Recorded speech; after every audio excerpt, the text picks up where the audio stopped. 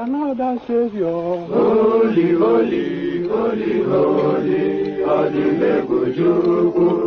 Another Savior. Another Savior. Holy, holy, holy, holy, Adimebujuku. Another Savior. Well, this is Mobien. This is dedicated to the gallant heroes of the Nigerian Biafra War and IPO families all over the world. I remember the Nigerian Biafran War, in the thickness of the Biafra genocide. Hey, one man revived the vanishing hope to life. Let the great Biafran army to fight, and they were singing out, holy, holy, holy, holy, is another Savior. They were singing out, holy, holy, holy, holy, is another Savior. Holy, holy, holy, holy, is another Savior. Many years after the genocide, whoa, yet another great leader has risen up now. Oh, and he's leading the Biafrans to victory. In your madika, yabika kokwana no. Hey, anamekele mazuche mefo. Manemo, it's an honor having you on board. When I'm singing along, holy, holy, holy, holy, Namdekano is another Savior. Join sing along, holy, holy, holy, holy, Namdekano is another Savior. When I sing along, holy, holy, holy, holy, holy, holy, holy, is another Savior. Getting moving right and getting moving faster now. Holy, holy, holy, holy, is another Savior. Holy, holy, getting moving right, moving faster. Never freedom. Is another Savior. Never freedom. Holy, holy, holy, holy, Namdekano is another Savior. Another Savior. Holy, holy, holy, holy, Adimebujuku.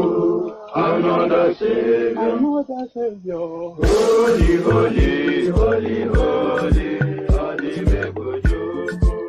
Another Savior. Well, this is Mobien. This is dedicated to the gallant heroes of the Nigerian Biafra War and IPO families all over the world.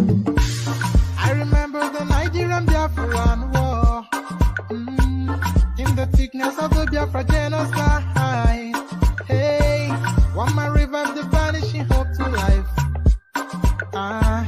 Let the great Biafran army to fight, and they were singing out, holy, holy, holy, holy,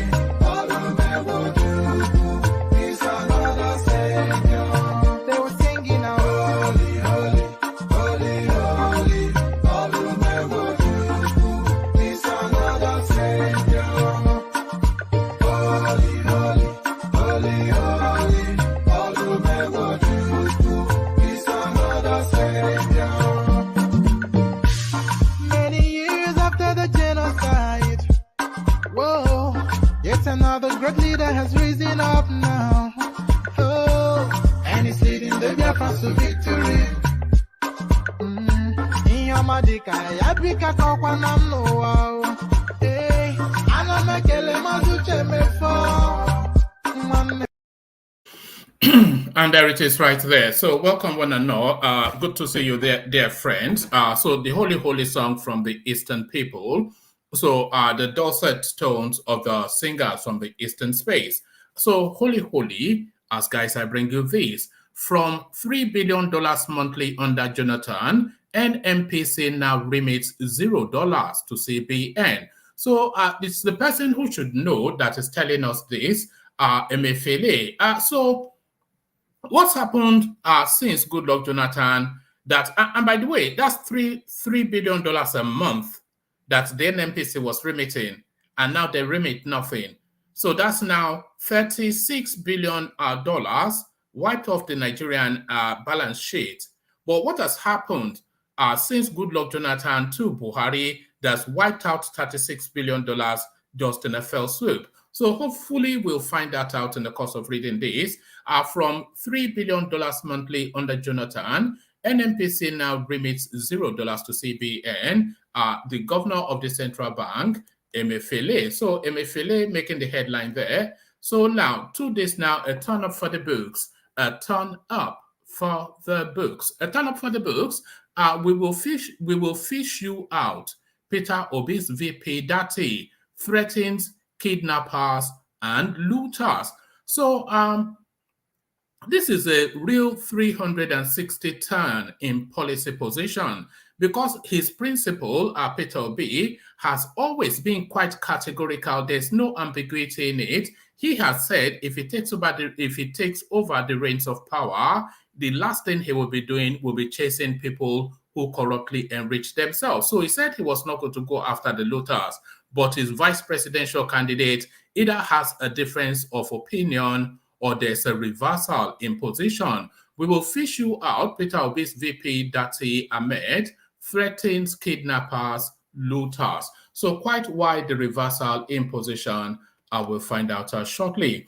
2023, Tinubu plans UK-US trips to discuss presidential ambition with global leaders.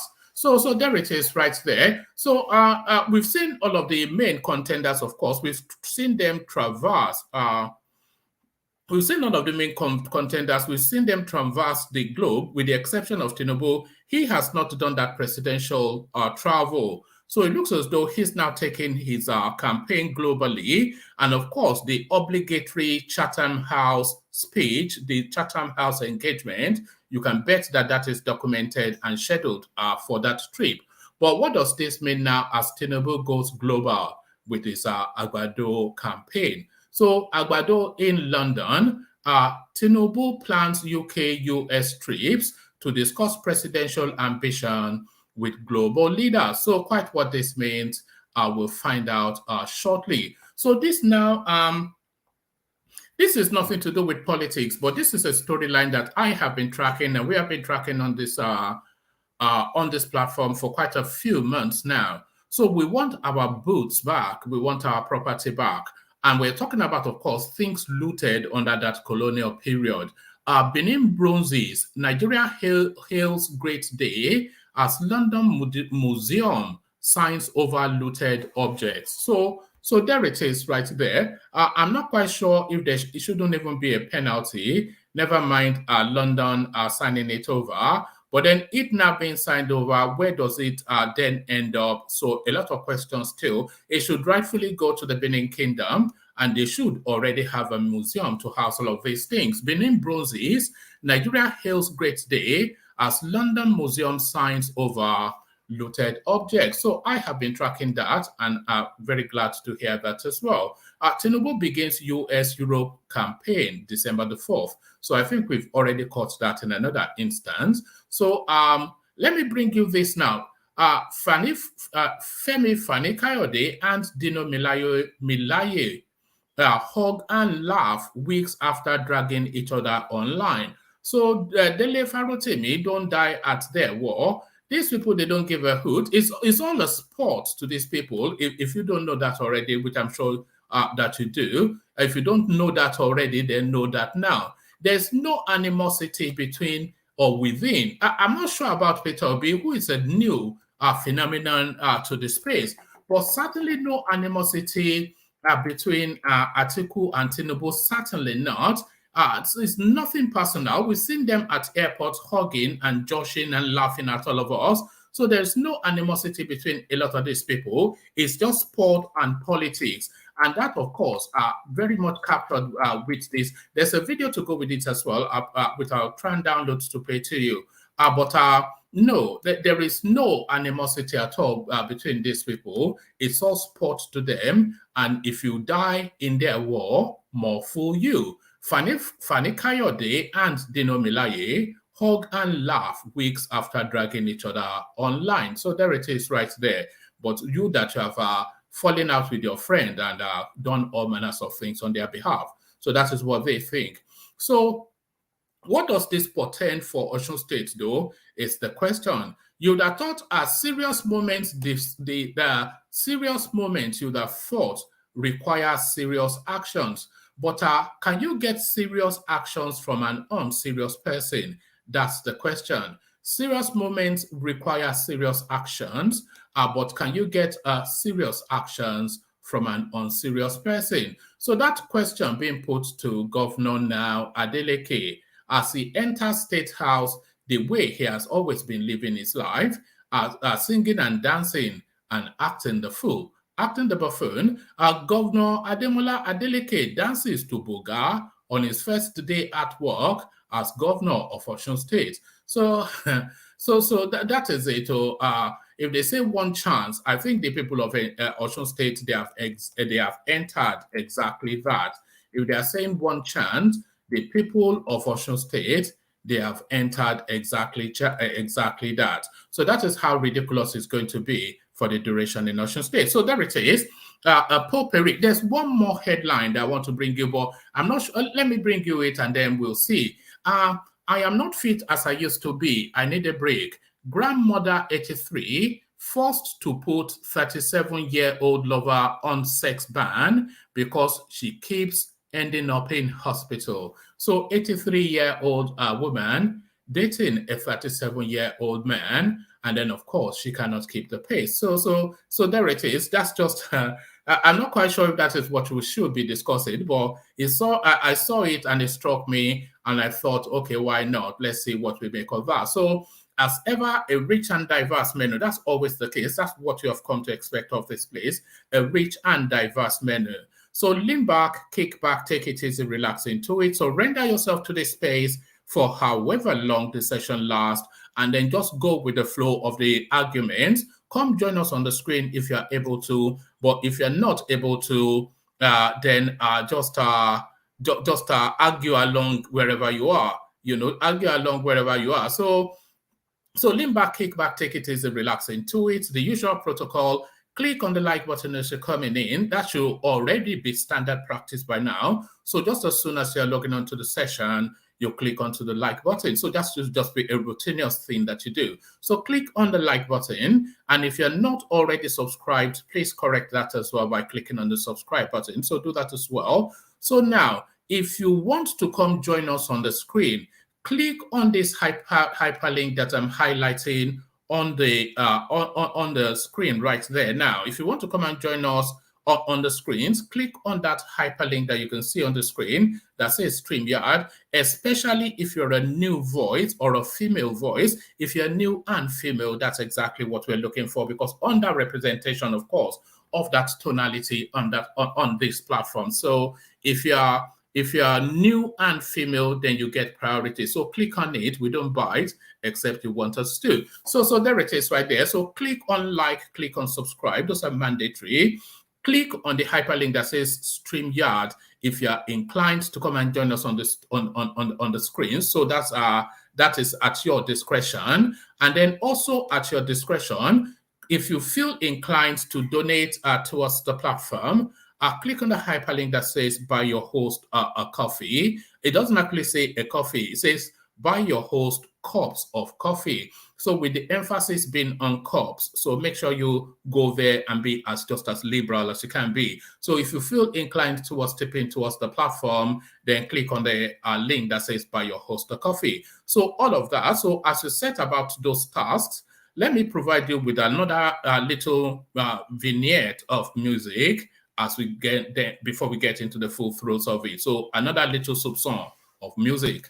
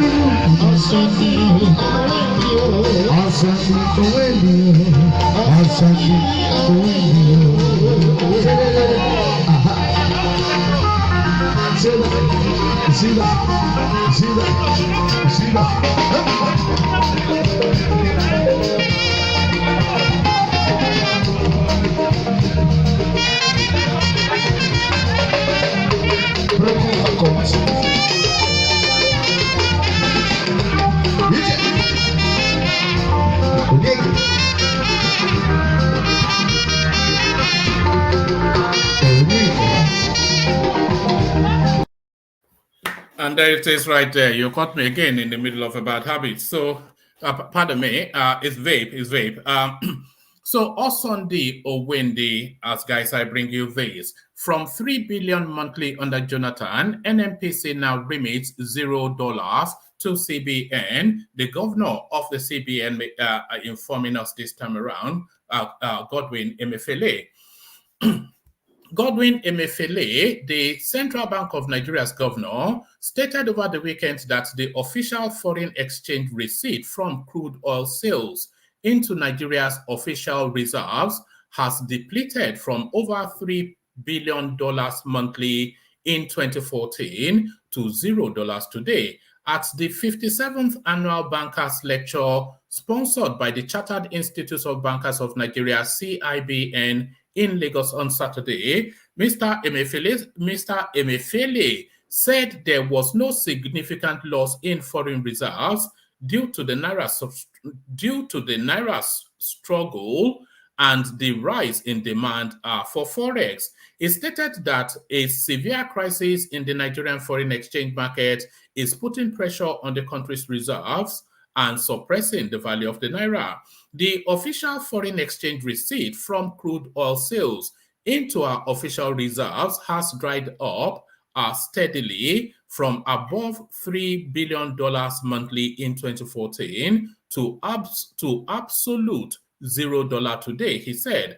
The Apex Bank governor lamented that increasing circumstances, the Apex Bank governor lamented that increasing instances of crude oil theft have hurt Nigeria's ability to export enough crude, and consequently its foreign exchange reserves are falling.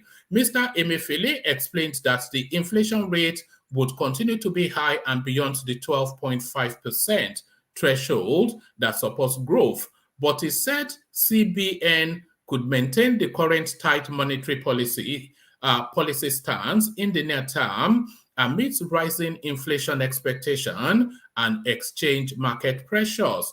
In the face of a declining supply of foreign currency, marked demand for commodities and invisible transactions has continued to rise across various users. The CBN governor claimed that the number of student visas granted to Nigeria to Nigerians by the United Kingdom alone climbed from an average of approximately 8,000 per month in 2020 to almost 66,000 in 2022, indicating an eighth-fold increase to an annual outflow of $2.5 billion in foreign exchange tied to the United Kingdom alone. So there it is right there. So there it is right there. So from $3 billion a month remittances to the central bank coffers is now petered out to zero. What's the attribution? Oil theft and students schooling abroad. So the oil theft, of course, Buhari came in as a champion of military whatever. So why hasn't he used his expertise to tackle that? We've been what? We're 8 years now into his administration, and the excuses continue plenty. We will fish you out. Peter Obi's VP, Dati Ahmed, threatens kidnappers, looters. Vice presidential candidate of the Labour Party, Senator Yusuf Dati Baba Ahmed, has disclosed that if elected into office, he and his principal, Peter Obi, will fish out those terrorizing the country wherever they are. Dati said this on Monday, that the Labour Party presidential candidate will swing into action from the first month in office. He said the Obi-Dati administration will ensure it stops the incessant killing, kidnapping, and stealing of the nation's resources in the first month of the government and begin a healing process for the country. Correspondents report that Dati stated this during a one-on-one program on Channels Television today. The former lawmaker said kidnapping for ransom, subsidy racketeering, and money laundering, amongst others, would be tackled, and the economy will be boosted via investment in agriculture, infrastructure, and attraction of foreign direct investment. Asked what the Obi-Dati presidency would do in 4 years, Dati said, before you get to 4 years, in the first month, stop the killing and start the healing. Stop the stealing and start the keeping. Stop the slide and start the climb. So those are just peppy little buzzwords, meaningless, of course. It's always long on rhetorics and short on substance with that Obi-Dati space. In 4 years, you will see huge farmlands in the north, expansive roads going all over, industries in Kano and Kaduna, huge manufacturing outfits, refineries all over southern Nigeria, more bridges across the Niger, universities won't be on strike for 4 years, a stable naira and armed robbery will be a thing of the past. A community being attacked at night will be history. Kidnap on federal network, make phone calls on GSM, no. It says kidnap on federal network, make a phone call on a GSM, no. We will fish you out wherever you are. Nigerian armed forces will serve you justice. So there it is. It's still meaningless. That is stressed that the Labour Party administration, if given the opportunity, will not rest until corruption and highly placed individuals who stole from the nation will be brought to book. So that is where I wanted to land on, because of course, this is a reversal of position that Peter Obi has always maintained and adopted, that there will be no going after the people that looted the nation's coffers, but now a reversal of position, or the vice president presidential candidate disagreeing with this principle. That is stressed that the Labour Party administration, if given the opportunity, will not rest until corruption and highly placed individuals who stole from the nation are brought to book. Racketeering in subsidy, I don't think so. Foreign exchange scam, definitely not. Gatekeepers around the villa, money launderers all over the villa, peddlers of influence around the villa, I assure you none. We won't have hangers-on that don't have the jobs, like it happened in the past. No way, it won't happen. According to him, Nigeria will witness very fast recovery, meeting our OPEC quota in oil production. Nigeria will start to export. Nigerians happily will be attending Nigerian universities and attending Nigerian hospitals, going on holidays to Obubu, Cross River, Yankari, Jos, all over the same way you see elites with their money going out on holiday. We will do our holidays here in Nigeria. Nigerians in diaspora will be coming back to Nigeria with their expertise and knowledge. We will bring all those hot heads back and make the Naira stable. So I'm not quite sure if there's any meaning to anything that has been said. And really, it's just, we will do it. Everything we would, there is no coherence to it. They will stabilize the Naira. There will be road constructions all over the place. There will be farmlands being built all over the place. Huge manufacturing outfits all over the place. Refineries all over southern Nigeria. Bridges all over the Niger. Universities will not go on strike. It's just meaningless, isn't it? It's just meaningless. So a politician that promises that much actually is promising nothing. A politician that seeks to promise that much is actually promising you nothing. So empty words from Peter Obi's vice presidential candidate. But really, a reversal in that position that they will go after looters, which Peter Obi had categorically told us that they would not. So on to the next. Tinubu plans UK-US trips to discuss presidential ambition with global leaders. The presidential candidate of the All Progressive Congress APC, Bola Tinubu, will embark on foreign trips from December the 4th to meet the global leaders and discuss his presidential ambition. This was disclosed by the APC Presidential Campaign Council on Monday, November the 28th, on Twitter correspondence report. The campaign council noted that Tinubu would travel to key Western capitals from December the 4th and will return to Nigeria on December the 12th to continue his campaign rallies and stakeholders' engagement, the tweet reads. The APC presidential candidate Asiwaju Bola Tinubu will embark on foreign trips from December the 4th to meet with global leaders and pitch his presidential aspiration. Pardon me.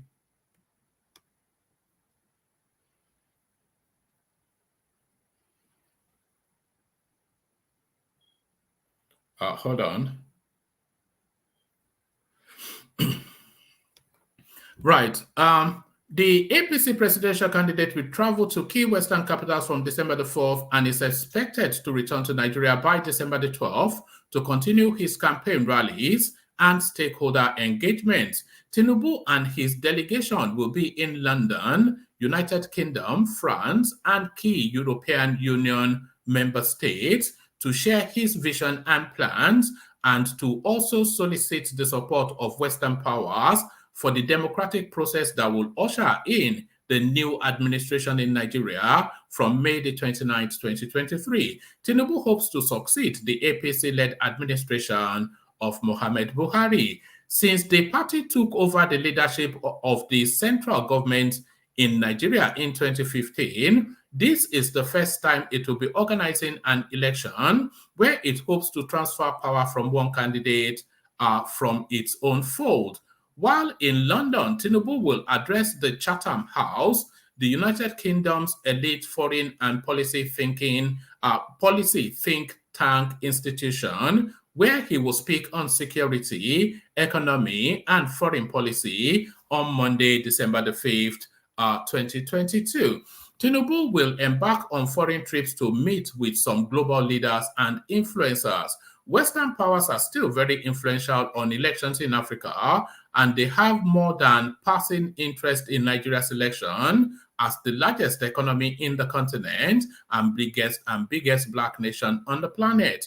Tinubu will use the opportunity of this trip to sell his agenda for national development and also solicit the support of the Western leaders for our transition program. So there it is right there. So Tinubu goes global, and it doesn't really matter if I suspect it might not be speaking Agbado Agbado there, because it'll be a more refined environment, and I don't think it will feel as though it's being held hostage, and it will be speaking to willing recipients of his message, which will calm and steady him to present that delivery. But how he performs at that Chatham House, because it's almost traditional, it's almost like going there to ask for permission. All these trips to Chatham House, it's really something that must stop. All these trips to Chatham House to go and beg to rule your own country. So this is where we are now. You have to go to London to go and beg to rule your own country, or to govern, I should say, not rule. It's only people like BUHARI that rule. Okay, so a break from politics, but matters more heartening. Benin bronzes, Nigeria hails great day as London Museum signs over looted objects.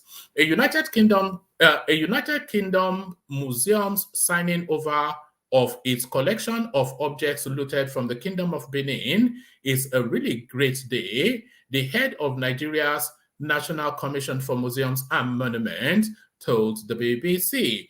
The Honeyman Museum in Southeast London is returning 72 items, including so-called Benin bronze, to Nigerian ownership, making it the first in the United Kingdom to officially take such action on this scale. Professor Abba Tijani said hanging on looted objects is no longer tenable. The move adds to pressure on other museums and galleries as they grapple with the question of restitution. The Benin artworks were forcibly removed in 1897 in a large-scale British military expedition. British forces attacked and occupied the city of Benin in what is now modern-day Nigeria. The formal signing ceremony transferring ownership of the 72 items back to Nigeria unconditionally takes place on Monday evening in front of Nigerian royalty and other dignitaries. In a speech, Professor Tijani praised the Honeyman. That's the name of the museum, by the way. In a speech, Professor Tijani praised the Honeyman for doing all it could to correct the past. Nick Morriman, director of the Honeyman Museum, told the BBC that after a lot of research and consultation, there was no doubt they had been looted. So there was no moral argument for their return. I think we are seeing a tipping point around not just restitution and reparation, but museums acknowledging their colonial history, and that is better history, I think, he said. He added it would lead to a fuller account of how collections have arrived in British museums. However, he also said it was important to note that some museums are subject to legislation which prevents them from removing items from their collection, whereas others, which are charities, such as the Honeyman, are allowed to do so. So there it is right there. So they get the Benin bronze back. London British Museum has 900. Let's do that again. London British Museum has 900 items from Benin, and Professor Tijani added, "I think the British Museum is watching. I believe they are now taking it deeply to see that they do something, because every museum across the world is saying it's not right for them to hang on to these objects." So there it is right there, the return of the Benin bronze. Because you see, and I suspect that there might well be some sort of a ritualistic ceremony to usher them back, because those things, they are not artifacts, they are ancestral deities, or at least they have ancestral resonance. So they're not just objects of art, and they're not even objects at all. In that space, they actually consider those things actually living beings. Like, they consider them the cross between the realms of human and spirituality. So I suspect that there will be some sort of like a ritualistic something done to usher those things back. So there is that. So let's go on to the next. So I'm not going to give you that story. It just doesn't fit with the climate of this platform. It was the lady, the 83-year-old lady. I think maybe we jettison that one. Fani Kayode and Dino Melaye hug and laugh weeks after dragging each other online. So I think, let me just see. We may well have captured the video. Let's see if we can just stay where you are. Talk amongst yourself. Una momento. For the Spanish speakers, they already know what that means. For you that are not as literate, that means hold on a moment. Una momento. So una momento. Okay, so let's go on to it. Fani Kayode and Dino Melaye hug and laugh weeks after dragging each other online. Nigerian politicians Dino Melaye and Femi Fani Kayode put aside their political differences to hug and laugh at a political gathering earlier today, November the 28th.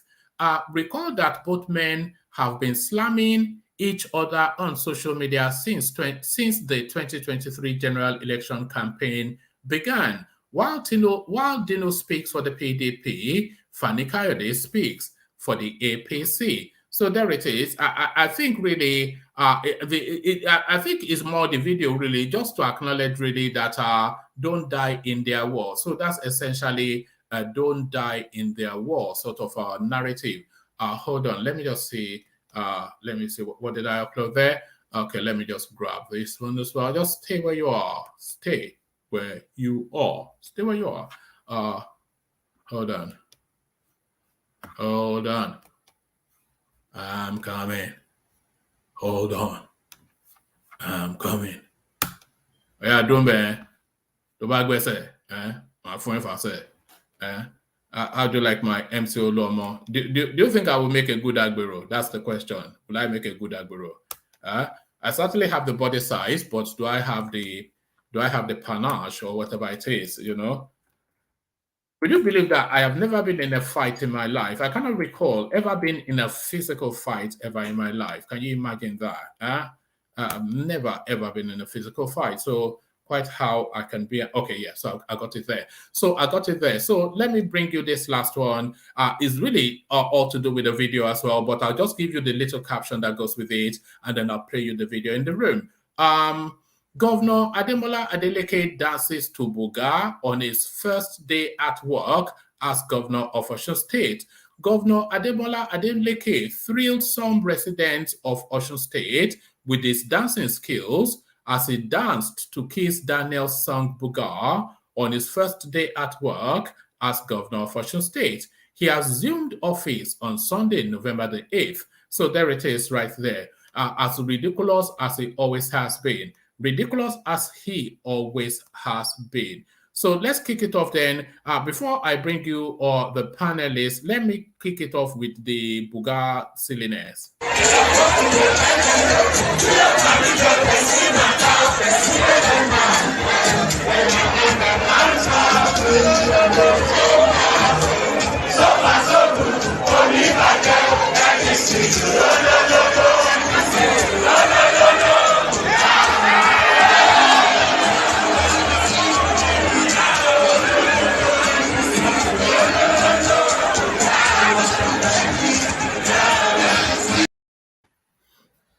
It's really the police orderly behind that you need to pay attention to. That one you can literally say the thought going through his head that this I've entered one chance with these people. Let me play it again. Look at the policeman behind him, and a combination of bewilderment and contempt. A combination of bewilderment and contempt.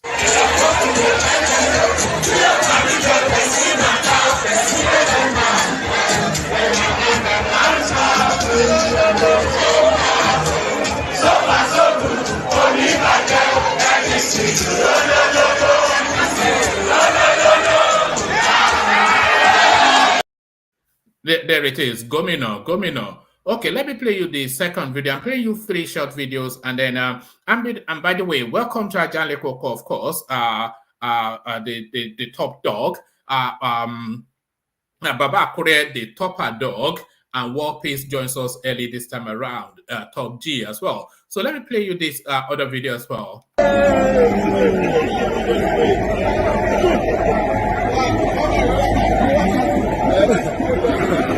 It is an astonishing to history that nearly half a century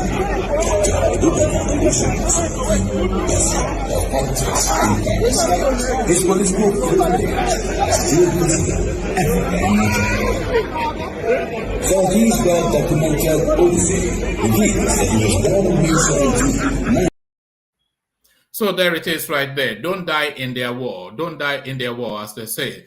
So now let me play you this third and final clip. So this is the Sultan of Sokoto now, but listen to what he has to say. Let me not preempt it. Listen to what he has to say. If we have known the history of Fulani movement from various parts of the world, definitely we will not have gone to the situation we are in now. So everybody knows Fulani moves from point A to B. He moves in the bushes, he moves in the towns, he moves everywhere. He intermarries even with everybody. And we are peace loving. But how did we come to the situation we are in now? We find our children who are Fulanis, though not all of them are Fulanis, being in the position of banditry, kidnappings, and whatever. What happened? When we meet with the executive after this swearing ceremony, we will discuss how do we really go into these issues, how do we resolve them? Because it's high time we did. We cannot sit down and see this country going into fractures just because of certain things that were not done right.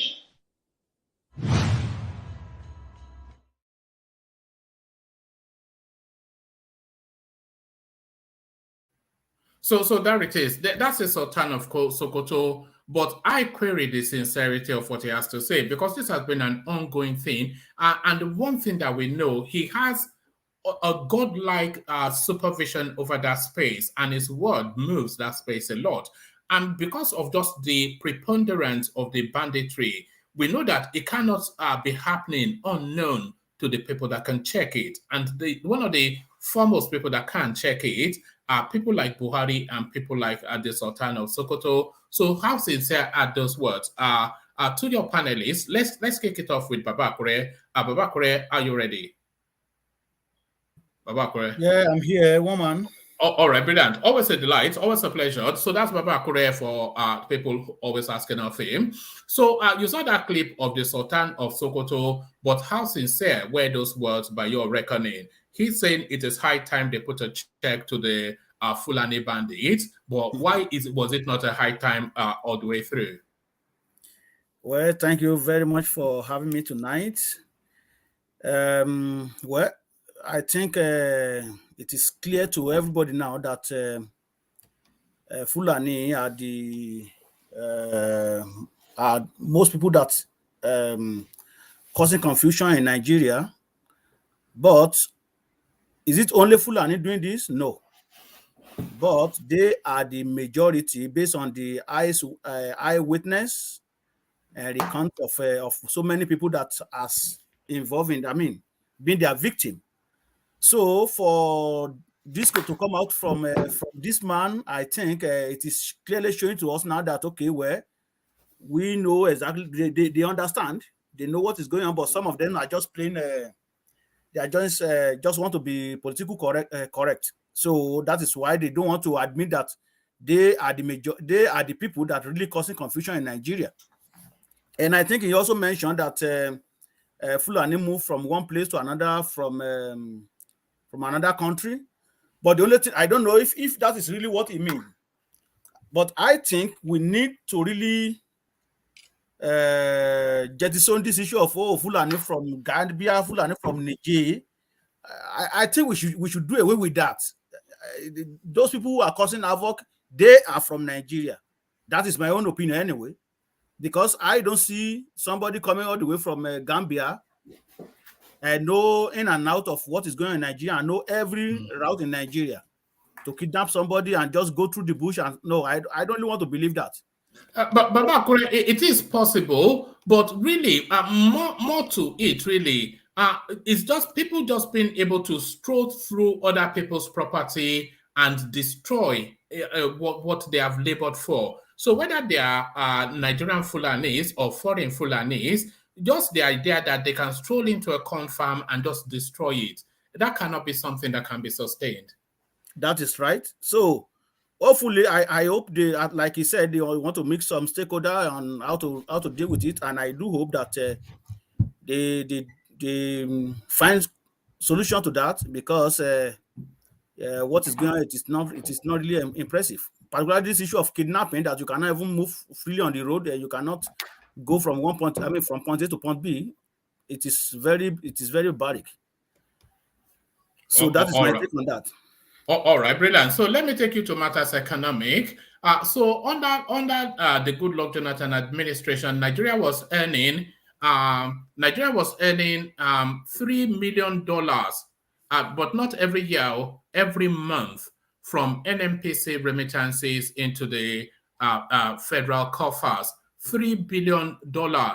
So multiply that by 12, by my rudimentary maths, that's $36 billion. So a tidy sum that will build a number of things. But under Buhari's administration, not only did it go down, it is zero. So and they are attributing it to oil theft and whatnot. So how is that justifiable, and why are heads not rolling off the back of it? Well, thank you, Woman, for that. I think it's not an issue of stealing crude oil and stuff like that. It is very shameful that Buhari is the Minister for Petroleum, and under his watch, the same ministry that is the head of is remitting $0 per month. Meanwhile, you pay salary to this MG and all kind of position, or people that's working in that department. You send them to training in abroad, doing nothing, right? So it is just that the corruption in this administration is the worst in the history of Nigeria. Goodluck Jonathan is just a baby corruption to what is going on in this administration. Just baby corruption. And this was the reason why we voted out Goodluck Jonathan, particularly because of what's the name of this lady, Madueke. That is she stole $20 billion alone. But what is going on in this present administration is that one is just baby to this one. They steal the money by themselves. That is why they cannot remit anything, and nobody can do anything about it. You can't do anything about it when the head is not even the head is even corrupt. So what are you going to do with those the subordinate staff? Nothing. You can't do anything about it. So the issue of theft of crude oil, it is not today. It has been happening, because if you look at the picture of the pipe that they joined with the one, I think one in Warri or Port Harcourt that they dictated the other day by Tompolo and his group, you will see that this pipe is not what they just installed two years back. It is not what they installed 3 years back. It has been there for a very long time. This thing has been going on for very, very long time. This crude oil theft, it has been going on, but yet Jonathan was able, his administration and those who were appointed at that time to NNPC, they were able to remit 3 billion every month, right? Yes. Exactly. And that's according to Emefiele, and he would know. Exactly. That if they could remit that at that time, you can imagine how much more that they're supposed to have remitted at that time as well. We are not praising them anyway. We are not praising them, because if they were remitting 3 billion at that time, so technically we're supposed to be getting like 30 billions every month. But they were able to remit 3 billion. So what of this one that nothing, zero, and you are keep pumping money to that department? And the worst part of it is that Buhari is the minister for petroleum, and under his watch, they could not even remit any money to the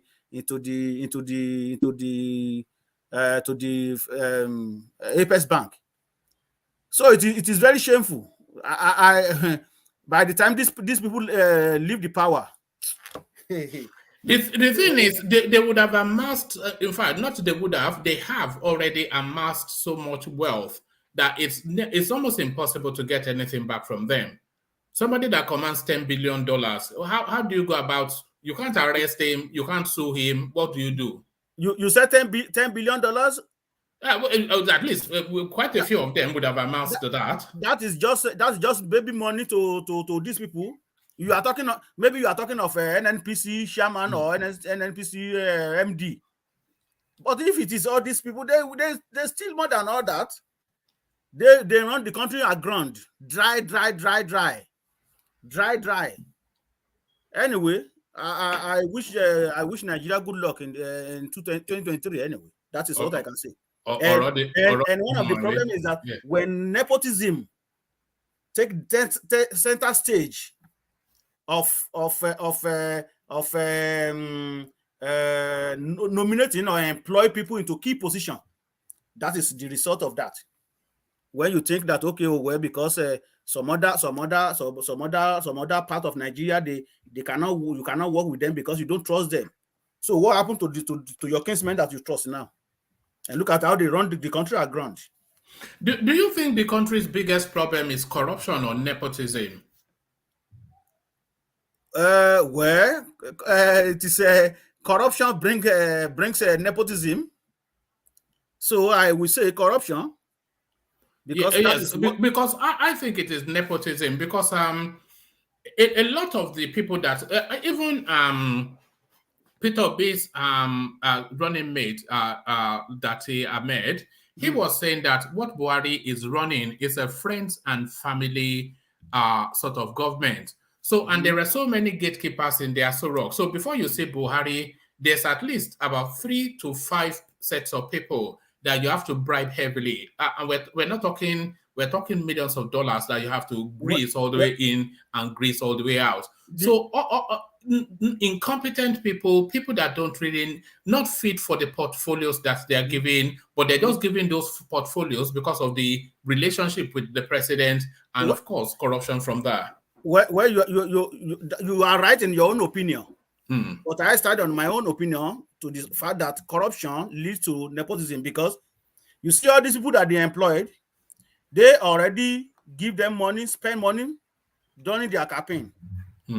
So I'm not really, I don't really want to believe that these people that employ working with Buhari, they are his immediate friend, or maybe, but it's just that, okay, where Mamanda Rice, his cousin. Abi Akari is a family friend going all through his family. Tukab Retired is the son of his old-time friend that he has always owed a favor. Ibrahim Gambari, he was his Minister of Foreign Affairs as a military dictator. And when he brought him back, he said he brought him back out of that loyalty. So it's just his friends and family sort of set up. Okay, not necessarily the best man for the job. If you think so, but to me, I think it started. To me, I want to believe that it started with corruption. Like, okay, well, you give me this because I give you this, then you have to pay back, like sort of thing like that. Like, okay, because you do me this favor, okay, I'm going to give you this. So if you know that you are competent, you don't have to. I don't have to give you something. You don't have to be looking for. I have to give you something before you give me something. So that's why I'm saying that anyway. So you might be right in your opinion, but my opinion, that's my own opinion anyway. All right, brilliant. So Tinubu takes his campaign globally on a world tour from I think pretty much next week, the 4th of December. And this habit they have, always going to Chatham House in London to go and take permission from their masters so that they can govern their own country. But what are you making of this Tinubu's global trip, and what do you anticipate that he might get out of it, if anything? Tinubu flies out. Babakure. Well, I don't think that has any effect on the campaign. That is my own opinion. Anybody might another person might have contrary opinion. Now I'm going to start with this.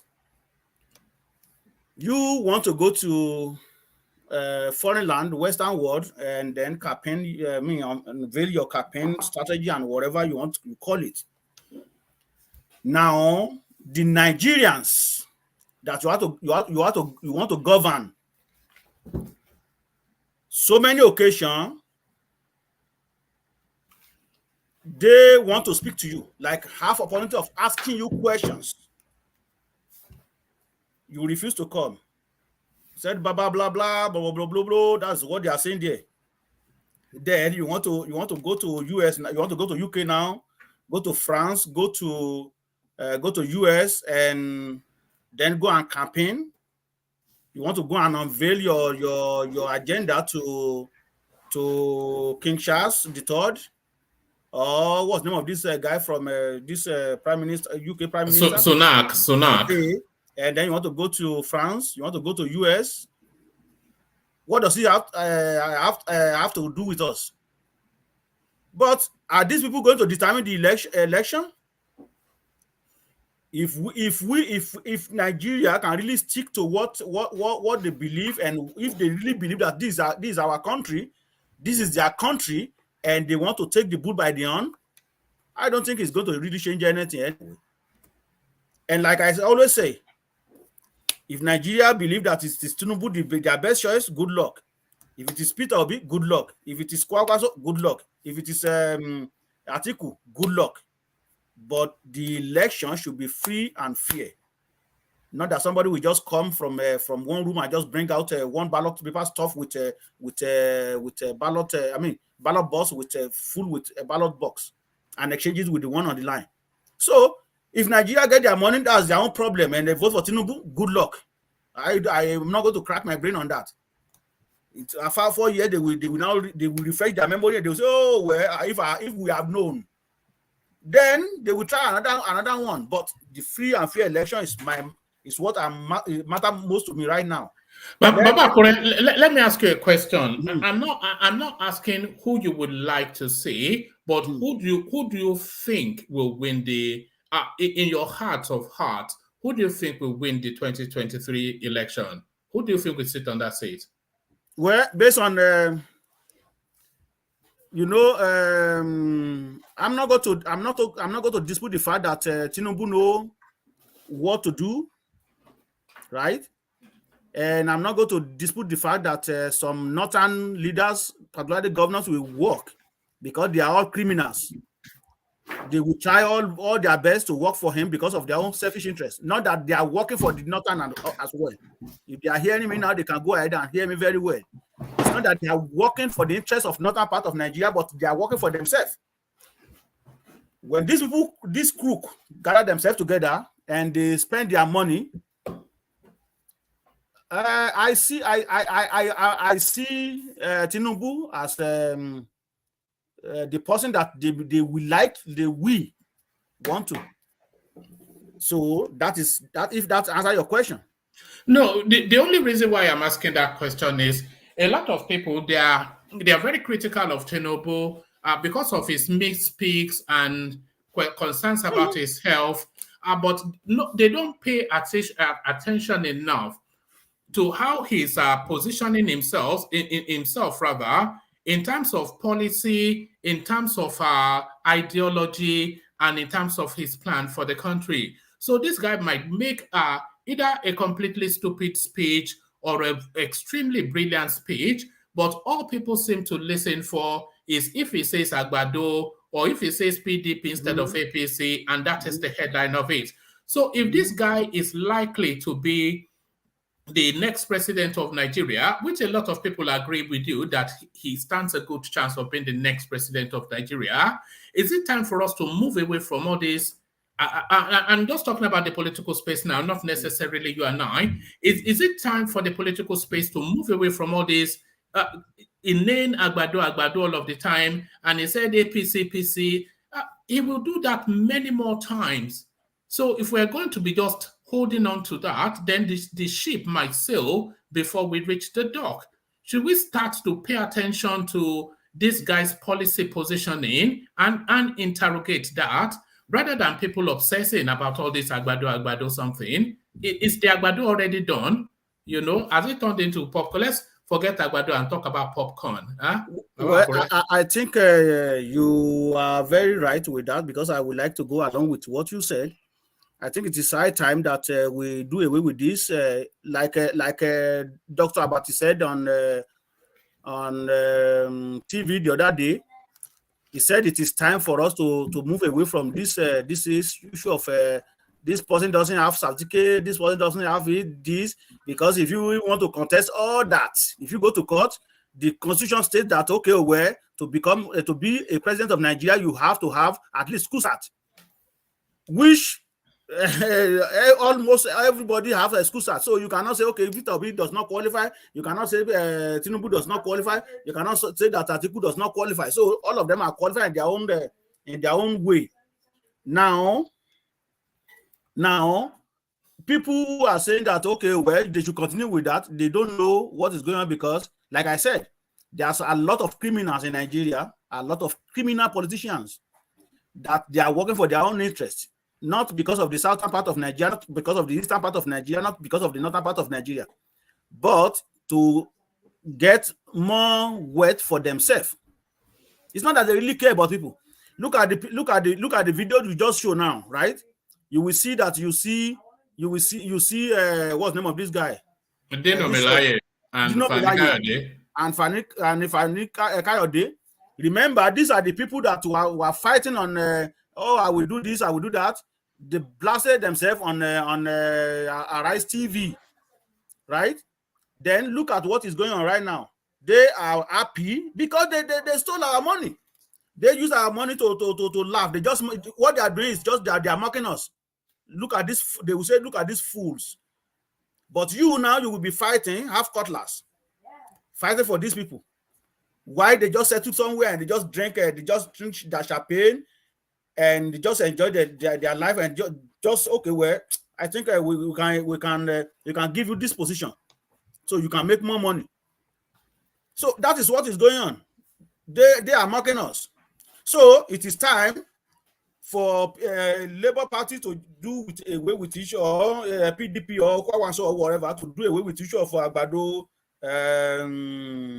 Bulubala.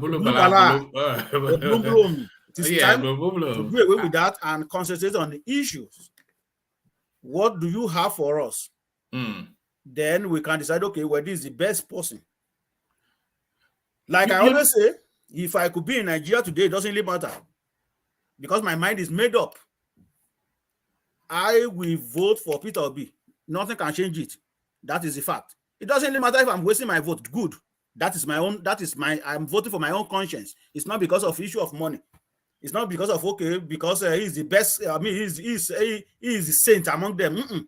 But number one, because he's younger than all of them, I think he can still run around and see what he can offer the country. I'm not going to say that he's not going to embezzle money when he gets there. The issue of somebody is going to be saint when he gets there. Let's just erase that. But the fact is that he is younger. He can still run around and see how best he can handle things. But not just somebody who's 70 years old, where we don't even have a good constitution or good how do I put it? But for you know what disappoints me somewhat in this particular cycle. We are about 3 months away from to having a new president. Yes. And we're not even interrogating their policy positions yet. Exactly. So because most of them, at least, they've published manifestos, and within all of those manifestos, none of them have more than 7 central points. So at this phase of it, we should really be interrogating their plans for the country so that we can push them to either expand or jettison or amend so that we together perfect that plan for the country for whoever comes in. But we're still stuck on the personalities. We're still paying personalities and tribe. That is true anyway. That is true. I think it is high time we like I said earlier. It is high time we do away with the issue of Agbado and issue of looking at okay, this person is sick and stuff like that. I think it's high time that we just focus on what are these people going to offer us, their policy. Then we can ask questions and owe them for whatever they say at that time. And if there is anything that we don't want in their program, then they can go back and adjust it. So I think that would be the best thing, rather than just attacking one another. Though politics is just like that too. Yes. If you go to US, you will see that too. I could remember when in 2008, when Hillary Clinton was pointing into the face of Barack Obama, pointing to his face and cursing one another. So it is bound to happen. He's a Muslim. Barack Obama is a Muslim. Is this, is that. But eventually, when Obama won the election, Hillary Clinton was the Secretary of State. So it bound to happen. It bound to happen. So the issue of Agbado will still be there, but we should focus on main issue. How are we going to move this country forward? That is my take on that. Oh, all right, thank you, Baba Akure. So, Baba Akure, let me take you to Osun State. And this guy, he danced his way all the way through. Now he has landed the most serious job in the state. But how does he attend his first day in office? Dancing Buga again. Is he going to go with that template of being the silly man, or what's the expectation for this guy? What are we measuring him against? What do you expect from a guy like Adeleke? He turns up at his inauguration and is dancing Buga. What's going on? Well, anybody can dance Michael Jackson when they get their victory. Remember, this is the second time that this man was vying for that position, and he of course got it. But that is just his own personality anyway. And if you talking about governor, it is Wike. I will be talking about that. Okay, what was so special? What make him happy? But for this one, that has been his personality for a very long time. We saw a video where he was dancing in US with his maybe his girlfriend or his wife or his friend. So it has been consistent with that. So it is not something that is new to me. And does that mean that is how he's going to dance in his office? No. When it is get to a business, it is business. When it is gets to layer time, where it is layer time, he can dancing away his sorrow. He can do whatever he want to do. But I don't want to believe that when he's supposed to be working, he will be dancing. So that is it. All right, brilliant. You know, Baba Akure, I just don't see it. I don't see how we can, in any hope, want to be a serious country, but then have somebody like it seems such a backward step that somebody like Adeleke is not known as an intellectual. He has no antecedent in business or industry. He barely had a political career, so there is nothing in his history to suggest that he has any capacity for anything. And what we do know him for is just being some clownish man. And just off the back of a family name, he seizes charge of one of the federation units of Nigeria. It's just it's so backward. That's okay, woman. I don't really know much about his history, but I can tell you that I'm not going to say that he's not going to perform anyway, because the most important thing is that you have very good people in key positions that you are not the person that is really working anyway. Is Davido not going to be the Minister of Finance? Davido, I don't know anything about that. I don't know anything about that. I don't believe that. I don't think he's going to do that anyway. It will give him a portfolio now. Of course. If he gets competent people into key positions, I think he's going to perform. And I'm going to give you one example again before I go, before I let Mr. Alexander come in. You see, we are talking about Tinubu every single time. Like I said, if I could be in Nigeria today, I'm not going to vote for Tinubu. But if Tinubu do win the election, you never can tell. He might be the person that might even turn the country around. Because I could remember, I'm still going to refer back to issue of Obasanjo and this man from my state.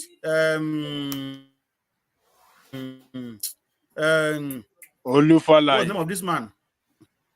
Olufalaye. Do you remember that one man? No, Olufalaye. Olufalaye. Thank you very much.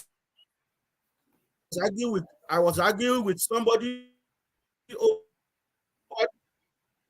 Yeah, thank you very much. I was arguing with somebody on this platform the other time that you cannot say that Yoruba don't like, they always kick against themselves. Yoruba mostly supported Olufalaye during that time because most of them don't really trust Obasanjo, believing that he will be working for the northern part of Nigeria. But what do we see after Yaradua? I can say he is the best among them up to now. Then after him is Yaradua, the late Yaradua. And I can still tell people on this platform, when Obasanjo came to power, teacher were being paid for 600 naira. 600 naira. It's not it's not that they told me. 600 naira. They get paid. Immediately Obasanjo entered into power. That is when you start seeing a teacher buying vehicles. And when you see them on the road, accidents everywhere. And they say, oh, who has accident there is Obasanjo's children. Because things were working good. Money were there. Though we know that our constitution still bad at that time itself. But Obasanjo worked very well. You never can tell. We might write off Tinubu. If he does win, good luck. If it is Atiku, good luck. If it is Obi, good luck. But what I'm concerned about is that credible election that Nigeria will truly choose whoever they want to be the president of Nigeria. It's not an issue of somebody rig somebody into the place. If Tinubu find his way and Nigeria vote for him massively to Aso Rock, good luck. If it is Peter Obi, good luck. It is Kwakwaso, good luck. If it is Atiku, good luck. But free and credible election where nobody will tamper with the result of the election. So, all right. Tinubu that we're talking about might eventually be second in command to Obasanjo if he does win. But if I'm in Nigeria today, I'm not going to vote for Tinubu. You can write my word down. I don't care about that. You know, I suspect that Tinubu will be the person that will transform that country into what we all dream of. But we will see. But I'm going to ask you about the Benin bronze in a moment, because it's a story that I'm particularly interested in. But of course, the mighty Mr. Gomez joins us. And you know, when Alexander turns up, the whole place must stop. So, Alexander, good to have you. Sorry, unmute. Thanks for having me, one man. Thanks for having me. Always a delight. I was, like you know, I was on a son's platform earlier, like you do know, and I sat there, and I'm going to repeat here that whoever the INEC authority declares the winner, so long as it's free and fair, according to Baba, correct, we should give him all the support to take us to where we're supposed to be, to make Nigeria great again, to coin Donald Trump's expression in America. Well, part the climb in activities and the way I'm seeing the movement playing out, and I see his campaign team working hard. I can't see Tinubu not winning this election, even if it's fair, free, and transparent. I think that I was having a conversation with someone very important this morning, an actress actually, someone that was your classmate, one man in in primary school, not secondary school, because I don't think she went to Maryland, but she did go to Maryland Comprehensive Primary School. Convent, Yeah, Maryland convent. convent. So she did tell me that she was this surprised me. She said, look, she says, I have a relationship with Tinubu. I see Tinubu all the time. And there's something that people are talking about that baffles her. She says people are saying that Tinubu is buying everybody. She says, let me tell you something. She called my name. She said, I haven't earned a penny from the Tinubu space, and that man is not spending anything. You know, they're just going the way it's supposed to go. Not that there's no money in circulation sooner or later, but I think they want to start releasing funds the closer they get to the election date. But right now, nobody's buying any voters. She says, quote me, I'm telling you because I'm part of it. I'm not being paid. I'm using all my money right now to do this, but I know I'm going to get my money back.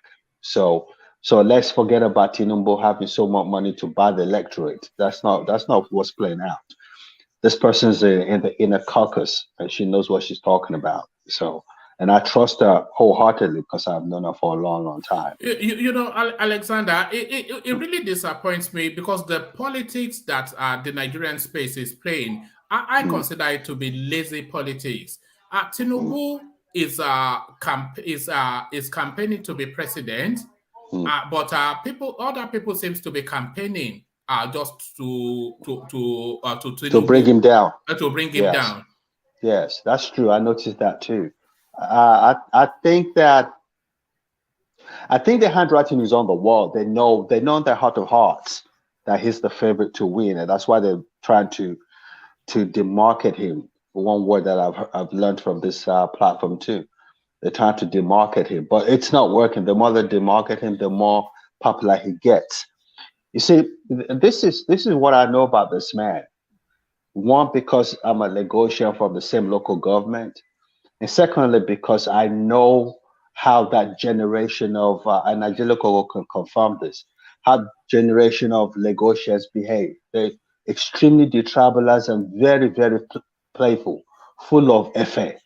You know, they're very jovial people. And he has a lot of political clout.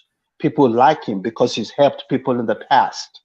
Let's forget about this. He stole Lagos money. He's done this. He's done that. That's neither here nor there. Let's put out the back burner, right? But let's talk about the person himself.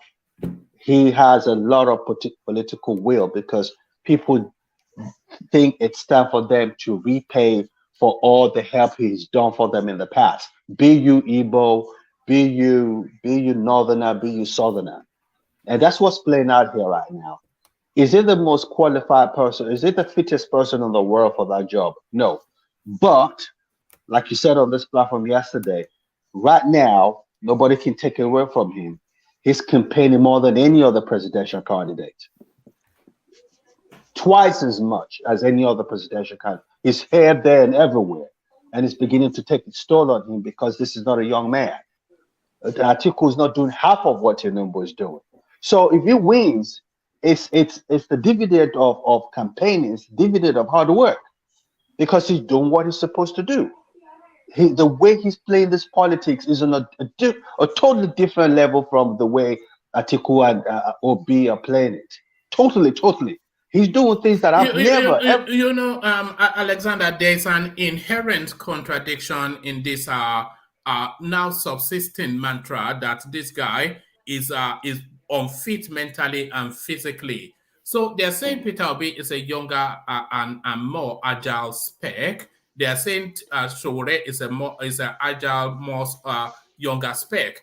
But this guy, he has, since the presidential primaries, he has not been off the roads, twice as much as both of them, as you've just rightly described. He has campaigned. If they are saying somebody is fighting for a presidency, this guy is fighting for that thing. Yeah, and it reminds me a literal fight. Yeah, it reminds me of the Awolowo Shagari Nnamdi Azikiwe campaign of the late 70s and early 80s. We haven't seen that in a long, long time. This guy is doing an amazing job. Is it popular?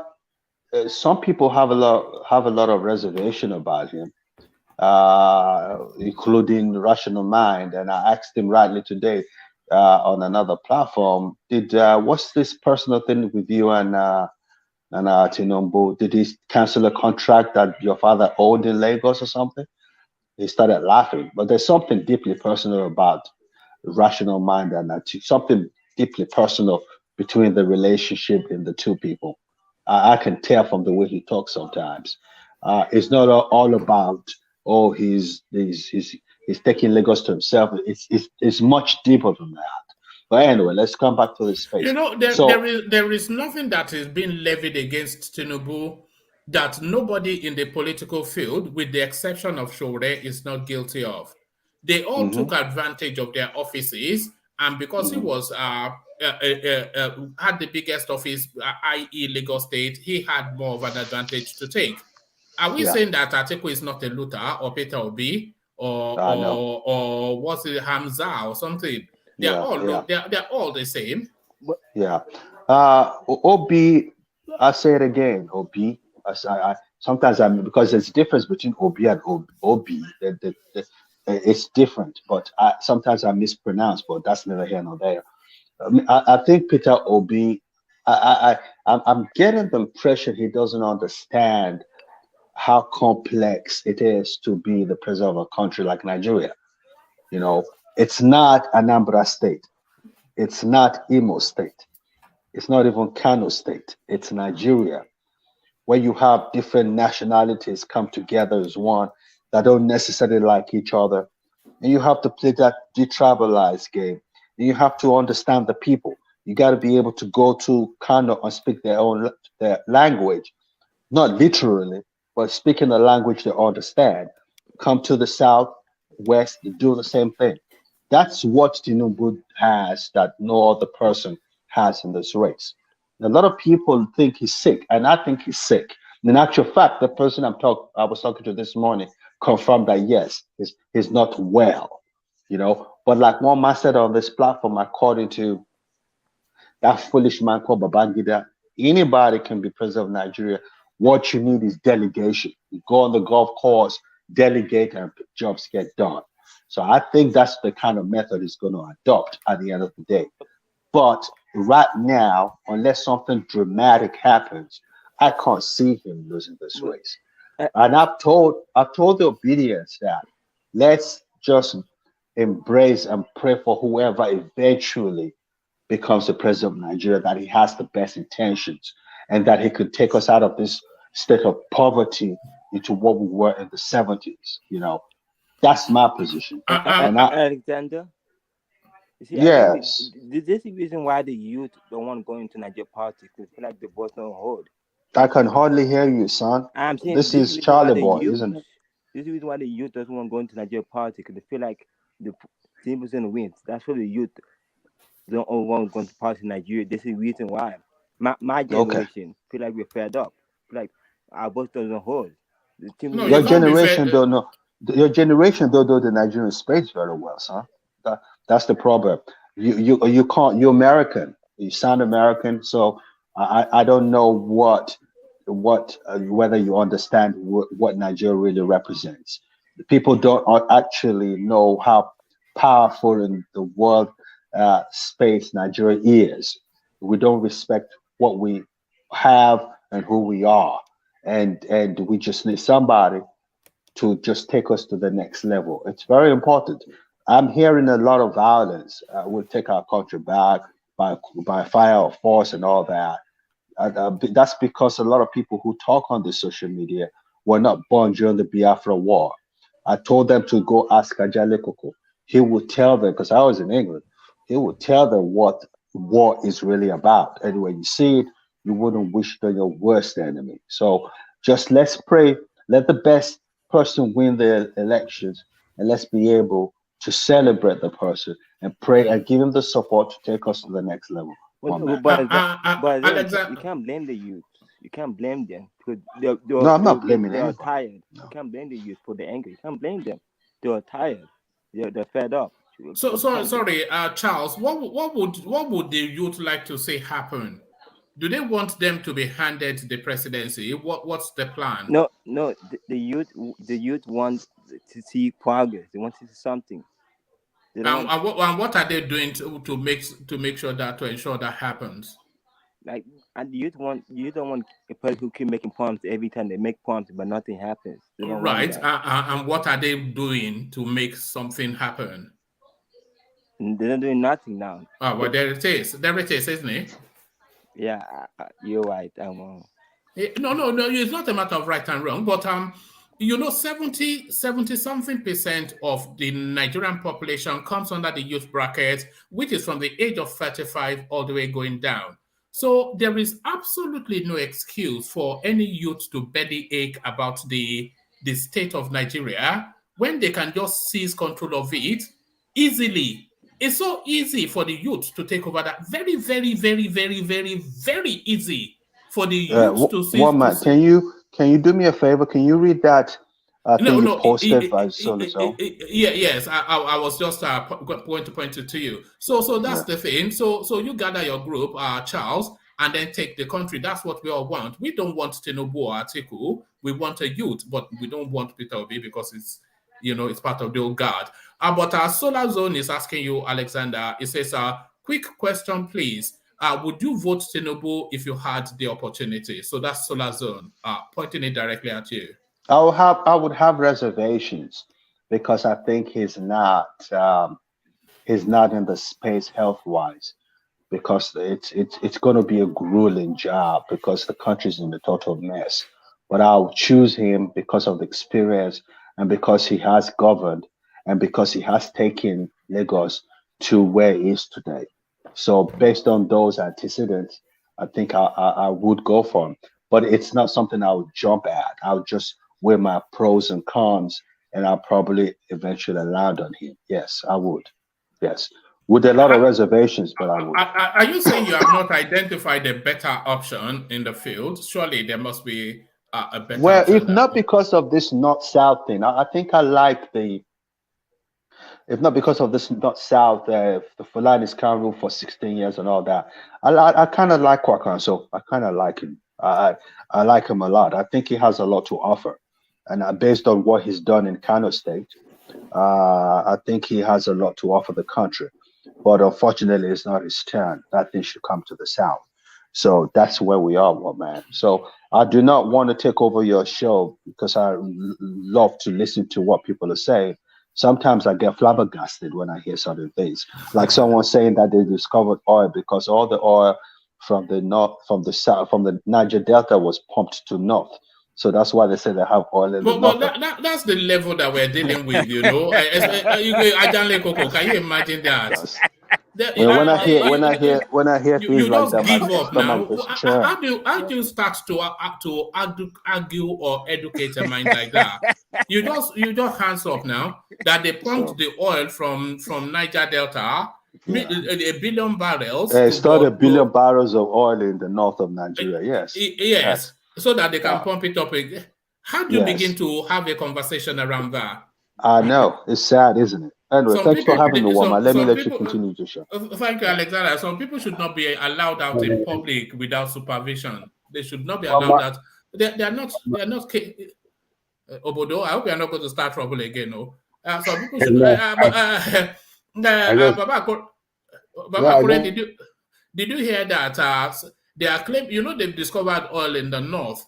But what they are now claiming is that the usual suspect is that they stole the oil from Niger Delta and then took it to Bauchi State and then claimed that they are digging for oil. Well, I don't believe that anyway, but I'm not going to antagonize those who believe in that too. Because we have seen so many things in Nigeria that you think it is true, but eventually it was never true. Look at the rice pyramid that is they displayed the other time, and in fact, more than half of it was bought from other country, and they claim that the food, the rice were produced in Nigeria. So these are the things. So those who believe in that is the level that that the government already put them to. But to me, I cannot really believe in that. Like one silicon mask is in Aso Rock. I don't think Nigeria is a corrupt place, but it's not as corrupt as that. That somebody will come from Sudan and come and take over Aso Rock and silicon mask and all that kind of nonsense. So it's not the same thing like this issue of crude oil and is it now or where? Yeah, I think it's in Gombe or somewhere in the north. Yeah. Nigeria government have not been okay. It is just the way that the Nigeria government has never been transparent in their dealing with the citizens. That is why. All right, brilliant. And let me take you to the Benin Bronze space. All right, and let me take you to the Benin. Yeah, the Benin Bronze space, and they are now bringing it back. But the way it's being received, almost like with gratitude. So, what are you making of all of our treasures being locked up in all these foreign countries? Well, it is showing you how big Nigeria, I would say, was. But we hope that we can get to that level again. That is if Nigeria is not divided. So, so these people they see the potential in what we do, and they love it. That is why they took it away. And you know, it is when something is very special to you, and you see the importance of that thing in your life. I think that is why they are jubilating of having it back. Anyway, it's just like indigenous people all over the world. Their land, their ancestral land, is very, very important to them because they attach to those land. So that is why when you move them away from that land, they always have some problem, one kind of problem. So bringing bronze and all this artifact back to Nigeria, and we welcome with drum and pop-up, I think is a very good idea because it has attachment with Nigeria, and it has attachment to that community that those things came from. So that is my take on that, woman. All right, brilliant. Thank you, Baba Kure. Thank you, Baba Kure. You did promise us your Caribbean flag, but it's still missing. What's happened? You carry the passport, but you can't fly the flag. The other where don't worry, I will bring it soon. do you have one, or are you going to go and buy one specially? Do you have one? No, I have one. I have one here. I have it in my upstairs. All right. But there was a day I put it here, but you didn't pay attention, one man.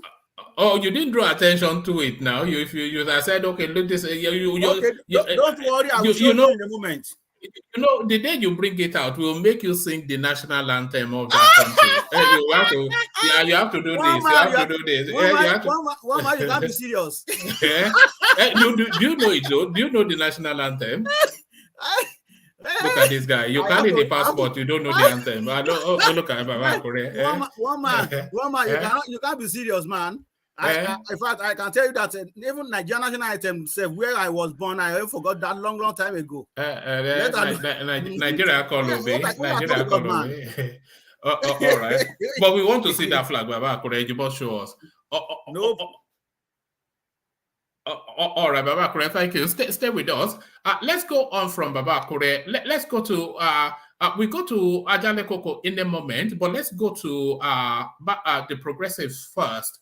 So the progressives are you ready to go?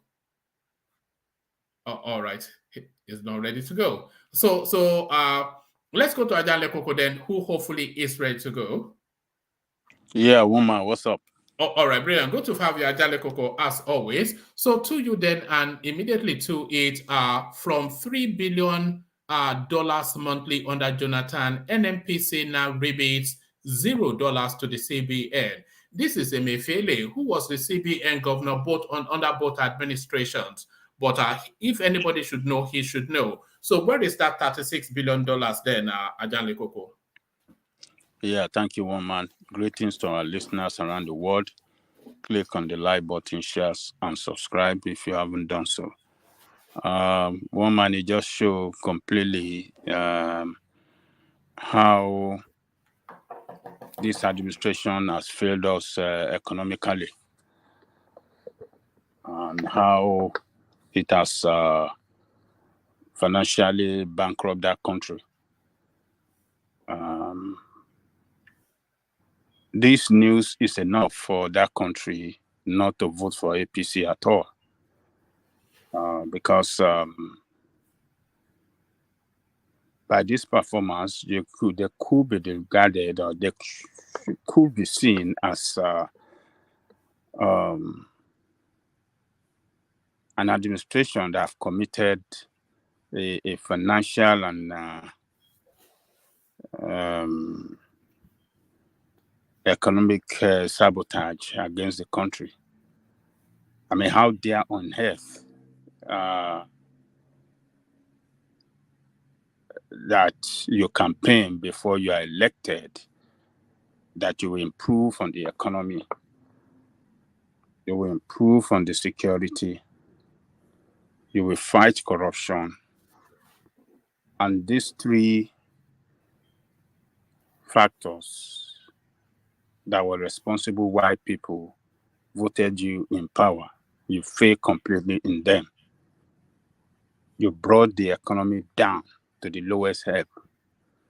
You turned the country to a country that cannot generate revenue anymore. And the security situation was off, completely was off under you. I mean, it's just a total, economic sabotage that this country, this administration have committed, financial and economic and everything, sabotage against the country. They deserve not to be punished. Not to be punished. And the way to punish an administration that failed completely is never to vote for them. Never again to vote for them. You see, but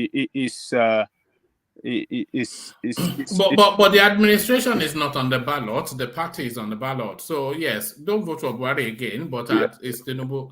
Well, whether it is administration or no, it is APC I'm talking about. APC failed us. We just have BUHARI as the head of the administration, but the party that governs is APC. And they have bankrupted the country. They have turned the economy to they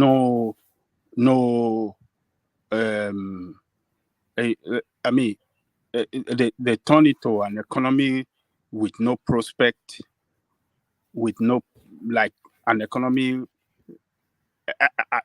that is no more attractive to investors. You have seen investors moving out of the country every day. The foreign investors, foreign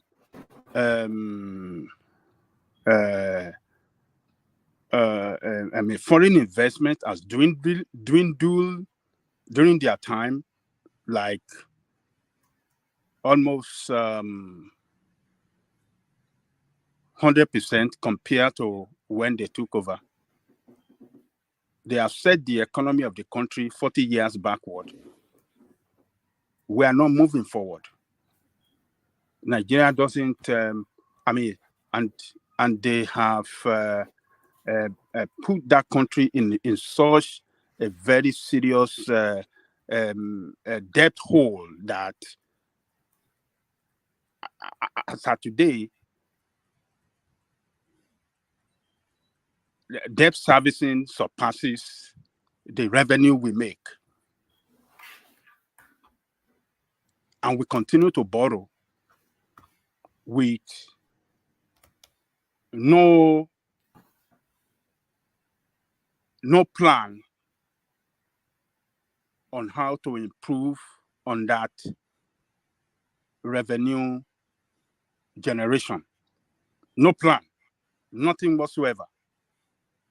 because businesses continue to die every day in that country. The economy, the inflation is at a high rate. The value of the currency is nothing to write home about. They have completely messed up everything. This is a disaster completely. It's a disaster. It's more than, you know, after disaster, what else? This is where we find ourselves, and it's so unfortunate that we can tolerate this. But how do they rationalize it? Ajanle Koko is what mystifies me, because all of the factors that were in play under Goodluck Jonathan are still in play. They were all theft under Goodluck Jonathan. There was corruption under Goodluck Jonathan. The refineries were not. So all of those things were there under Goodluck Jonathan. But with all of that being the situation, they were still able to remit $3 billion a month. So what changed significantly for $3 billion to completely wipe out to zero? It's just outright theft, isn't it? Just outright theft. It's outright theft, as you describe it, and a complete mismanagement of resources. And what is responsible to the management of our resources is because we have incompetent people in position of strategic position in our country. People managing the economy are incompetent. People managing the security are incompetent. People managing the financial sector, they are incompetent. I mean, the number one is incompetent. The people in charge of this oil and gas sector, where we should have comparative advantage over every other country in Africa, we have people that are incompetent in need and managing them. Plus, you have bad policies, bad and corrupt policies in place that is not meant to work for the country, but to work for the cabal in order to loot the resources, loot it for their own advantage and not to the advantage and benefit of the country. And that is what is killing the country. Right now, that we have, since we have this Russian and Ukraine war, we should have been making money. We should have recovered from the COVID shock and the economic hardship that COVID brought on every economy around the world. We should have recovered quick. We should have been making tons of money right now. We should have been in a financial buoyancy, building infrastructure everywhere, and investing on education, healthcare, and all the strategic infrastructure that can facilitate economic growth. But where we are losing. We cannot even produce the quota being allocated to us by OPEC. We are allocated with, to produce 1.8 million barrels a day.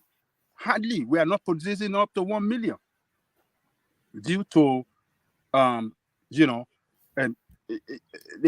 worst of the worst theft that is going on in that industry, oil and gas industry. And, that when there are certain things that Jonathan was doing right when he was there, like the way they were able to negotiate with the Niger Delta guys, and they have people monitoring this pipeline in order to prevent it from being, in order to prevent this sabotage. Buhari came, it drove everybody away. The contract that Jonathan signed with various group of people around the country, like the Tompolo in the Niger Delta, and what's the name of that? This other guy that always fight Nnamdi Kanu. Azurike Ralph. No. This. Azari Dokubo. Azari. Well, we've not heard from him for a while, you know. Azari Dokubo. Azari Dokubo. So how come that name has been silent in this electoral cycle? He's usually not shy with his opinion. So no, he was on the TV recently, like some few days ago. It was on with channels some few days ago. He was talking on that oil theft going there. He said they are all lying. He said they know everything that is going there. He said the government cannot say that they don't know anything. He said they are just lying to Nigerian people.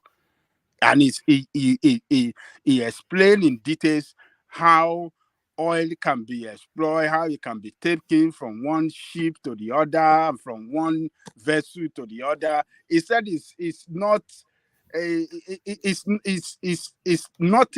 something that is not that easy if there is no collusion by security forces, by the NNPC, he said all of them are involved.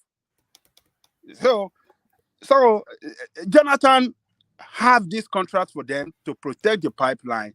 Gani Adam was protecting those along the western side, and they were doing this thing, and production was on the high side. You know, before the Jonathan came in, this Niger Delta guy were waging war against the multinational there, and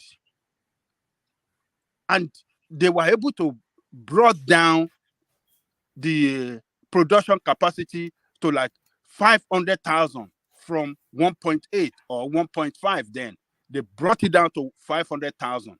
But when Yar'Adua came, he negotiated with them, he gave them their deal, and then everything went down, and production went up. And then revenue went up.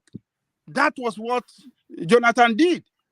They tackled it in the most, a better way, by dialogue, negotiation, and then put some control measure in place so that we can have a continuous production capacity. But Buhari came, he destroyed it, and then the problem, people went back to business. And I believe he did that for their own selfish purposes as well.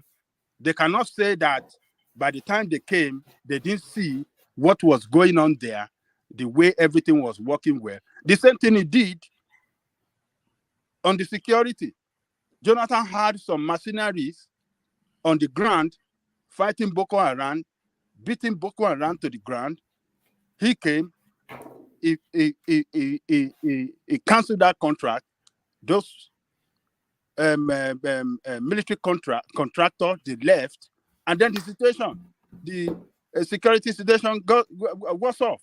And then from Boko Haram, we started seeing banditry and some other elements joining forces, and all we saw in the north is complete, security problem, and we saw, this war extended to the west. The war that was in the northeast, it extended to the west. Banditry and the others, they went there and started ravaging, villages, sacking people. They are taking taxes, they are taking land. So this man failed completely. Failed. That today, if you want to exchange your dollar to naira, I think maybe it's going to about 800 naira now or something like that. Last week it was like 780, 750, between 750 to 780 to a dollar. I don't know how much it is this week from today. So, but it's 930 to the pound, 930. So we've not still crossed that. Because my anticipation was that I will cross the 1,000 threshold, but we've not done that yet. Well, we are going to cross it because the more we are starved with forex, the weaker our naira will become, because we're going to have a limited forex, and you're going to see large sum of naira pursuing few forex, and the value will continue to go down. So it will go up in December when all that Christmas money pumps into the market. Yeah, that is always the tradition, but we don't know how many people want to travel to Nigeria this year for December, because a lot of people are afraid to travel around the country.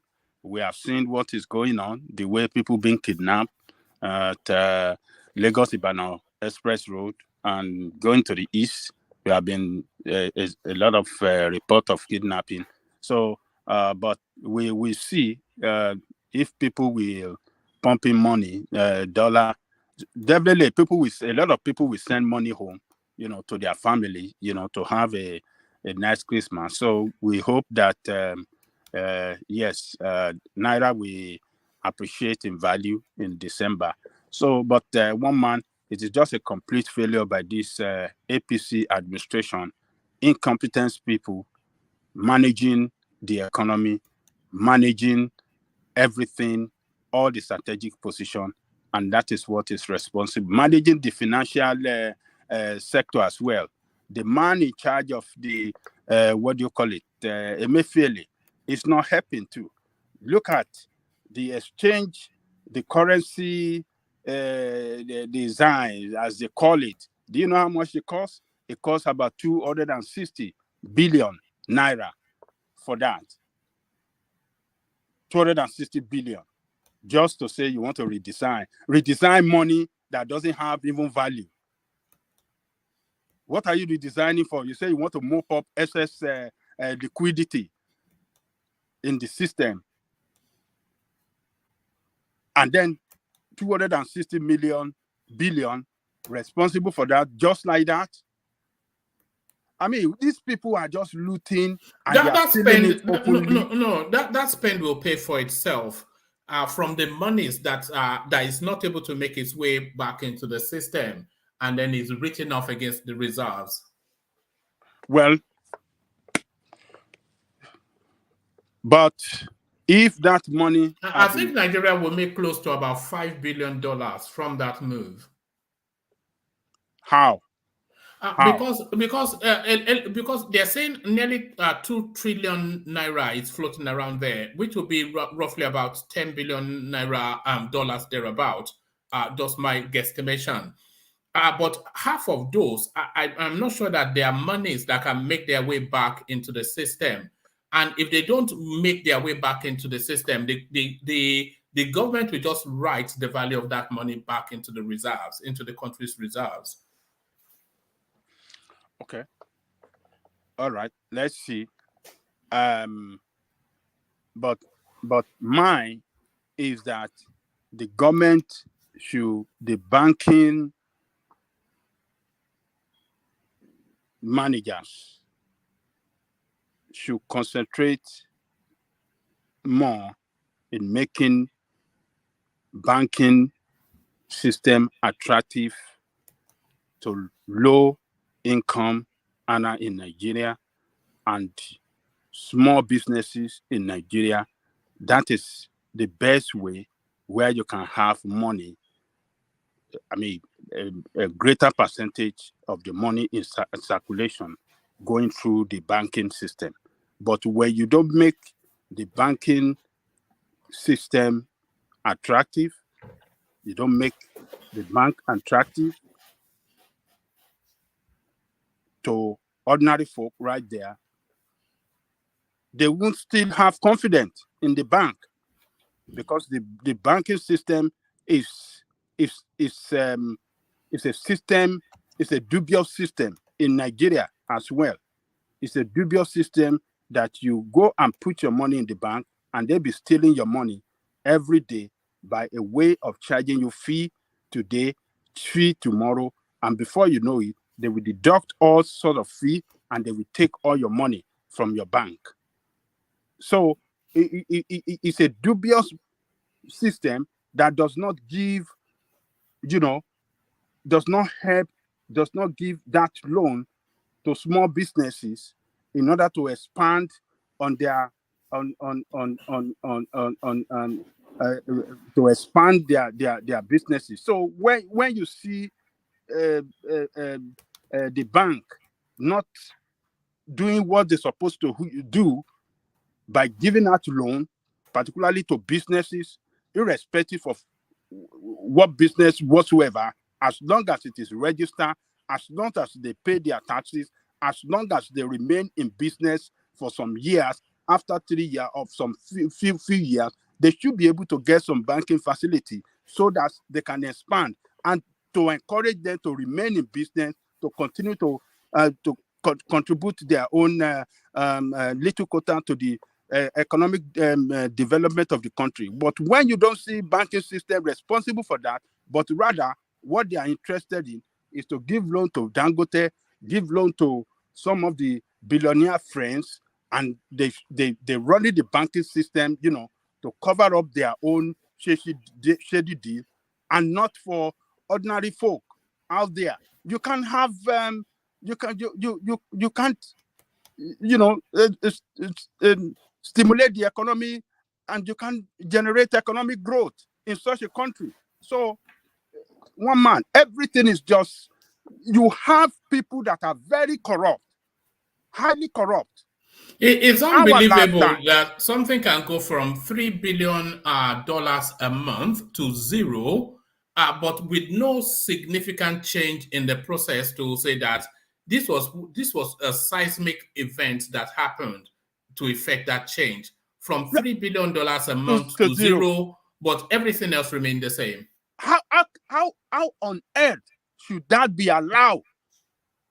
Why do we have government? Well, the Minister of Finance is the president, so he cannot claim not to know. So that tells you. How on earth do we have government? Government should be able to see when the country is not heading towards a good direction and take caution and redirect it in such a way that that country will work for everybody. How on earth, from 3 billion, and it went down, continued to go down, and everything vanished to zero? How on earth? Not only that, by the time that they came in, what do you call this thing? The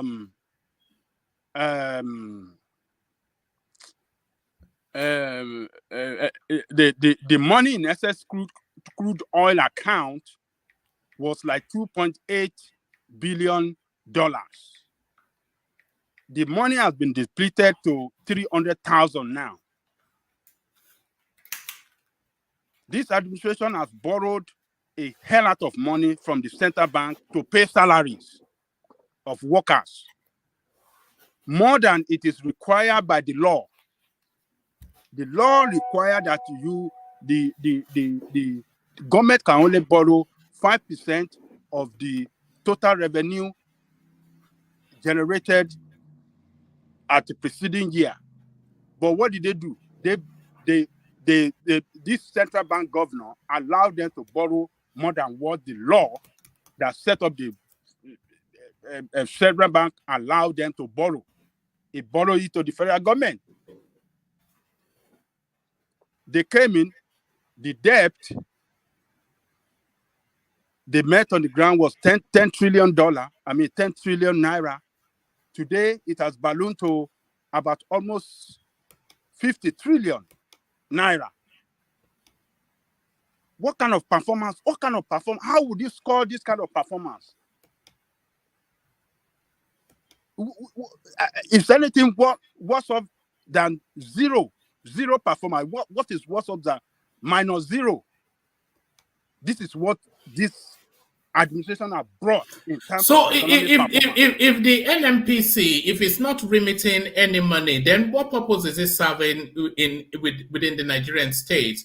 And how is that possible now? I'm just trying to wrap my head around. I don't understand what's going on. How can we have oil and it's not bringing in money? Are we not the only country in the world where I've never heard of that before? It's just unimaginable, one man. There's no way you want to look at it. And they just announce it casually, and they just get away with it. And no repercussions. No repercussion, nothing been punished, nobody been punished, nothing happening. The situation getting worse every day.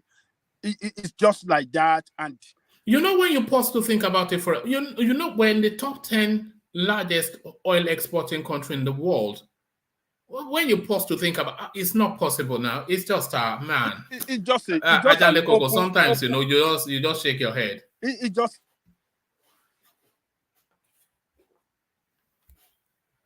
Are you there? You've been knocked out by the oil theft, Abby. It's just an open looting. This is koro looting. Nothing's going to happen.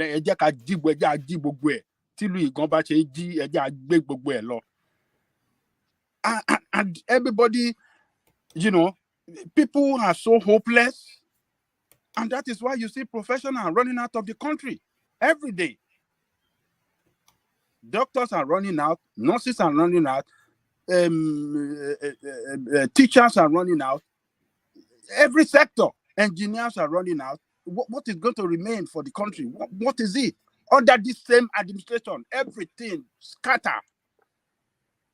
This is a gross incompetence of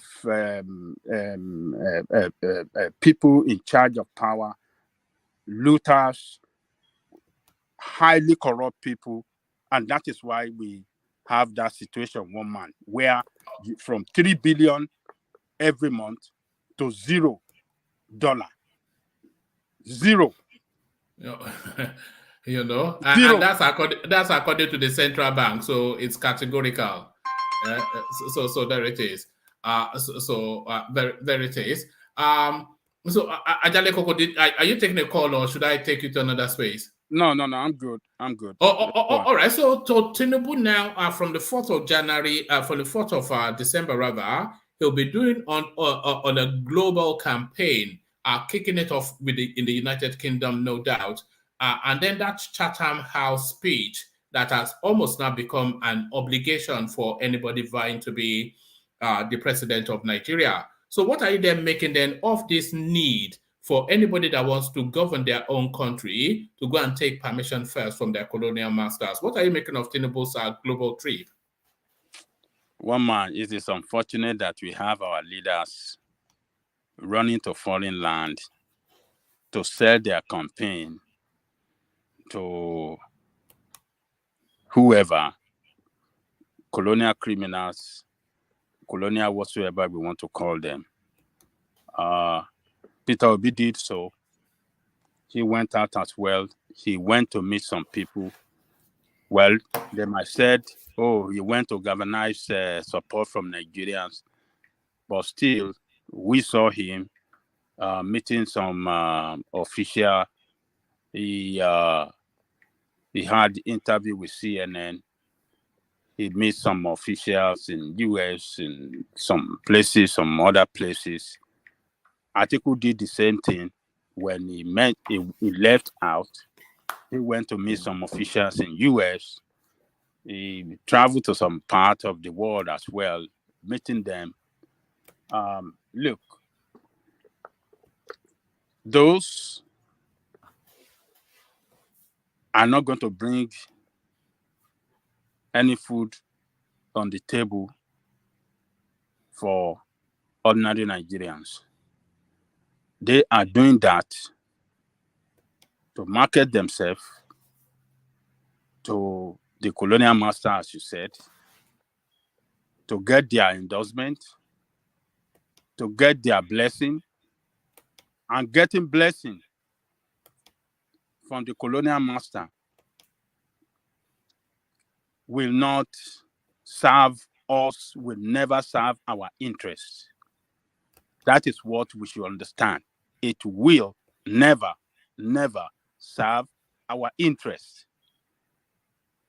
The interest of the colonial master is not the interest for the common good of Nigerian people. It's for their own selfish interests. So I don't support it. I believe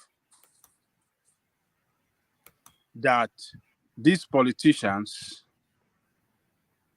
Nigerian people should stand up against them and just teach them a lesson of their life by voting for a different candidate that is ready to stand up for us, our own man, the man that look like us, that believe in us, that live within us, that is ready to do what we work for Nigerian people, that is not meeting the colonial master. That is the person, those are the guys that we should vote for.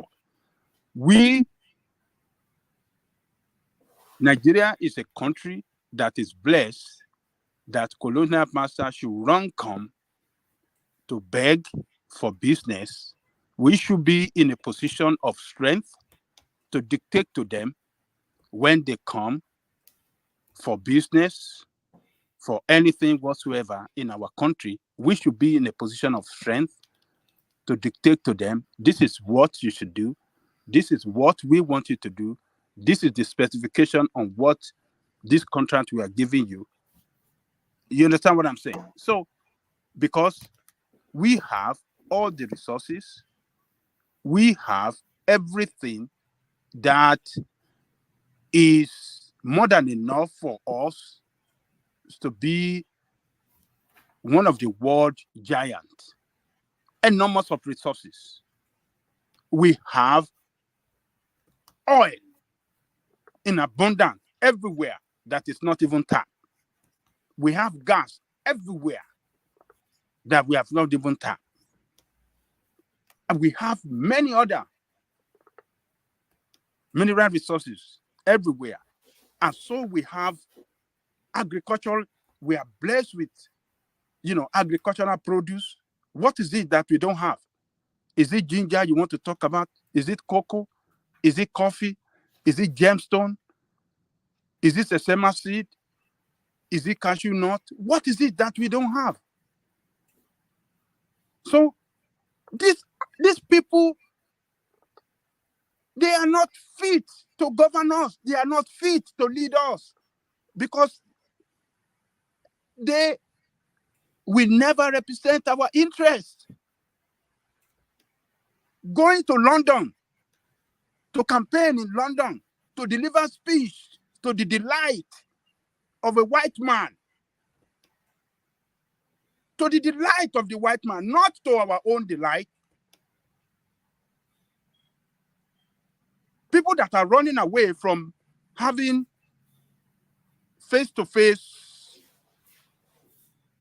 debate with Nigerian people, but they want to go to London to speak to a white man, to convince white man why a white man must support them to govern our country. Those are people supporting them should be very shameful of themselves. They are not capable because they are not going to represent our interests. The same thing BUHARI did. He went to Chatham House to deliver speech. What has he brought for us? But I want to tell you, he represented the interests of the London very well in this administration. During his time, I believe he never jeopardized their interests. I believe he took care of their interests very well because you never see them, even for human rights violation, you never see them condemn him. You never see them condemn him on any issue because he represented them well and is doing what they asked him to do, which is good for them, but not good for, majority of Nigerian people. So Nigerians should start looking the other way around, looking away from this status quo, going for a candidate that can bring a radical change for our country and for the benefit of the people. And that candidate is Omoyele Sowore. You don't want to vote for Omoyele Sowore. Go for Prince Adebayo. What is his name? The SDP guy. Is it Adewale Adebayo or something like that? Yeah, Prince Adewale or something like that. Mm-mm. Those are the guys that you got to go and listen to. And not Kwankwaso. Kwankwaso is a PDP man. Obi is a PDP man. Atiku is a PDP man. Tinubu is an APC man. All of them together, they're the same status quo. They are the same old guard. They can never represent Nigeria well, whether you like it or not. They're going to be dictated by these people, not to mess up their interests. That is just it. No more laws, nothing more than that. And they will comply because these are people that are desperate for power. They are desperate for power. So one man, him going there, what am I going to get from that? It doesn't represent me going abroad. You're not a president of it. Is when you are a president, then you can meet with. But this seems to be the convention, though, that because I recall that Buhari was there in 2014. I'm not sure if Atiku has been there, but this seems to be a convention that on your way to Aso Rock, you have to go via Chatham House. Quite, and it's a public forum, by the way. So they have. I wonder if I can get tickets. I have to go on their website to see if I can. Imagine. Maybe I should actually try that. If you could go, that would be gold. So you can have the opportunity to throw a very tough question to them. Yes. And let's see what is going to happen. I'll see if I can get there. You know, hopefully it's an open session. We'll see. But no, it's just a curiosity that they have to go via Chatham House to Aso Rock. It's more than Chatham House. They will meet with government officials behind a closed door. They will meet with some people in London, government official that are in that in charge of Nigeria, and those are the ones that will dictate to them, this is what we have for you, this is what you must fulfill. If you want our backing, if you want our support, if you want our endorsement, this is what you must fulfill for us. So, and it is just insane that these politicians are doing this thing, and they are doing it openly to our scene, and they get away with it. What is the, I mean, what is London got to do? What is London interest in the governance of Nigeria, for God's sake? When are we going to get them out of our life? You call ourselves independent country, but we are still under their bondage. This is what these leaders, incompetent leaders, are really showing to us. It doesn't, I mean, it is not good for our psyche. One man, it is not good for our psyche. This is a very bad practice, and Nigerian people must change this by not voting for them. We must change this by not voting for them, because I mean, I can't just get it. Why? You don't want to stand for debate in Nigeria, but you can go to Chatham House to go and deliver speech. Who lives in Chatham House? Is Chatham House part of Nigerian territory? Is London part of Nigerian territory? Is America part of Nigerian territory? Where have you ever seen any leaders in this Western world traveling to any other part of Western world anytime they are running for their presidential campaign or prime ministership? Do you ever see them coming to America to come and say, "Oh, I want to go and seek for blessing of any other leader"? They stay in their country and they run it out, they trash it out, they struggle it together and do everything together in their country. That is the same thing that we should be doing.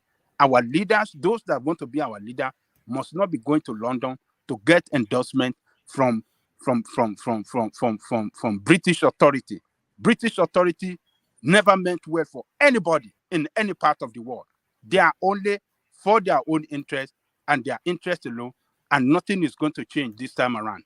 It is a shame that this man is going there. I'm not in support of it. My people, go and vote for Omoyele Sowore or this SDP guy. Those are the two guys in this race that can lead you to the promised land, not all these crazy politicians that are desperate, that are ready to sell your country. They will sell your country off as long as they can be there on top and people can see them in position. That is what matters to them. It's not the interest of you, the people. That's my take on that, woman. Oh, all right, brilliant. Well put. Always well put by Ajanle Koko. So Ajanle Koko, now Senator Adeleke, now Governor Adeleke, but at his inauguration, he's still doing this Buga thing. Is it time for him to? Does it concern you?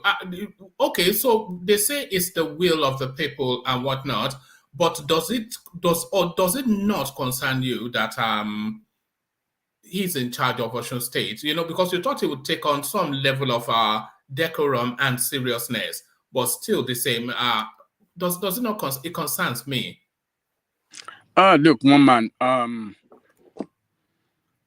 Well, this man is just a day old in the government. We know the name that he's called. He's called the dancing governor. So his people wanted him to dance at that occasion. And he complied by giving them some little dancing step and buga, as you saw him in that video. So he is...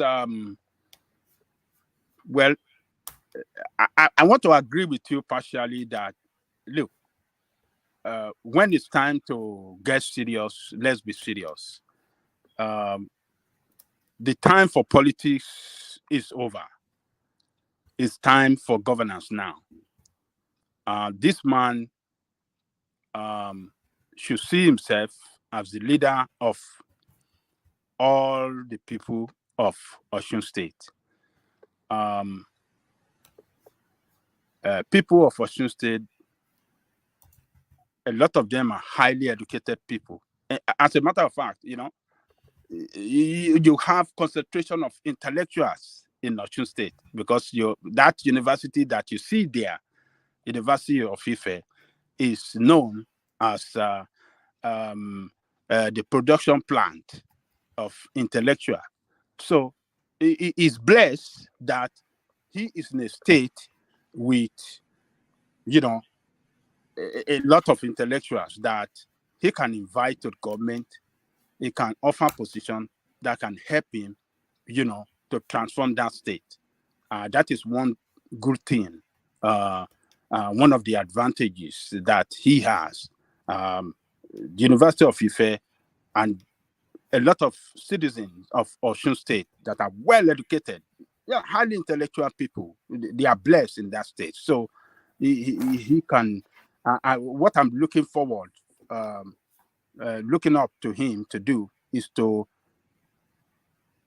give appointment to capable hands, people that can really surround himself with capable hands that can really help him, you know, to transform the state.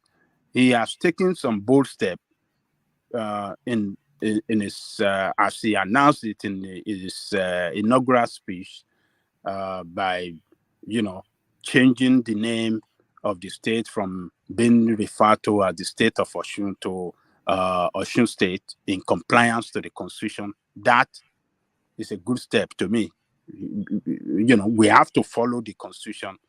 We have to, you know, live and abide by what is enshrined in the Constitution. So he did that. Then number two, the cancellation of dubious appointment that the previous administration made before leaving office. He put everything on hold, and the bank account has been frozen, that nobody can spend anything. He has set up a committee that are going to look into this, review all the appointments, and be sure that the appointments were not a crooked appointment, were not, you know, a appointment that were done to satisfy some political expediency. So everything that he has done so far is good, but this man must surround himself with highly intelligent people, having them in strategic position in government that can help him, you know, to govern well. He's from a family background that is a household name. Do you think he will give Davido a portfolio? I don't think so. He mustn't do so. If he do so, he will start having opposition from day one. I will oppose it too. Yeah, but Akeredolu did the same thing. Now remember that you remember he gave his son the most juicy job in Ondo State. Akeredolu. You of all people, in your disappointment, you say, because he's a senior person and he's a man of law. And it's such an admirable man. He's a man that I admire so much. Until I found out that his son is in charge of all of the contracts in the state. And it's a son. Yes. He knows the law. And he has a sharp. Whenever he takes on Abubakar Malami, he will just wipe the floor with, because he just wipe the floor with him.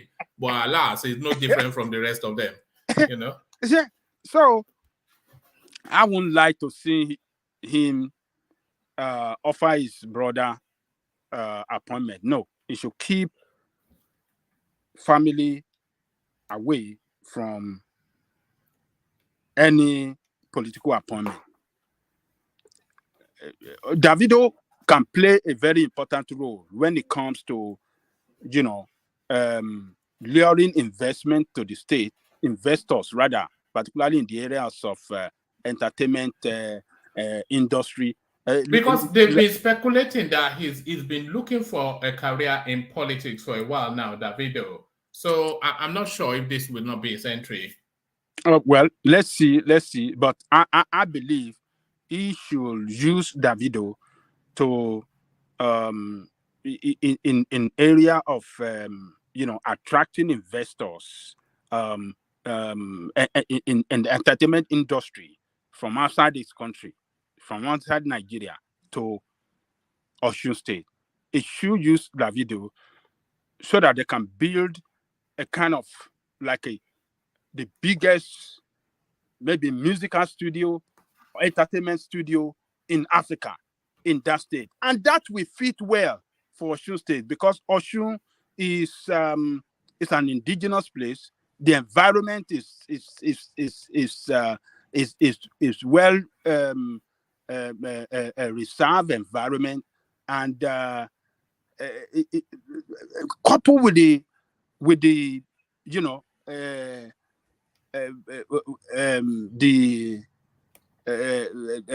place of the source of origin of the Yoruba race.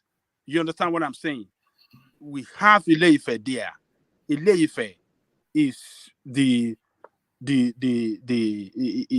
source, the source of all Yoruba all over the world. So they can. But Baba, you are saying that you can use Davido to benefit the states. but Davido cannot benefit from that state. You can imagine that. It's very No, funny. He say he can use Hold on. Davido to improve on the state, but Davido cannot benefit from the state. But I don't think Davido will even want the appointment because Davido is too busy to go and stay in the show. That is what they are not talking what I'm saying.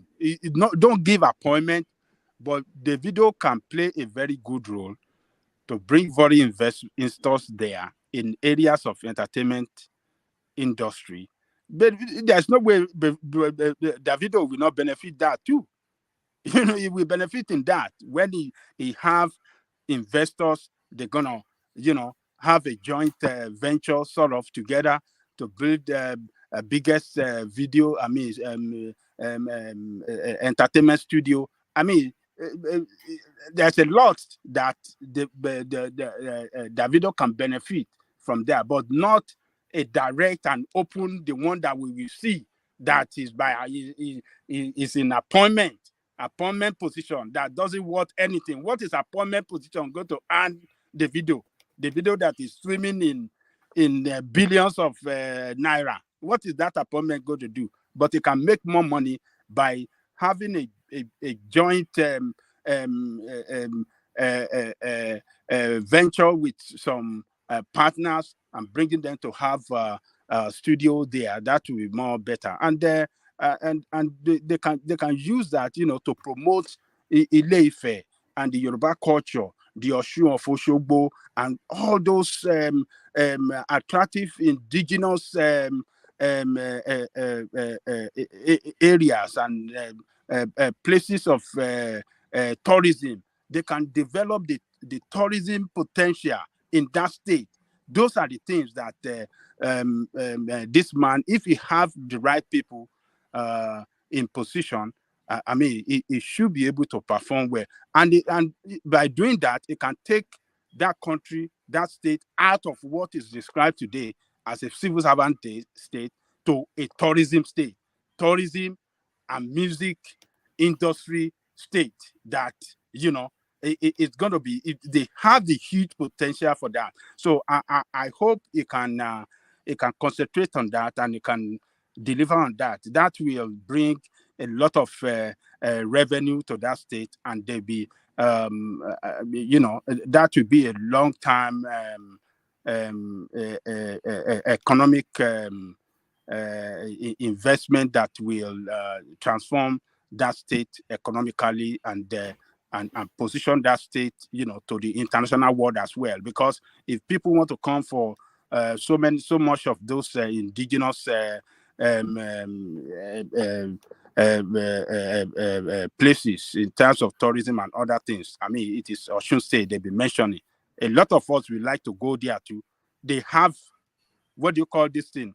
They have, is it waterfall? What do they call? Is it a Congosi? Is that where a Congosi is? I don't even know. There's one that I had that they said they have that one side of it is warm water, and another side is cold water. There's the Congosi is in a Ekiti state or something. I think that's in Ekiti also, not Osun. Oh, the spring water, whatever. Do you have a screen in front of you, Ajanle Koko? Yeah. I'm on the Chatham House website now, trying to get myself into the Bola Tinubu event, but they are blocking me off. So there is it. So that's their website. I think they've ring-fenced it in some way. So that's Chatham House, of course, and I've even gone to register. So it says which event do I want to attend? So at the Tinubu event. It says, do I want to attend in person? I said yes. So I would like to attend in person. But then this is where they block you off. They say registration for this type of event is limited to those associated with an active corporate member. So I'm not quite sure. But I'll keep on trying because for the benefit of for the benefit of the platform, I'll try and see. I'll try my damnedest to get in there. If I can't get in person, if I can get in virtually, that is to say, be on the screen somewhere, But that's the Chatham House thing. So I'm hustling hard to get in, even if I have to go to London and try and sneak in. We'll see how that goes, Because things like this, you know, we can have these conversations, but if we get the chance to throw at these people, then we must. Well, maybe you have to call them. If you can call them. Yeah, I'll do that tomorrow. Yeah, brilliant. Yeah. So if you can call them, that would be better. I mean, to say, oh, I mean, this guy is coming there and you want to attend. What do you do? So you need to go there and, you know, if it's running away from being asked a hard question in Nigeria, we should be able to ask him hard question in Britain. I might even call some of my friends over there too, that man, let's go and tackle him at Chatham House. If he escaped Nigeria, he should not escape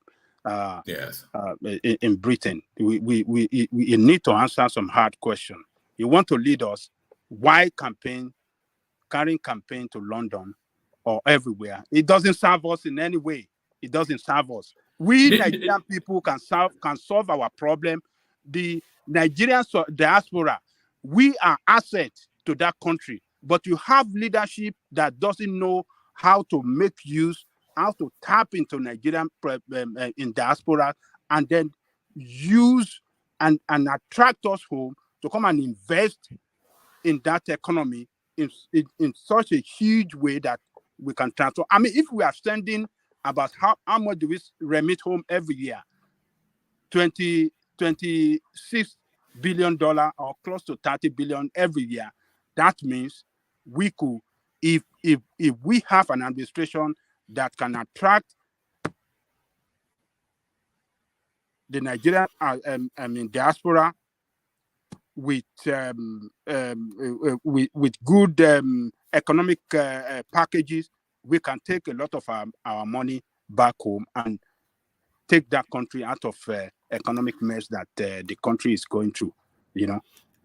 The only other way that I can get in there, Ajanle Koko, is if I sign up, so memberships, so that's their thing. So their membership. So for a full membership, it's £320 a year plus £50. So to join, which is 370. If one associate member, it's £180 a year plus £50 to join. So if I went for the full membership, then it guarantees me up to 100 member events. So that way I can get in. But if I go for the associate membership, it guarantees me access to all online membership events. So but do I want to spend £170 just to watch Tinubu talk nonsense? That's the decision I have to make. Do I want to spend, you know, or if they are taking it by direct debit, I can just spend it'd be like buying a ticket, maybe £20, £30. That's okay. But do I want to be forking out that much money just to hear some guys say APCDP, you know? It doesn't work. Blah, No. blah. But so just to hear Bulu Bala, you know? Yeah, because I'm thinking, I was thinking. Baba creating video. Oh, right, there it is. Oh, all right. Look at that. Give us the fullness of it. Look at that. That's Antigua, right? Is that Antigua? Is that Antigua? That's right. Yes. So there it is. Is it a rising sun sort of? I want Biafran flag. Biafran flag. Look at that. Holy. You are very right.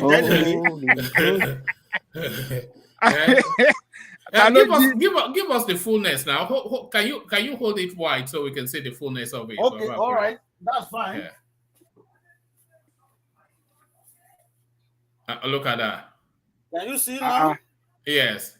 Ṣé àwọn Biafra lọ jí flag yẹn ni àbá àwọn lọ jí ti Biafra báwo ló ṣe rí? Oh, what are you talking about, Dr. Ajanle Koko?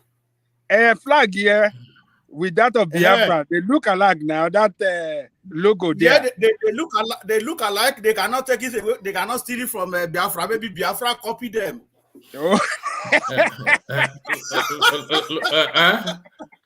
Look at that. They are already telling us Antigans. Is it Antigans or Antiguans? what are they called? Antigans or Antiguans? Antiguans are Igbo now. They are Igbo people. They're Igbo now. Look at that. Where is an Igbo?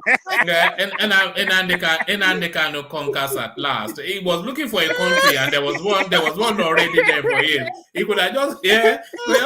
So maybe we should send this to DSS. Maybe we send this to DSS. Let them give him the flag and put him on a plane to Antigua. You already have your country. Look at that. Well done. What's the national?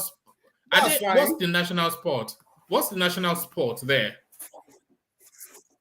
Cricket. Is it cricket? Yeah, it's always cricket in the Caribbean. Cricket. Yeah.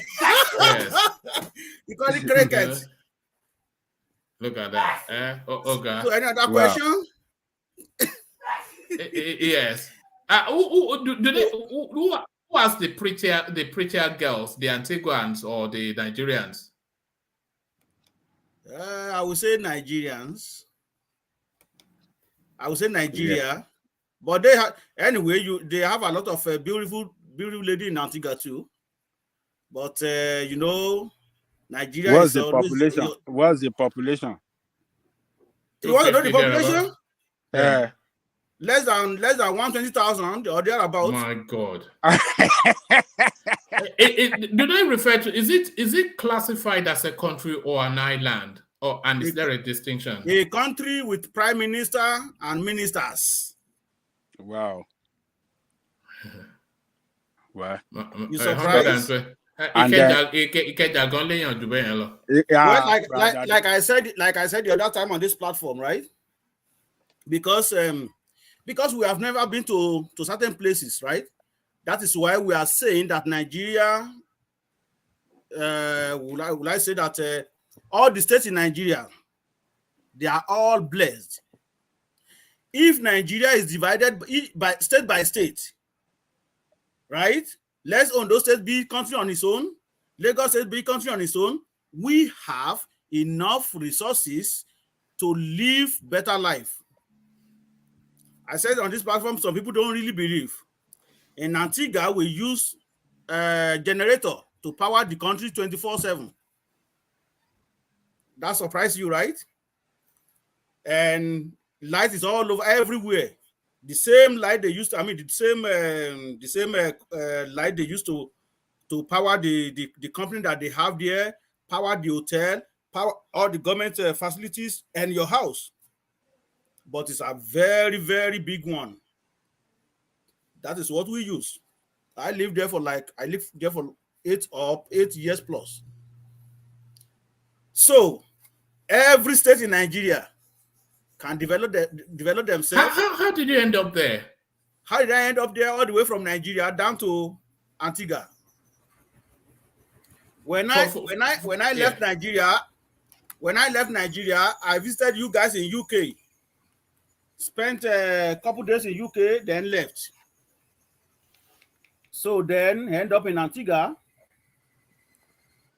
When I got there and find myself something that I can do, then get the job with government and work with government until when I came to Canada to study. So that's how the journey is. How did they respond? How did they respond to you when you got there? What do you mean by how did they respond to me? Like, well, obviously you were foreign. So what was their reaction to you? What was their? Were they warm and welcoming? Did they look at you with suspicion? Did they query why you were there? All of those sorts of things. Well, every country in the world you have bad people, you have good people. Some welcome you and they show you ways and they want you to prosper. They try to get you job. Why some people believe that, you came here to take their job. And also, some of them believe that they are from Africa. To be precise, there was a time I was working and one old lady came and she said, you are from Nigeria? I said, yes. My forefather they are from Nigeria? I said, how do you mean? She said they are from, I think they are from Lagos or Benin. I said, how much do you know about this? And she was telling me a lot of stories. So we have some people like that. It's this young generation that they believe that when you ask them now that where are you from, they will say they are from UK. Why? Because you know it was British colonized Antigua, so they will that gets into their brain, so they don't even know where they're from.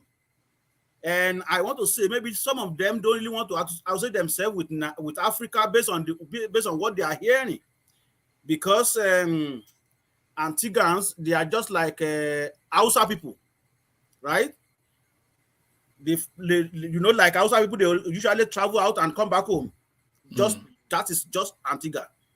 When they tell you, me want go New York, Is that their ambition? That's their ambition, to go to either New York or London. Yes, they usually, that is the usual place that they usually travel to, is either London or New York. 2 weeks, bam, back to Antigua. So they don't really stay outside like they want to stay outside, and they don't really have time for that. So ply go, ply come, just like Hausa. Did you have a plan? How did you accommodate yourself? Did you already arrange accommodation before you got there? Talk us through your first week there. What was your own reaction to it? If you're happy to talk about it, because we are curious, yeah. Like me, I am not a person that shy away from my background and what I've went through. And I always use that as an example for many young people, that if you aspire of doing something, you can as well achieve it. I'm very sorry, one man, to take some of the time, because you asked me questions. No. We're all interested. I think we are. You're asking me about how I moved all the way from Nigeria. Yes. Initially, you know, the so-called United States, that was the place I really wanted to be before. And I tried so many times, apply for US visa. I was turned down. Apply for UK visa. As a matter of fact, the very first instance to visit, I wanted to visit UK, and about 4 or 5 times they refused me. I applied 3 times in Lagos, applied 2 times in Abuja, they refused me. Then I tried to go to school in Czech Republic. That one was not, no way. Then the issue of Antigua came to light. So, are you interested in Antigua? And I said, yes. I've been hearing about that country, but I want to give it a trial. Then Antigua visa came. At that time, they used to use ordinary stamp. They put stamp on your passport, and the visa will usually issue from UK, from their embassy in UK. They send it back to you at home. Then you now apply for your transit. So then, before you can go to Antigua, it's either you travel through UK, or you travel through Amsterdam, or you travel through Frankfurt, or you travel through Paris. Now I got my ticket, never knew anything about traveling, submitted my application to UK embassy, bam, they turned me down. They said you apply for wrong visa. Then I apply again, bam, they turned me down. On my transit alone, I was refused 5 times on that transit. I'm not talking of applying for UK visa that I want to go to UK. I was refused 5 times when I want to apply for transit. So my visa remained like 3 for it to expire when I got my UK visa. It was a lengthy interview when I went to the UK embassy in Lagos. That was my first time of having conversation or interview with white people. Eventually, you know, in cage number 8, I still remember that number. So all this you believe you're so smart, right? When that cage called number, everybody run away. So you know me, Akure boys, right? They called next cage number 8. Then I went there and I said, this person is not God. Well, we went through interview, I got through. Bam, I find myself in Antigua. Let me start from Antigua now. So when I got to Antigua, we have couple Nigerians there as well. And I happened to meet one man. He's well known in Antigua, and he's working for government, and he has been there for many years, and he married to Antiguan lady. He accommodated me. for like 2 days. Did you have that plan already, or you just landed with nowhere to stay? Actually, that person in question was the person who helped me procure the visa. Then I gave him the money. All right. But when I was leaving Nigeria, I left Nigeria with $60, 60 US. Landed in Antigua, nowhere to find nothing. I went with some food stuff. So that person accommodated me for like 2 nights. Then I met another person from my town. Then I spent 2 weeks with that person. Then after that, that person left. Then I start renting my own house. Now, to cut the story short, like I'm not shying away from my background. I work for government from 2005 as a road cleaner. You know, those who usually clean drainage, right? Are you hearing me? Yes, yes. Okay. That was how I started. I started cleaning drainage for government, like go to the gutter and you have to use your spade to scrape whatever you have there. Sometimes you have so many dirty something like refuse from home that came from their sink to the gutter. You have to take it out so that it won't block the place. I did that, used my weed worker, cut grass for the government I did that for 2 years. Then I got transferred to prison service because I was interested in the prison service. Then I got transferred to prison service. Then in prison service, I worked there for like 8 years as a correctional officer. I work all over anyway. Work in maximum security for like 5 years. Then I work in maximum. I work in the remand section. I work in the juvenile detention center. I work in open yard. Then thereafter, I said, well, it is good for me to go back to school. Bam. Then apply for study permit. Then I got my visa. And the funniest part of it is that when I got my visa, I have not got my citizenship, Antigua citizenship at that time. So my visa was originally approved on Nigerian passport. So visa that's to Canada, right? Yes, to study here. Okay. So it was approved on Nigerian passport. Then when I was about to come, then they approved my citizenship in Antigua. Then I came to Canada, study. So then we moved through all that. Then since then, we've been in Canada. So what I'm taking out of it, bring out of it is that I always tell people when you come to abroad and you want to achieve something, you don't have to start from the top. And if you want to start from the top, that is why most Nigerians are having problem, and they have to involve in a lot of nonsense. But if you not belittle yourself, if you believe, okay, let me just start from something, and you can take yourself up. Remember, I was working in the drainage for government, then move from there as to correctional officer. Then from there, came here as a student. Then when I came here, I was working as a customer service agent, which I did. Then when I finished my degree, then I got the job I'm doing right now, working with the youth. Right? So that is how you do things. You don't want to start from top. You start from little by little. Then you will be fine. Right now, I'm not that rich, but at least I'm comfortable in my own bubble. Anyway, we can see the comfort on your cheeks. Look at So that is my advice for Nigerians. Don't think that okay, when you go to abroad, it's going to be that rosy. You start from somewhere, then you work yourself up from there. Well done. Would you recommend Antigua for Nigerians as a pathway out of because they are all fixated on the one place that Nigerians want to go to is probably the UK because everybody has a relative of some sort in the UK, so they all want that.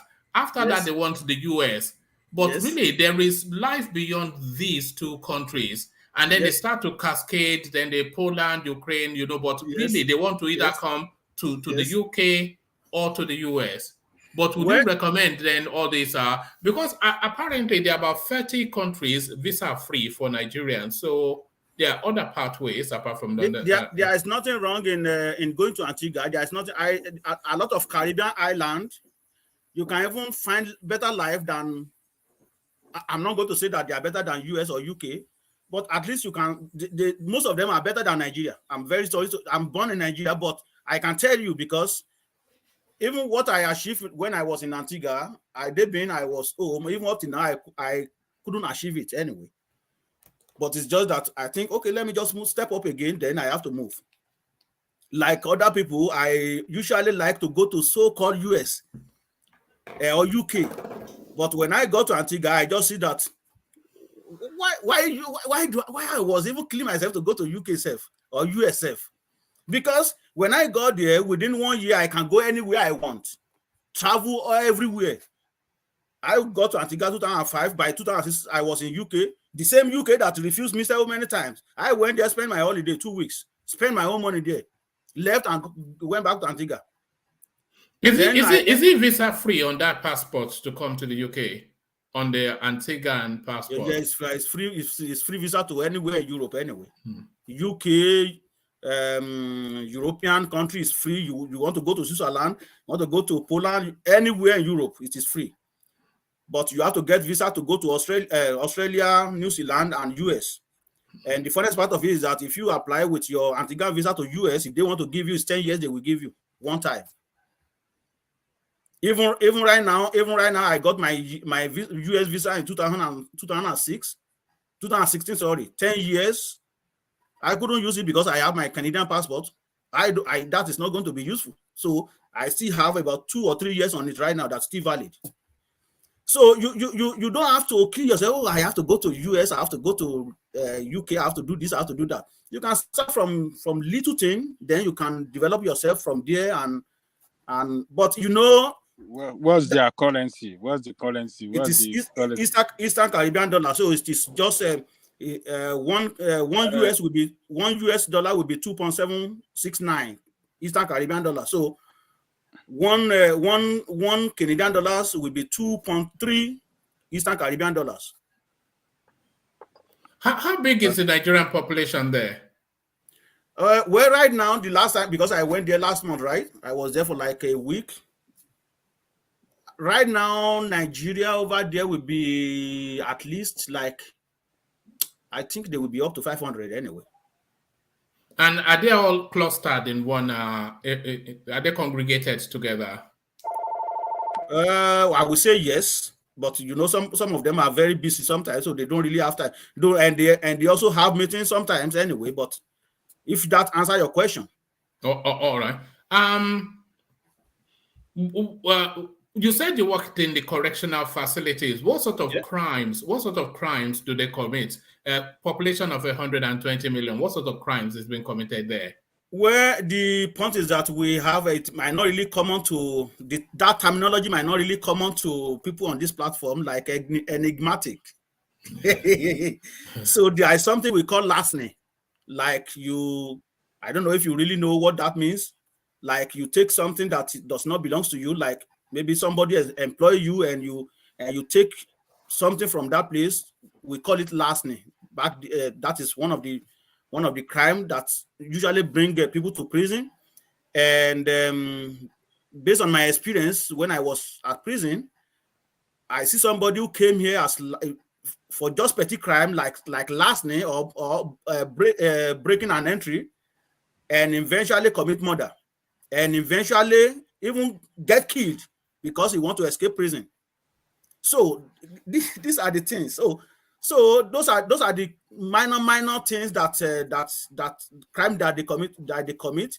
In a year, we might have maybe 5 homicide. Then I want to bring something to Ajalekoko intention that the so-called American citizen cannot be get head in prison. I have them very very well at Kenge. Is it No. Don't get me wrong. I'm not saying that. Look, what I'm saying is that wherever American in any part of this world, if an American run into any crime problem, American state will stand up for him. He might be sent to jail, but they will not abandon him. They will not leave him alone to suffer. You are very right. UK and all this UK, US, Netherlands, I have met some of their consulates anyway, came to prison because they want to interrogate their own citizen. I have seen a lot of them came to the place and we interrogate them and they talk with their citizen and they find a lawyer for them and make sure that they treat them the way it's supposed to be done. I mean, according to the law. So right now we have one guy from UK. He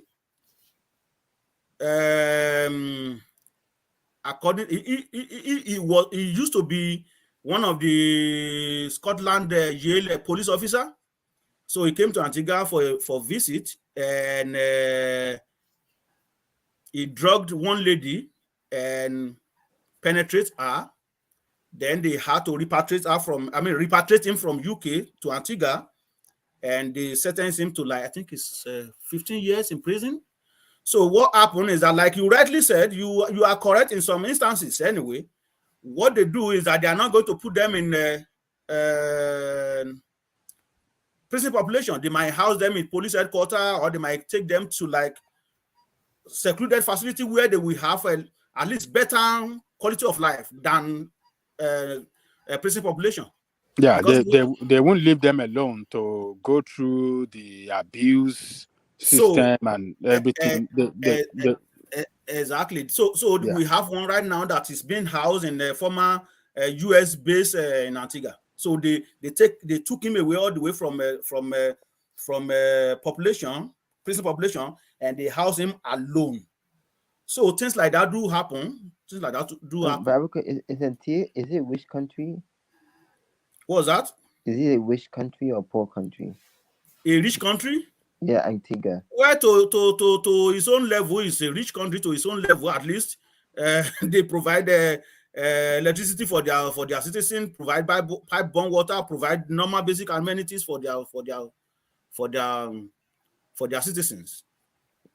Wow. It's all tourism based, isn't it? You are very correct. They mainly depends on tourism. Then I'm praying for them that we can have crude oil now, because I want to go back. Like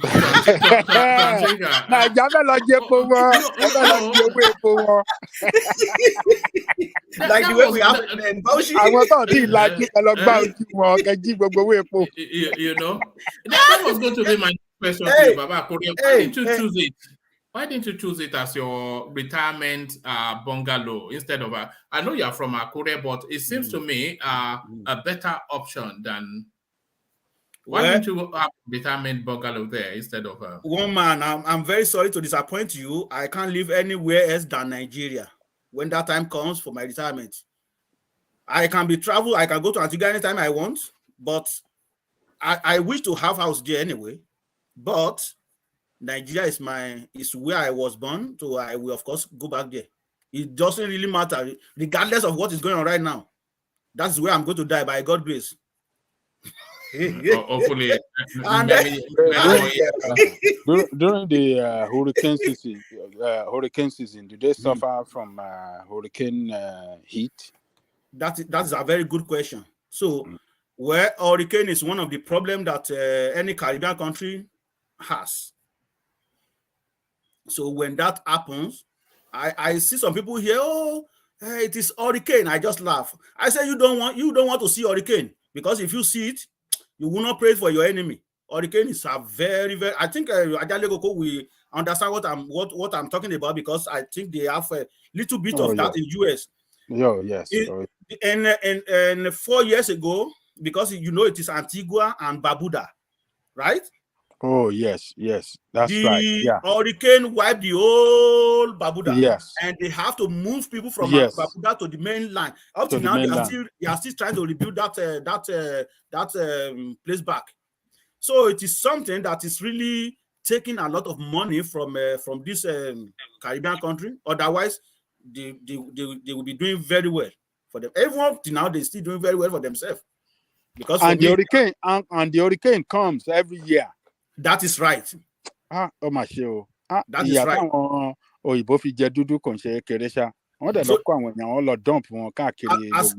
as a matter of fact, there was a time hurricane.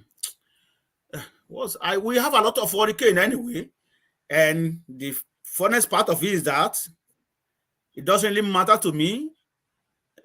That is what I will tell any Nigerian that's listening to this conversation.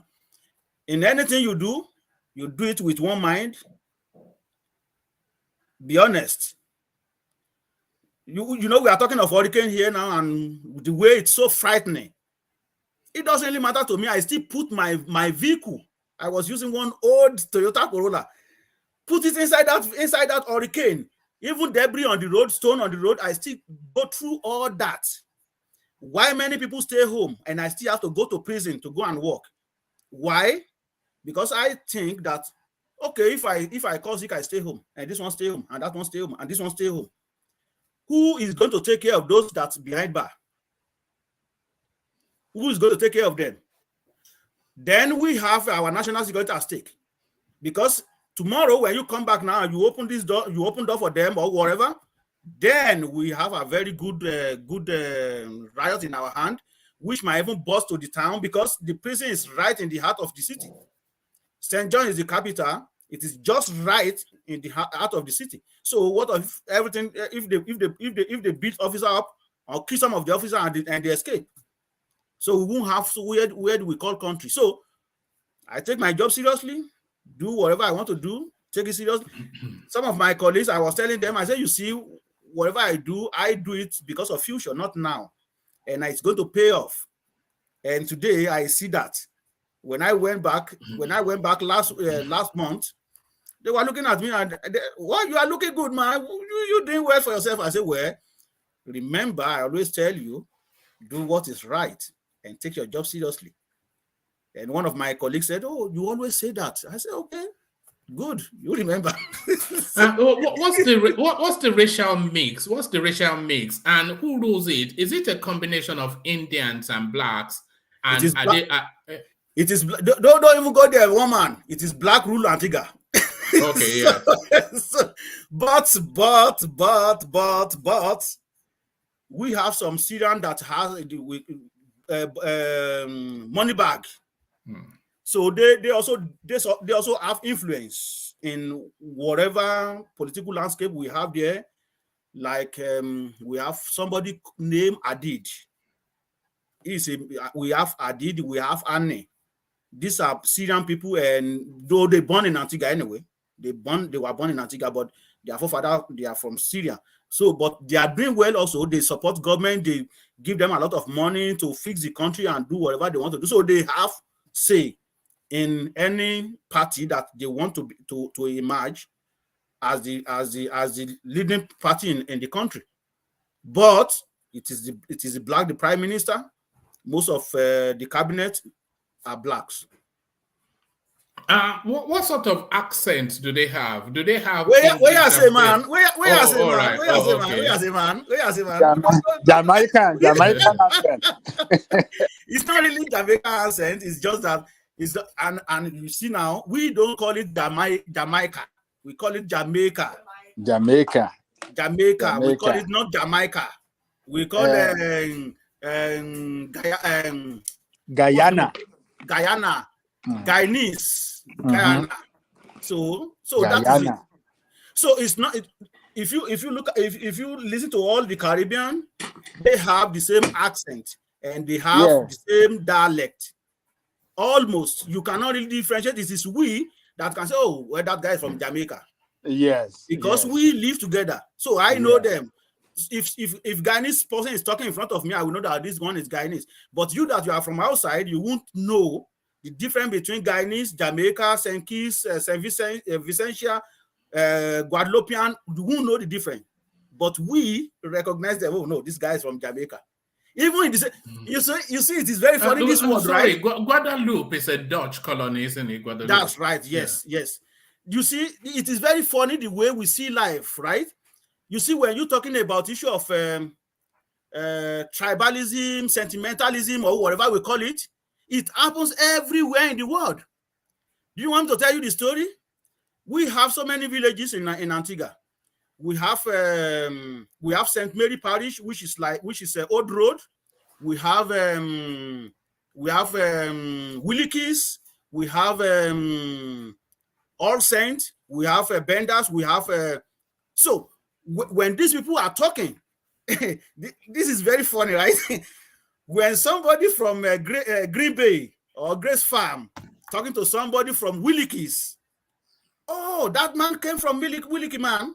That's Williki man, the same Antigua I'm talking about, right? Let alone Nigeria. So if Bender's man is talking, they will say, oh, now Bender's man came from now. Now Bender's man, no. Or Grace Farm or Green Bay. So they know themselves. So you can imagine if it happens in that small country, what about Nigeria? So it happens all over the world. Who is their biggest rival in the Caribbean? Are they all envious? I know they're all envious of the Jamaicans. The Jamaicans are their daddy, but who do they consider their closest? Who do they hate? The Antiguans? Well, if you want to say that, I will say, like you rightly said, you are right. I will say Jamaicans or Guyanese, though they live together, right? But one of the biggest problem is that they believe that, oh, Jamaica come here and they take chance of them, and believe that they mostly commit crime, right? And with what I've seen so far too, when you come to a place and you want to take charge too, like every single thing you want to be there, you want to show off that, oh, me from here too. Jamaica used to do that, like to do that, and Guyanese. So, and Antigua don't want that, particularly when it comes to issue of political parties. We have a Labour Party, and we have what's the name of this Progressive Party. So every individual goes to this party, Jamaican, Guyanese. But when you see Guyanese come to Labour Party and believing that, okay, well, they are there, then the second party now will be saying that you're not from here now. So like me, I know my boundary. I stay away from that crap. I don't involve in any of the politics, right? So to come back to your question, Jamaica is the arrival. One of the reasons is that they do not usually regularize their stay. You get what I'm saying? They want to feel like, okay, we feel among, like you're supposed to go to immigration office now to go and regularize your stay. Now you didn't even go there. You just live anyhow because you believe that you are from Caribbean. So Antiguans don't like that. They want to follow the guidelines, go to immigration, renew your paper, and then do what you need to do, and stay away from criminal behaviors. Well, what's their music? Is it calypso or reggae? You are very right, calypso. It's still drums, Abby. Yes, they play steel drum. If you want some of the music, I can send it to you anyway. Is it one of my neighbors used to be one of these? And I usually play that in my car anyway. When I'm ready, I usually play that. So they play calypso, but Jamaica is reggae. Jamaica is reggae, but reggae is well loved all over Caribbean anyway. So, but reggae is mainly for Jamaica. You have Bob Marley, you have Dudu Heritage, you have Buju Bantu, you have BC Signal and co. They are also what's the food? Is it really seafood based sort of? What's the diet? Is it seafood type of fish with everything sort of? Well, we eat a lot of fish over there, but our national food is pepper pot and fungi. Fungi is made from cornmeal. They stir it, make it soft like a pounded yam, and you cook your okra with your fish and you put it beside it. Wow. I want to live there now, the way you are describing it. Never mind you living there. I want to live there, you know. Well, you know, I'm a Nigerian man to the core. Even if we break up today, I'm a Yoruba man to the core. So that is a fact. Do they have a drug problem? I'm not going to say that. But there is a lot of drugs, like, you know, it happens everywhere too. Even in this small community that I am, it happens here, like drug trade and moving drugs around and stuff like that. It is. There is no doubt about that. It happens in all Caribbean, almost everywhere in Caribbean. All right, brilliant. So our Antiguan correspondent, Baba, you see, there it is. 120,000 people, and it's a country. So even I think it's even less than that. I just want to give them that opportunity to be just like that. They are. I think they are less than that. And that is why sometimes some people, when they we are saying we can have Yoruba nation, we can have Biafra nation, we can have some people say, oh, it's not possible, you can't have it. Thank you. You just laugh at them. Look at thank you, Professor Ajalego. That is what I'm saying. You see, Ikeja local government alone can be a country of its own. Let our Lagos State, of course. Nigeria. In fact, you see, when we coming back to the issue of Nigeria, sometimes I always say, almost shed tears, because we have all what we need to be a better person in this life, that we don't even need to go anywhere. I am saying, when people argue, oh, there's nothing, Abia State has not, because they usually refer to Abia State. Abia State has nothing. I just look at them like this. I say, look at these people. They don't even know what is going on. When you travel around the world, and you see that small country that is even not up to 1/10 of that state living, and they are doing very well. And their citizens can even go to anywhere with their passport without even have to hustle for payment, for visa payment and all kind of this bureaucracy. And they can go anywhere they want and fly out, fly come. Somebody is telling me that Abia State cannot stand. Hey, boy. Okay, do you know Luxembourg in Europe is richer than Nigeria? Luxembourg, small country like Luxembourg, is richer than that. That's sad. Luxembourg. Yeah, but it's a money laundering haven now. It's a money. Where is that? Where is that woman? It's one of Luxembourg. these. Luxembourg. Yeah, very close to Belgium. Yeah, okay. Yeah, it's one of those. Yeah, I think Pandora. It was. I think it breaks away from Belgium anyway. Luxembourg. Yes. Okay. So I see Mr. Alexander Gomez here. Thank you very much. Yes, it's super chatting in your direction. Baba Kure, your story is very touching. Wow. Some of us are really self-made. One love, my brother. So thank you for the super chat, Alexander. So everybody, even in this community that we are, in this Canada, because here in the community that I am right now, we are like maybe like 60,000 people in this community. And right now we have a lot of Nigerians here. I can tell you, I was number one international student in this community that came to study here, that represents both Nigeria and Antigua. In this community, I was the first black person in my course in this community. When we first came here, we were 4 in number. I mean 5. Yes, sir. You deserve to be honored, though. I represent Antigua and Nigeria. About the trailblazer. And there was a lady from Cameroon and the 3 other guys from Jamaica. We are the first black students in this community. And at that time, when we first came, they were looking at our skin. Where are you guys? What are you guys doing here? And I said to them, when God leads you. So we need to believe in ourselves that, okay, with God, all things are possible. When you believe that, you will of course achieve your aim. Right now, we have, even right now, in after 80 years that I came to this community, we have more than 100 Nigerian students in this community right now.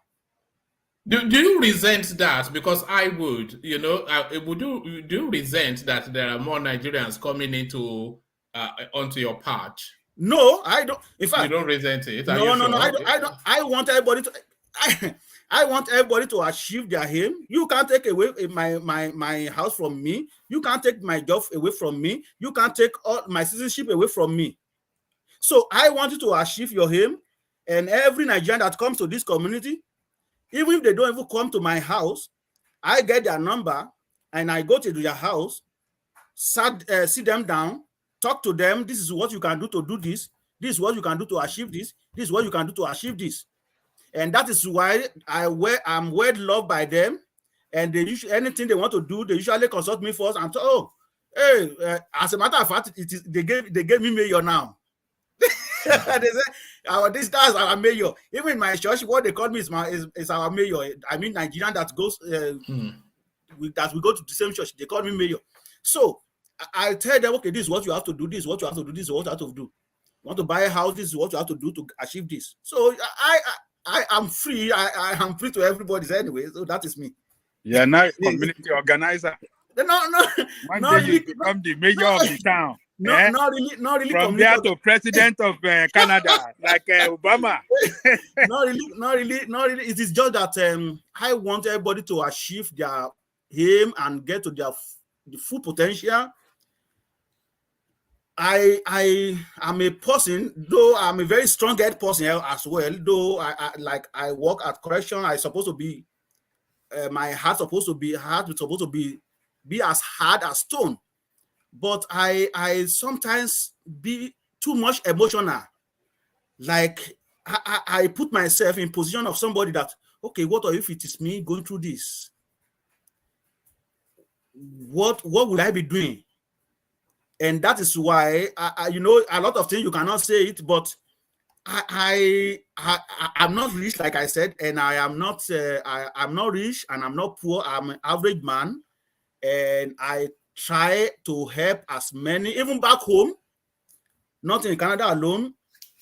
I help a lot of people. You know, Baba Akure, I see a politician in you somehow, and I always have seen that.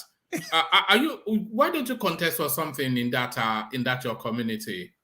Well, I can, and I'm trying to join a political party, but I really want to go to Nigeria and see how we can change the place.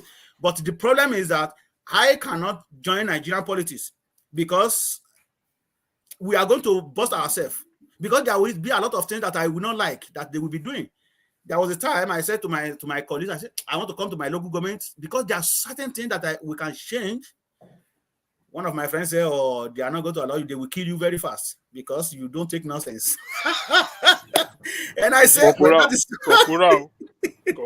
say, because there's something that I will do drastically that woman, it's just that I'm not. No. I think you should contest where you are because you sound like you have a natural aptitude for politics, and if you are destined to serve the people, then the people are people wherever. So yeah, if you want to contest, exactly, I will encourage. Not in Nigeria though, where you are, you know. Well, to me, I think I inherit that from my parents, particularly my mom. I could remember when I was growing up, my mom liked to help people. If my mom has her own problem, had her own problem when she was alive, she will leave her own problem and try to solve your own problem before her own. So it is. I am born with that anyway. Like, try to help people, put people in my position.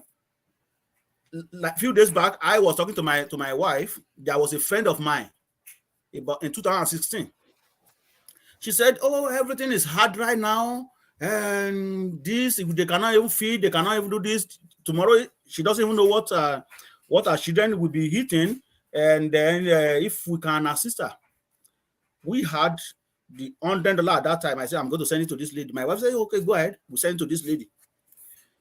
Now, the same lady now came to US now. I don't know how she got there anyway, maybe as through visa and trying to do whatever they want to do. That's their own problem. Every single day, now they will post the way they dance on social media. And I now say to look at this one now. You happy? Well, you happy, but how do you feel about people back home?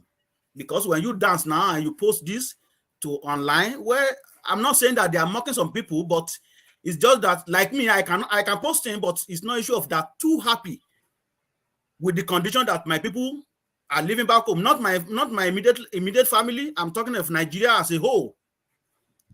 Because, like I said to you, I'm somehow very flexible and very sentimental. I mean, how do I put it?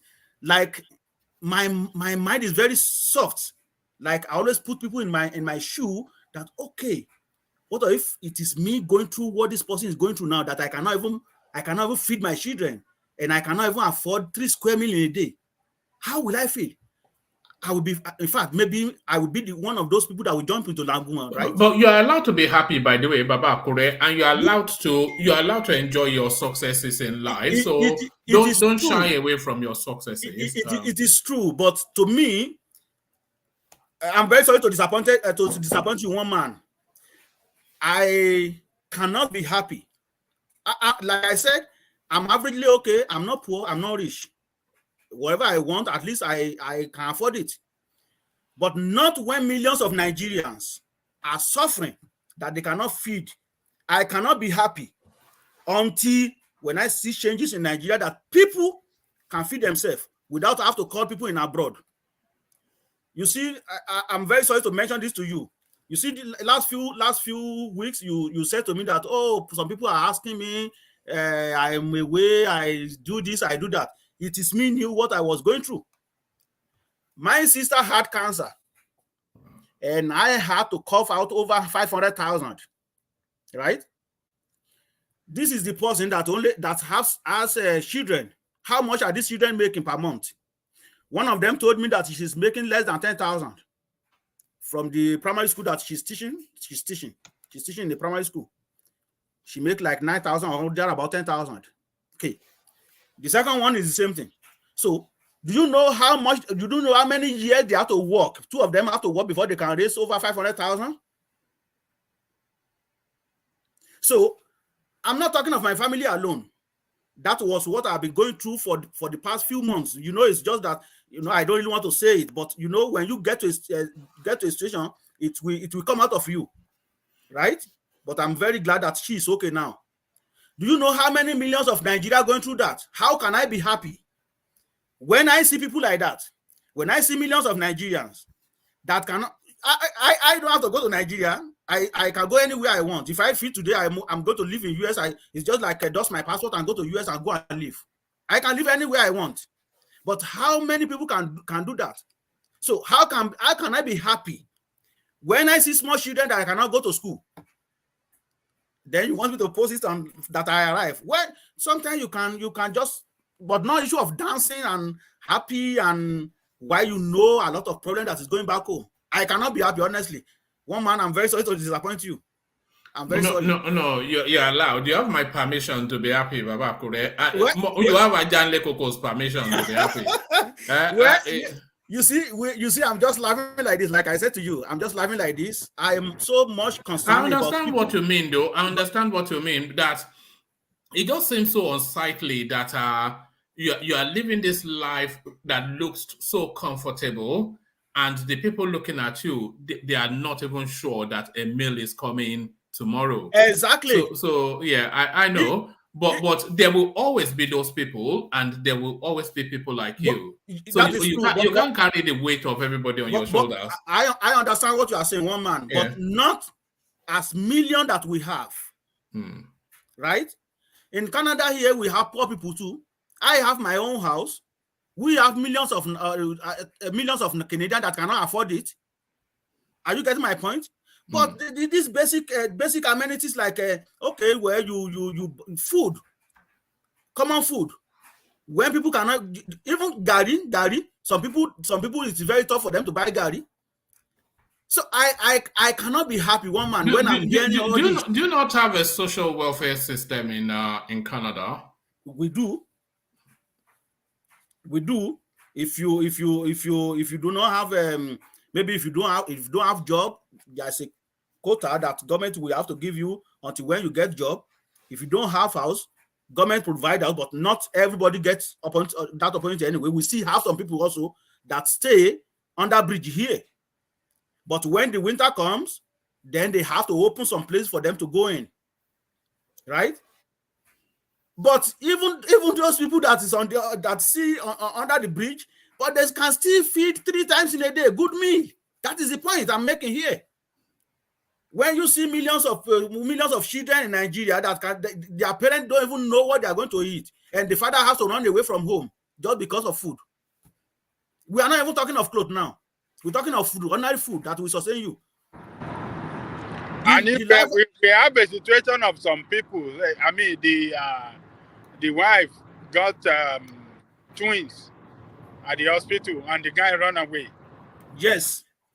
The guy ran away because he doesn't have money to pay for the treatment. He just ran away, abandoned the wife and children there.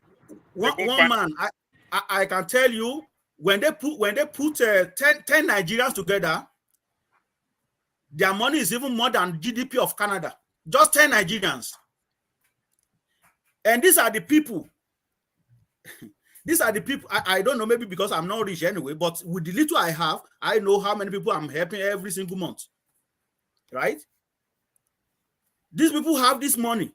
Then you have a lot of people on the street. You pass through them. You can't even say, okay, well, let me see what I can do.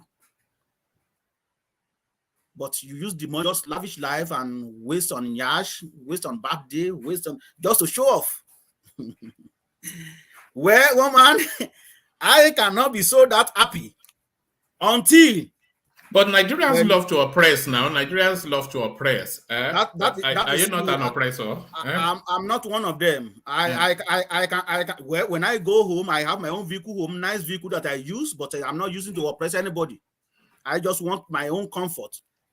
I have my house that I stay to, but it is me still know how. Okay, I went home last year. My door is widely open. People come in, come out. February 24, 25, 26. It is in and out like oscillatory motion. In and out, in and out. People are coming to my house and get out. People are coming and get out. People are coming and get out. I never get robbed.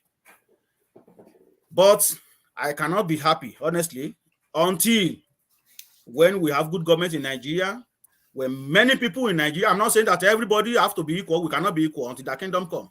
But Baba Kure, if you feel this strongly, then you have to take ownership of your feelings and take action. So this tells us that your path leads to politics. Which action? Oh man. Well, no, you cannot want all of this change, and you cannot feel this strongly about people, and somebody with your strength and sagacity not be able to do something about it. So what you are describing to us is somebody that has all of the instincts of a politician and the right sort of politician as well. So that seems to me your direction of travel. Well, you are very right, and like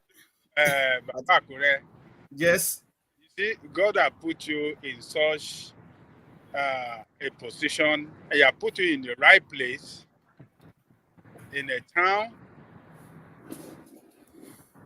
where you are a leader, and as such, you have to step forward for your people. Go into politics in that place, rally around the Nigerian people, and then you can be in a governmental position and use it more better to the advantage of your people and your community. So, all right. But do it, Baba Kure. Don't procrastinate. Do it. Yes, do it. Well, yeah. Honestly, Professor Ajale and one man, honestly, I wish I can really have impact. I see your inauguration. We will come there. I will come. Definitely, I will come. You know, it's only a ticket now and Airbnb. That's all. Ticket and Airbnb. I really want to go to Nigeria and make this very great impact. Canadians don't really have problem. We have problems in Nigeria and we have problems in Africa. Look, friend in Nigeria, let me tell you, Baba Kude, your friend in Nigeria that told you don't go there, he advised you well. It's a very dangerous place. People that you want to help, some other people are looking at that position you want to go and contest in Nigeria as a position that should be for them and not for you, and they can use anything whatsoever to harm you or harm anybody on their way. So they don't think like that. They don't see you. They won't see you as a person that came back home to contribute to the development of that place and then take people out of poverty. They will not look at it like they just say, "Oh, he's coming from abroad. He thought he have money. He want to come and chance us. Oh, let us deal with him." Well, you are very right. You are very right. Yeah, they don't. Look. What you can just do is help people around you. That's it for over there. If you want to go into politics there, it's a very dangerous. I will never advise my enemy to go in there. My enemy from here. If that person in Nigeria, they know how to deal with each other. They know how they fortify themselves with Babalawo and everything. But anybody from here, I will advise him, my worst enemy, I will tell him not to go in there, not to go and participate in Nigerian politics. It's dangerous, it's treacherous, they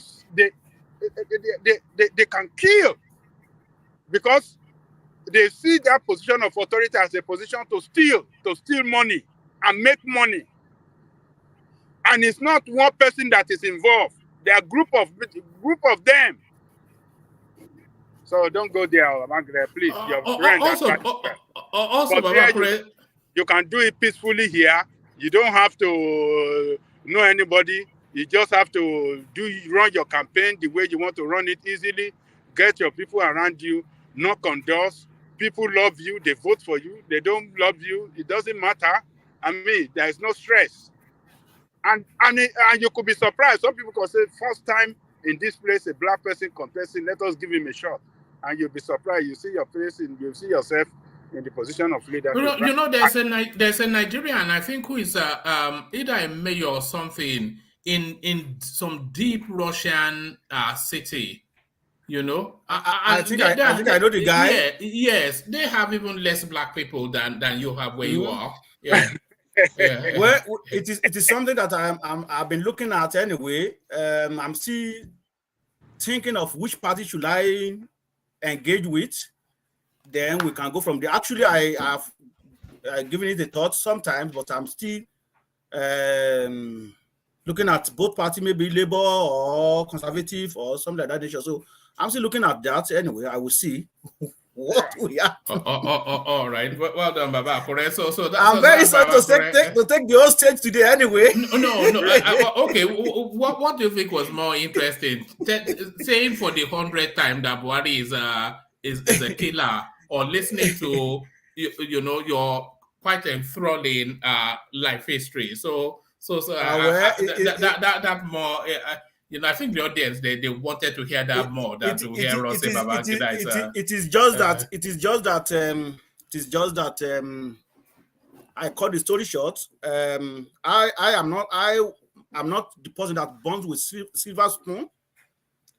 Are you the first born? Are you the first born, or the first, the only boy? I'm the first son of my mom, but I'm the third son of my dad right now. I was not born with silver spoon. My mom was like normal people, like petty trader. But when you build your life history, shape the way you behave to people. That is why I had that passion and compassion, because I always put myself in position. because I have experienced a situation whereby we do not have food to eat, and we have to go to farm. Those who know about farm here, we really know what I'm talking about. You know, when you plant corn, and you want that corn to bring out seed very fast, you will go to the farm and you open the skin, you open some of them, and within 3-4 days you will see them have a half seed. I have been to that type of life, right? When there's nothing much at home, then you have to go to farm and then start open the skin of your corn to make sure that they bring out a seed. I have gone through that. That we have to go to the farm and open it. So 3-4 days after, we went back there and we can harvest the corn and bring it home. So I have been in that position. So that is why I always use myself as an example to so many people. It is for you to yield to my advice when people come to my surroundings and I talk to them. Okay, this is what you can do. This is what you cannot do. This is what you can do. This is what you cannot do. If you follow this step, this is what you are going to arrive on. I don't care about whatever you achieve, because like I said earlier, you cannot take my house away from me. I have my own house. You cannot take it away from me. And whatever I have cannot be taken away from me. So it doesn't cost me to give you advice of how you can achieve your own thing too. And make sure that I follow you and I support you in that journey, because I have seen a lot in life. I'm not the person that was brought up with butter and bread. I struggle for every single thing. And you can imagine, I've been buying my own clothes when I was in GSS 2. They call it grade. What grade did they call it here? From my SS1, SS2, SS3, SS1, SS2, SS3. Let's say GS3, SS1, SS2. Anyway, let me put it that way. It is the price I got from the school, because it is I be the best in my class or second in my class. They usually give us notebook and textbook and whatever you are going to use for the next class. That was how I graduated from my school. So when I talk about life story, I can write book about it anyway. You know, I'm here. I just quiet and make laugh and make joke and talk, but I've seen a lot in life. So, and everywhere I go, I always like. I'm not saying that I'm belittle myself, but I'm trying to stay cool and lie low and do whatever I think it is best for me to make money at that time. Like I said to you, I clean drainage for government of Antigua and Barbuda for good 2 years. I cleaned drainage. I cut grass on the side road. I went through all that before I moved to prison service and be a correctional officer. So there's no story somebody wants to tell me that I don't have idea of it. So you know, Baba Kore, as we were talking, I was just reminded of the story I heard of a guy that he went for an interview in London for a job. So you know, all those questions that they ask you just to see your personality, and that standard question: how do you respond to pressure? You know, are you able to function under pressure? And then the guy is a Nigerian, by the way. He then went through the story of his life that he's the firstborn and only boy in his family who are dirt poor. You know, he said that to educate himself, he got a scholarship, but that scholarship was for only the top 2 positions in the class. Mm-hmm. So he had to maintain top 2 positions in every class. Now, because they were so poor, he could not abuse his own textbook. So he had to make sure that his textbooks were pristine so that he could pass them on down to his younger ones. But he couldn't miss the top 2 positions in any class because he knew if he missed it, his education ended. That's right. And then, of course, he still had to fend for his family in some part.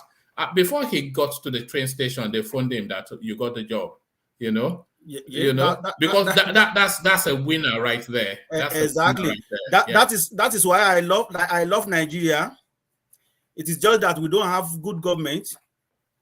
Nigerians are this. How do I put it? Resilience. They can even go inside mountain and they can achieve what they want to achieve. I'm not talking of those this were 419 of fraudsters. I'm talking of those who really know what they are doing and they don't really want to involve in any this dirty job to make money. I'm not talking of dirty job of cleaning drainage or whatever anyway, or working as a customer service agent. I'm talking of stay on computer and just buy Onike or whatever that is not legitimate. So Nigeria, if anywhere you go in Nigeria, you will see them that they are top notch. They do what they can do to achieve what they want to achieve in life. That is Nigerian. That is we Nigerians. It is just that we don't have government. If we have government, like I always say on this platform, any day Nigeria gets itself together, Africa will get itself together, the whole black race will be respected and they will get themselves together. That is we Nigerians. It is just that we do not have good government. And will I say some European did it to suit themselves? Will I say that?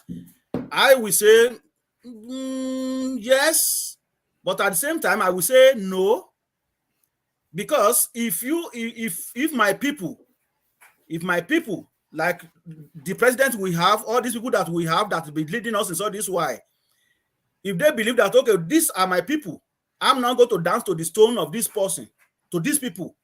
I want to do what is right for my people. Nigeria will move forward better than the way we are right now. Look at Tinubu now going to Chatham House because that is his apartment. So he want to go there now and preach, but left us that he want to be the leader or be our leader. Left us. He couldn't answer our question. He couldn't attend any occasion that we invited him to. He preferred to just have his own those people that we have a ask him soft question.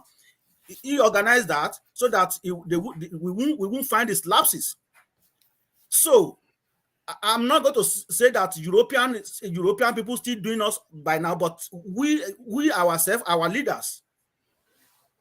Look at what happened in so many African countries. Look at what happened in Burkina Faso. Look at what happened to Thomas Sankara. Name them. It is the same black people collided with all these European nations and killed these people. Look at Patrick Lumumba.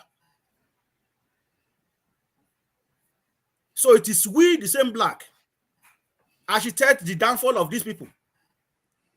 Are we going to say that European causing it? It doesn't really matter whatever they promise you. They might promise you White House. If you really devote your time that this is my people, we share the same color, and I want better things for them, we are not going to find ourselves in this mess. We are not going to. All right, well said, Baba Kure. So well said, Baba Kure. So, so gentlemen, I think I'm going to start to round off here because I'm not sure that there's anything else that anybody else can. It's too early, one man. What else can we say that is what else can we say that can be better than what we've heard from Baba Akure? Yeah, no, Baba Akure's story is very touching, heart-touching story. It will be an anything else we'll say will be an anticlimax. But one thing I took it will be an anticlimax unless anybody wants to share an inspirational story. But I don't want to discuss politics after what Baba Akure just shared with us. Good. One thing I took about the story is that Baba Akure, you went to secondary school during the time of SSS. That's just SSS. He's a young man now. You're a young man. You're not like our old man. Young man at 47, right? You are young now. You are young. Anybody that is anybody that went to SSS, anybody that went to SSS between that 47, 46, you are young, my brother. Because SSS was changed. All right. So, do you have an inspirational story to share as well? Otherwise, but I don't want to talk. I don't want to talk politics anymore. I wanted to join this conversation before, but I was busy taking care of my kids for getting them ready for school. This guy that just came in and started sacking obas and sacking people. These are delicate. Yes.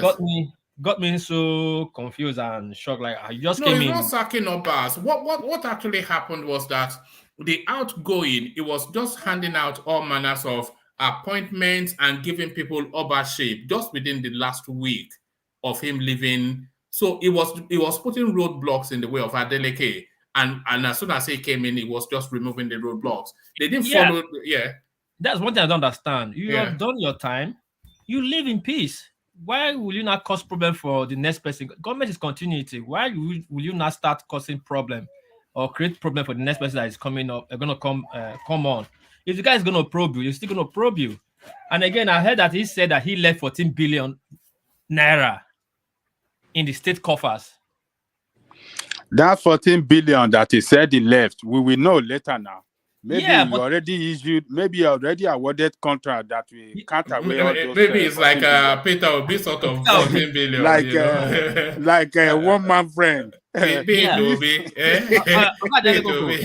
Yes, fine. But for who saying that he left 14 billion, that guy need to be stripped and whipped. Osun is like more of like a countryside, nothing there. 14 billion will go a long way for development. So you had that kind of money since and you kept it there. Pensioners are crying and so many things on the don't mind him. Now so then they talk. By the time this one go through the amount he left, go into details of everything that he left behind, you go to see they go come out with a different figure. You don't know politicians. But both figures will be a lie, though, because Oyetola would have lied about how much he left, but then Adeleke would lie about how much he saw there, because he would need to clear his election spending before, and he has to pay people back now that invested in his elections. So all the figures will be lies. True that. And that guy, that Adeleke, sorry to say, this guy's a sorry case to be a governor.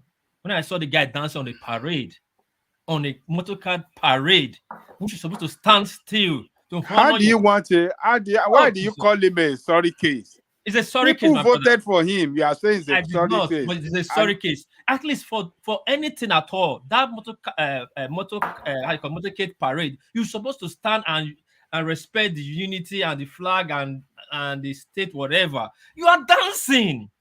So one guy said, will you dance in the funeral when you are mourning? Like, it's sudden death of your good friend. You go there, happy dancing, do those your dance because you want to show you are a happy senator or a dancing senator.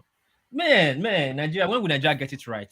I would love to be at the federal executive meeting when he turns up for the first time.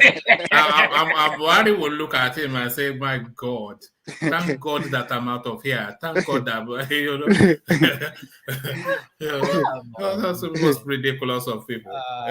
It had us, man. Let's see how it goes. Anyway, we all know that his brother is the brain behind him. Anyway, his brother won't be the one rolling. Is his brother not dead? I thought his brother was dead. No, what's not to him now? Ishaku.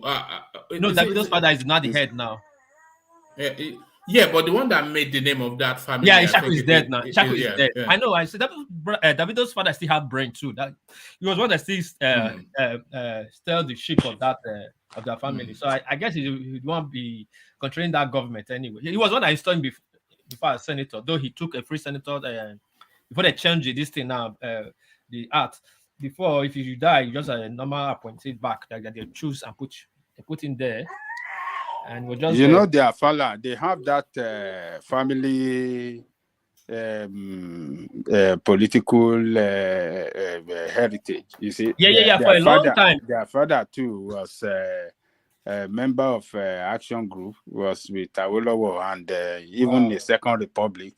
Their father was a UPM leader too in that state, a big politician. So before his uncle, his brother Adeleke. become a military governor. He was the first executive governor of Osun State when they newly created that state. He was the first elected governor of that state. Isiaka Adeleke Sherubawon. Yeah, they tried though, but there was another better one that was supposed to go to that position, but they're kicking out really bad, and that one is very articulated and calm and well-studied guy, but they said no, they prefer the dancing senator than him.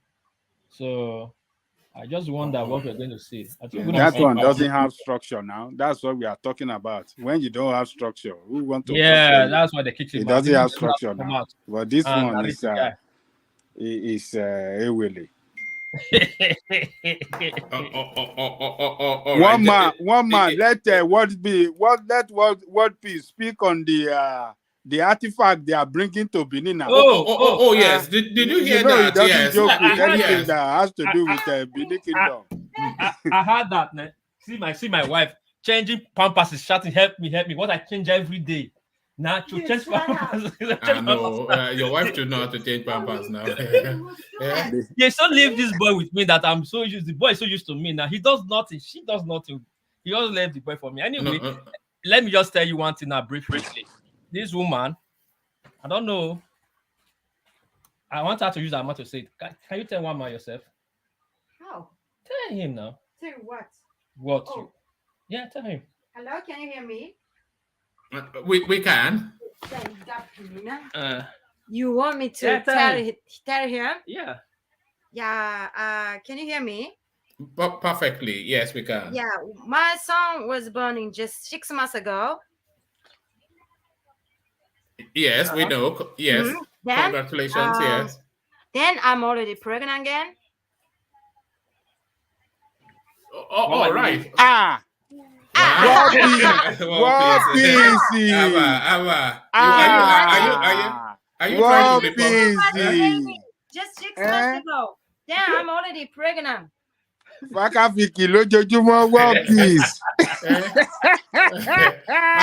Are you trying to repopulate Japan? What peace? No, it's you. Congratulations first. Yes. Thank you. Well done. Do you know what you're having? No, we just find out she's pregnant, so we'll take it from here now. Wow. Now wow. Peace. Hey, Benin Kingdom. You kill me. That's when she told me she's pregnant. I said, 2 babies on 1 man show. I broke the record though. I'm the first guy to have. Well done. 2 kids on 1 man show.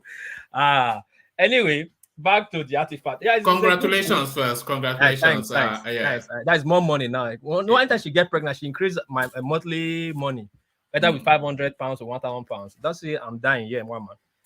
That's the first thing she tells me. Wow. Anyway, it's okay. Yeah, thank God that they are bringing this artifact back now, because British was really the last to agree that we will return the artifact. At one point, they said that we're going to loan it to us. You can imagine that, one man. They said they will loan it to us, we display it, and we return it back.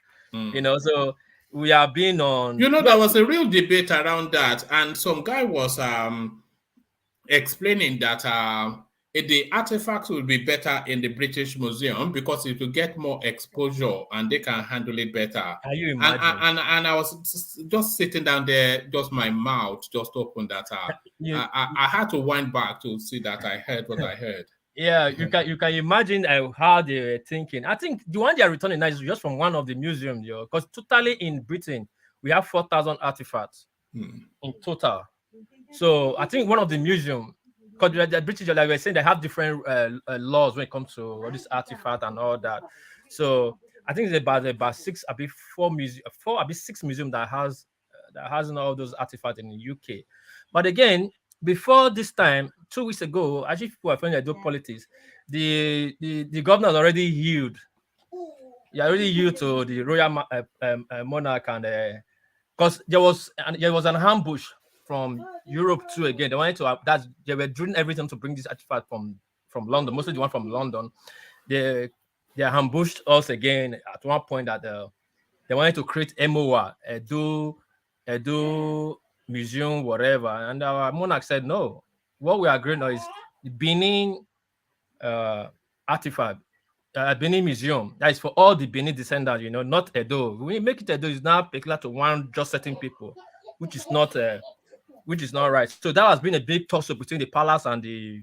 It was on China's. And is there a dedicated museum for these artifacts? Yes, they are building I right heard now. that they are building it. You should have it already. Yeah, because the government, I'm not just saying the government, they started this thing by 2018 because they gave them time frame to build it before 4 years to build before the artifact arrived 2022. And I think Britain committed 4 million pounds to it, and other European countries contributed too. But suddenly, just after the 2020 election, the government make a U-turn, said they want to build the MOA. So we don't have this in agreement. So the Benin people was too strong with the palace that no, you cannot do this, and you will not do this, even though you have all the federal might. And the Buhari and Buhari again was with the palace, and they stood firm. So it was a big tussle for the government. But just 2 weeks ago, the Obaseki have to finally, since 2018 to 2020, the first time the governor has seen the Oba's eyes was 2 weeks ago. He went to yield and then begged that he will build the Benin Museum because a finger cannot be. If there's one place in Nigeria that should have a museum, it is Benin. Yeah, the history is so deep and deep. so rich. Yeah, that's what the Oba was saying. The history is so deep.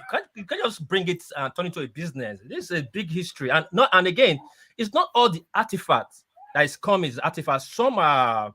How do I say it in English? They are for deities, not to be displayed. If what those artifacts they are bringing, many will go back into the shrine. There's only few that, at least there were some that were just made for ceremonial display, for event. Those ones that can be displayed. But those are for the gods, our way of living. Those go back to the shrine. You cannot bring all those things and put them and start displaying them and all that, So we have to, when the artifacts come back, we have to separate them. Then the one that will put for display, that will put for display. If they will need to sell to enhance the state, yeah, because the artifact now they are so expensive to cushion the state up and all that. So there has been a big tussle, and 2 weeks ago, when he saw that there's no way that we are getting our artifact, he healed and said he will build the Benin Royal Museum. So he's building it now, and Britain is returning the first 900. Germany is supposed to return 1,200, but the Oba Benin put a hold on it because the government has some issue. But now they are settled now. I think that will come next year. So total, we'll be getting about 2,000 something artifact. We've gotten some few before in total. And this thing started since... I was going to ask, well, please, does there have to be some sort of cleansing ceremony? Yeah. Yes, a lot. They have to do, the deities have to welcome them. Yeah, they'll do a lot. They'll do a lot. Because like some of they took some from inside, like I people call Osun, inside Osuname. They took so many things we don't supposed to be touched, so they have to replace all those things back. And all those things have been having issues. So like we'll be using a subsidy to appease them. So when the original one came back, we have to do the things the way it's supposed to be done. There will appeals them and all that, so that the thing will calm the system back. And this artifact matter started since 1938. The first one they returned was a Vuramen regalia. That was the first artifact they returned. So we have been on it since, and thank God we are getting there now. So it's just to show that if we stand together and fight for what we really want, we will get, and Nigeria will be a better place. If Nigeria's Branberry, can you come on the line and tell us the better history of this artifact? I don't really know what you know. I don't know. So it's good you come and help us. You'll be on the chatting section. All right. Whilst Branberry is wanting to come on, apologies to Ayo, who has done the buy the coffee thing. He did the buy the coffee just as soon as the session launched.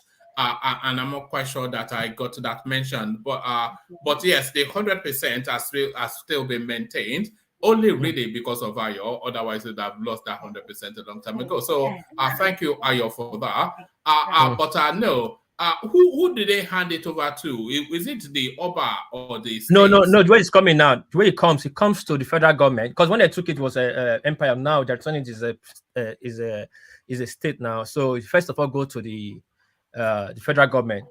You go to the, I don't know how you call it, Minister of, you go to Lai Mohammed, to one other guy. Lai Mohammed, yeah, he got the last set, the last time. Yeah, he goes to Lai Mohammed, and he goes to one other guy again. One other guy, I see something Farouk, that the head of a Nigerian museum. Then that will now bring it to Benin and present it to us. That is the process that's been following.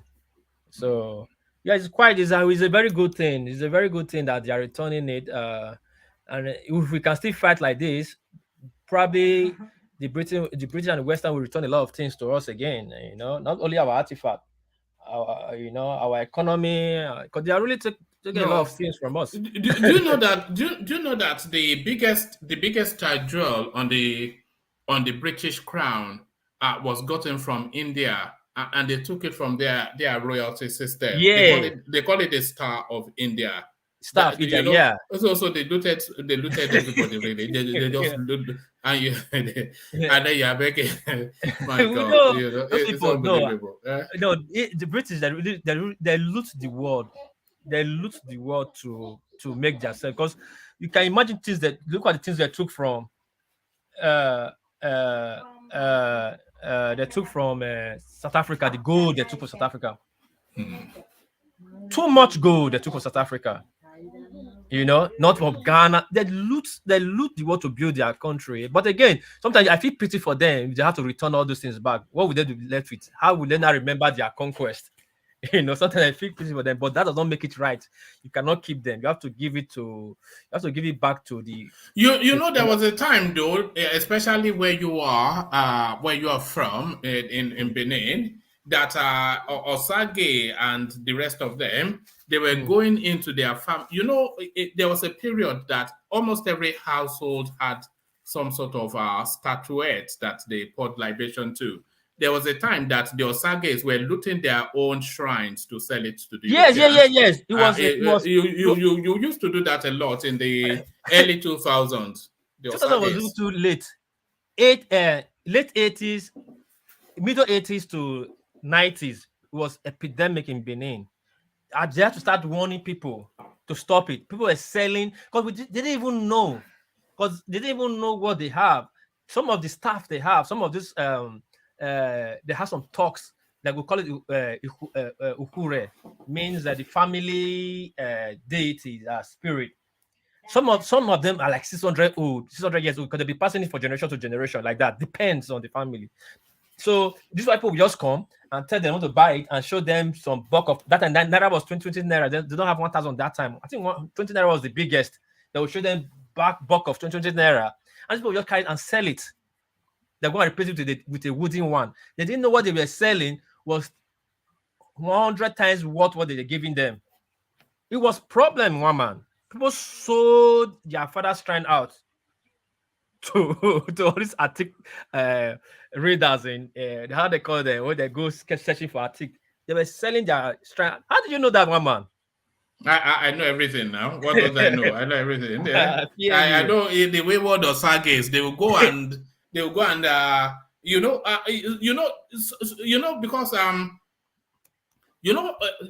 lot of these statuettes, I'm not quite sure, let's call them statuettes, you can't just pick them up. You have to pour something. They will even do the rituals to be able to lift it, and then they will take it to the Oyinbo people, and then it's only so that they can go and chant some alero down the road, and then they spend the money within 1 month, Mama, how do you know these things? I know everything now. There's nothing I don't know. People sold some people. There's one thing you just said. Do you stand guilty as well? Do you stand guilty? No.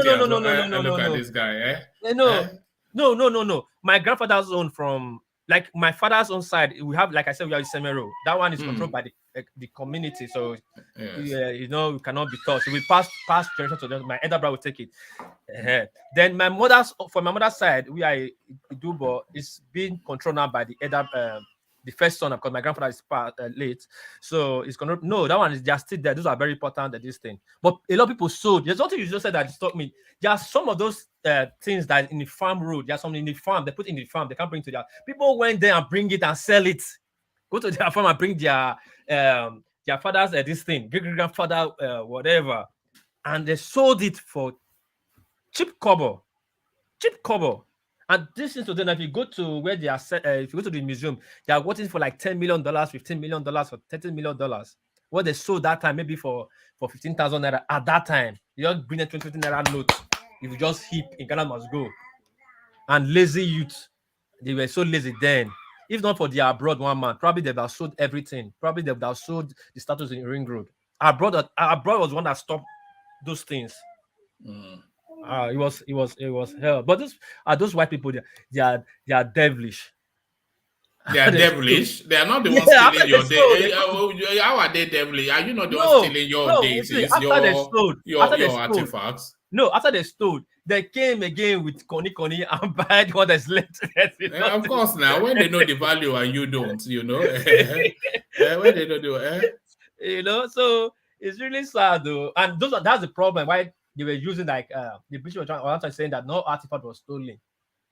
Like what you mean no artifact was stolen? All that's why you got was stolen. The ones that they are returning from this museum, they've established categorically that they were looted. Yes. So there's no dispute that they were stolen. That's it. That one they are bringing now, that's it's going to take the process of process. The one they are returning now, the one they stole from the museum. Because at one time we had that debate. We were trying to come up with it's not artifact was stolen, some this, that. I said no. Because artifact at that time, mostly in Benin that time, there was a law. The Oba was not controlling the artifact. So the people that have is within the Oba, how will I say, maybe Oba give permission for them to have it. Not like now we can just go to there's a street called Igun Street. So they are the one making artifact in Benin. So that people were making for the Oba, and they make artifact for Oba for daily activities. Whatever happened in Benin, then if Oba have a guest, whatever, they'll make it to keep the history. So if Oba want to give present to somebody or the one of the chiefs, you could make an artifact like one. So that's why other people have like one, but Oba have thousands of them in his this thing. So they're trying to come up with that it's not only the palace. Which other place people? Nobody lost their artifact. The other people still have the artifact apart from one they sold. So the artifact people took was from the palace. So I think they have, as we said, they have established those ones that they took from the palace and they are returning it. They are still going to return more. And for me, if they return it, they should keep those one that is for the palace, and the one that is for display, they can sell some to generate money for the state and keep some in the museum, because we really need money in that state.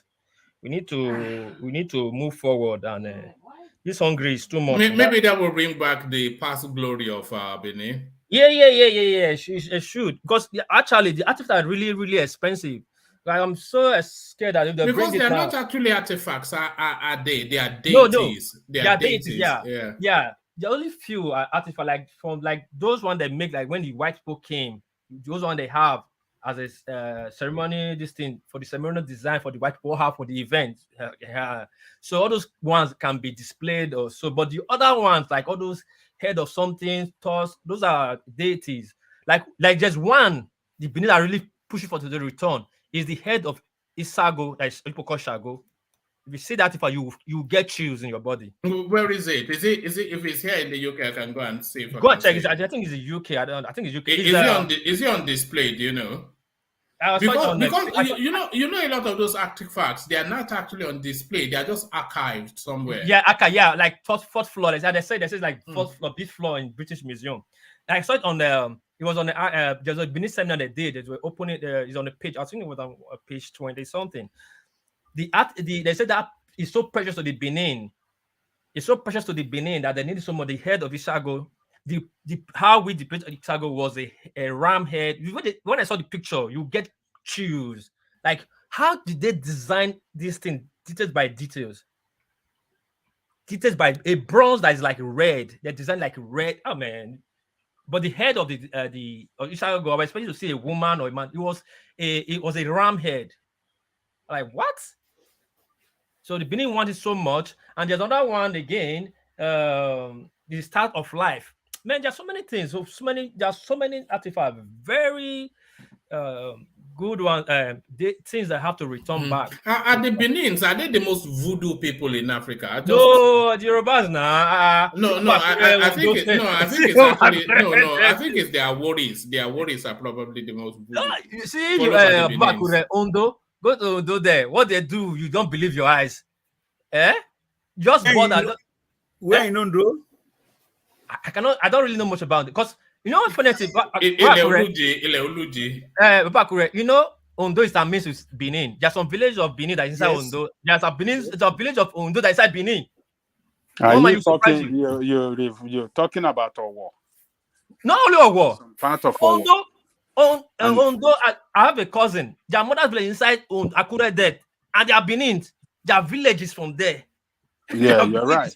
You're right. You know, and inside Benin, their village, Yoruba, they call it Yoruba village, or they get their name. Inside Benin, they are Yoruba, they are on those cities, they are inside Benin. I don't know what they call, I don't know what they divide that state, because that state is too, it will cause problems in the future, because they are really intertwined. They are really intertwined, yeah. Ondo, Ekiti, Owo, Edo, they are all, you know, together before. Yeah, they're supposed to leave that space because it's bringing problem. They are really intertwined. My uncle speaks Yoruba clearly. His name is Oshodi. My father, they are Oshodi. Speak Yoruba. My father's first cousin, and their village is in Ondo there, and they are Benin. So you see like you know. So but it's okay. The Benin is not the most. Just that the Benins are very. Do you have land? Do you have land in Benin? What place? So much. Are you building? No, I have. I can tell you, I have 2 projects. I have 2 hotels there. I have hotels. I have 2 that I'm building. I can just send to you. That's almost finished. They are doing ties now. Hotels. No, not really big hotels. Do you know what's happened to bungalows? Why are people not building bungalows anymore? Everybody seems to be building hotels. Well, no, Benin. Let me tell you, Benin is Benin like Lagos or other state. Benin is just like one way.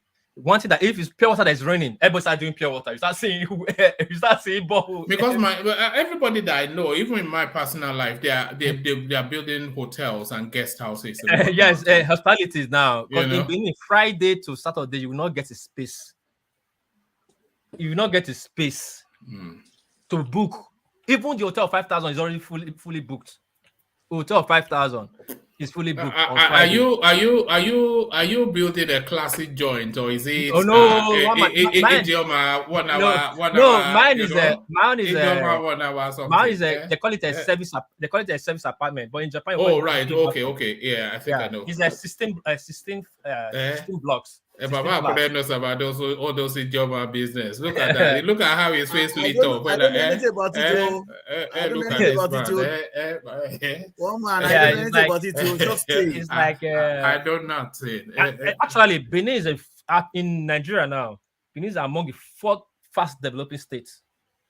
Highly developing.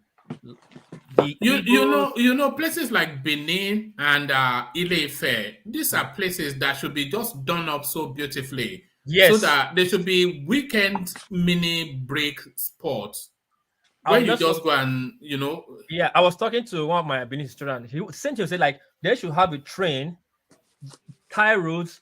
Because the roads all these roads, like issue we are saying that I pass through here, I don't feel pass here. All these places, it's supposed to be a historical place that people go and visit. It's supposed to have to be a train road that leads Benin. That if they're telling you can be following the road, they'll be beside the bus, they'll be telling you this junction, Kikoko full stop here before you move here. The same thing they're doing in Japan, they will be making money from it. You're supposed to develop that area. And there's supposed to be a lot of money. We're just telling me which other. I told him I said that project is a big map project. That I just told him, but it actually makes sense. Like Ife, Benin, even Oyo, there's places that are places that they have to develop, and we're supposed to make money from it. Not even white people. We have to be going to. No, that's what I'm saying. Like I, for instance, I'm very much interested in culture, and there is no culture that fascinates me more than the Edo Benin culture. So it'd be just good if I had a sense of safety. Let's say I was living in Lagos, let me even take Friday off and go and spend a long weekend in Benin and imbue myself in the. So those are sort of things now. Benin should be a tourist hub Yeah, you it's know, supposed to. for Nigerians and the world, because it's a world history. As you can see, everybody loves the culture. Also, why are they not making money from it? It's supposed to, because Nigerian government just like this oil did a lot to us, pull us back too much. Yeah, forget the oil now. Maybe the Oba is there. Why No, has no, the what Oba I'm saying, not championed that no, space? one day you asked me one question here.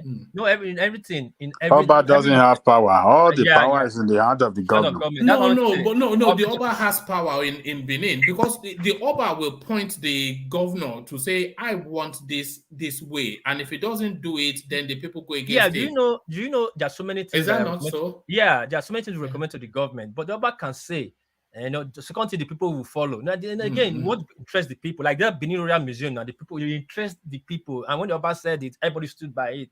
The Oba proposes so many things, but if this modern life again is affecting us, just so many things we are facing as a challenge. But what I'm trying to say is this: this tourism, because of oil we have, so we just neglect so many other aspects that can give us money. If the federal government has invested in tourism, there are so many places in Nigeria that we can generate money from. Benin, Osun, that Osogbo River, that Osun Festival. I've been there once. Then when it was during time of my friend's father was the commissioner. Then one time governor, not like when they hand over, when Babangida said they took over, change power. We went at that time. It was fun.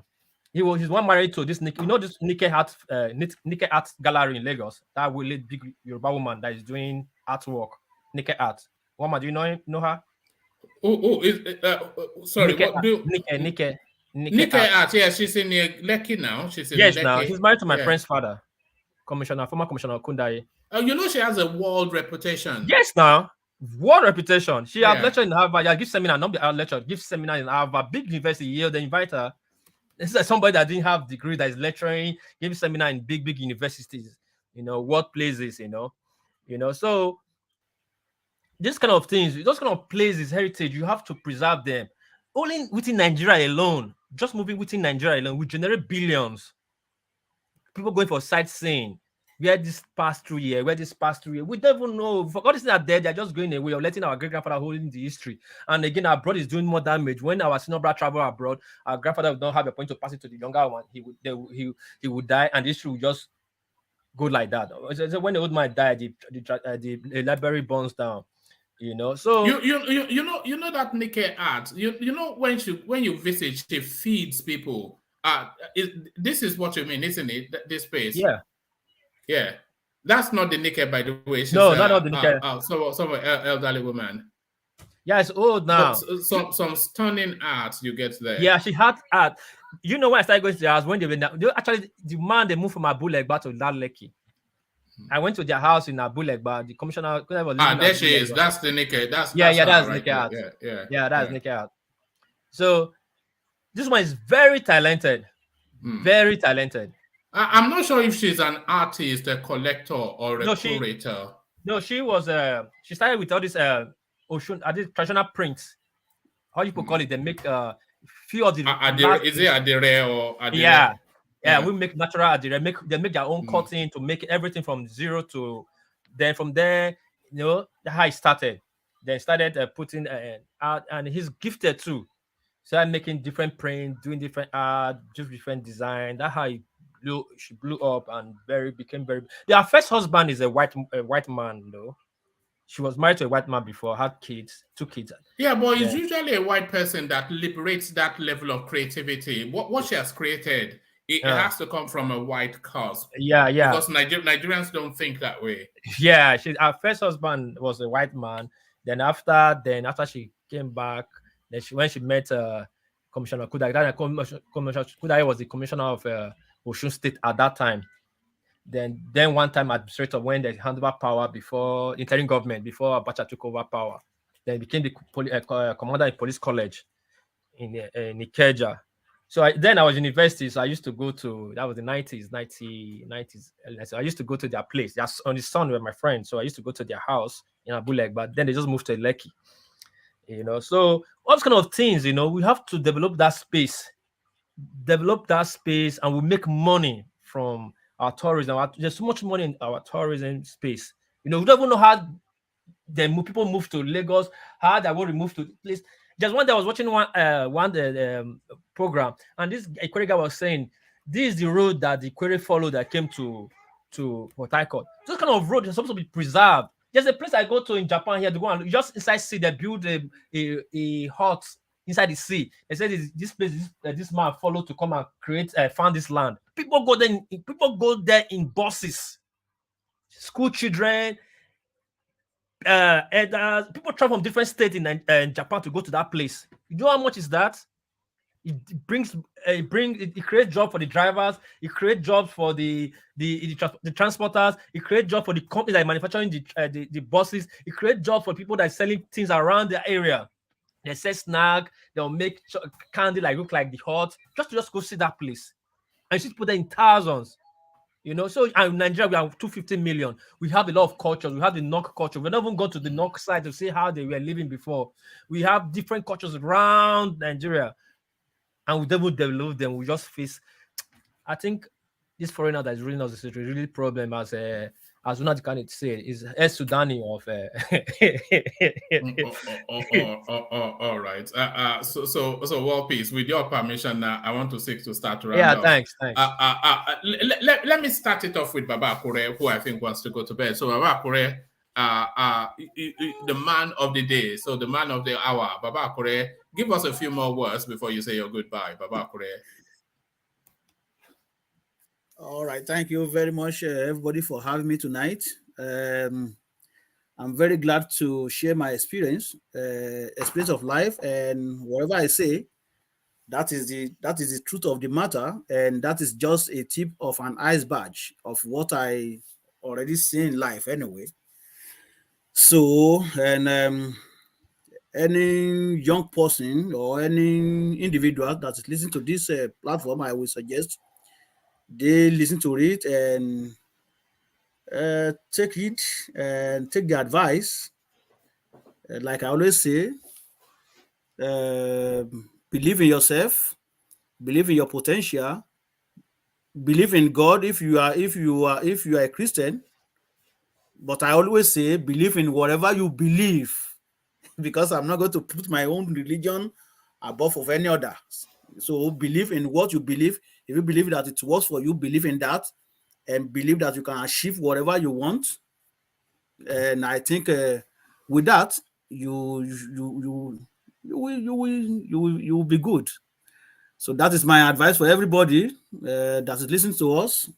Today is not there for our politics anyway. So that is just it. Thank you very, very much. I'm very happy, and that is me anyway.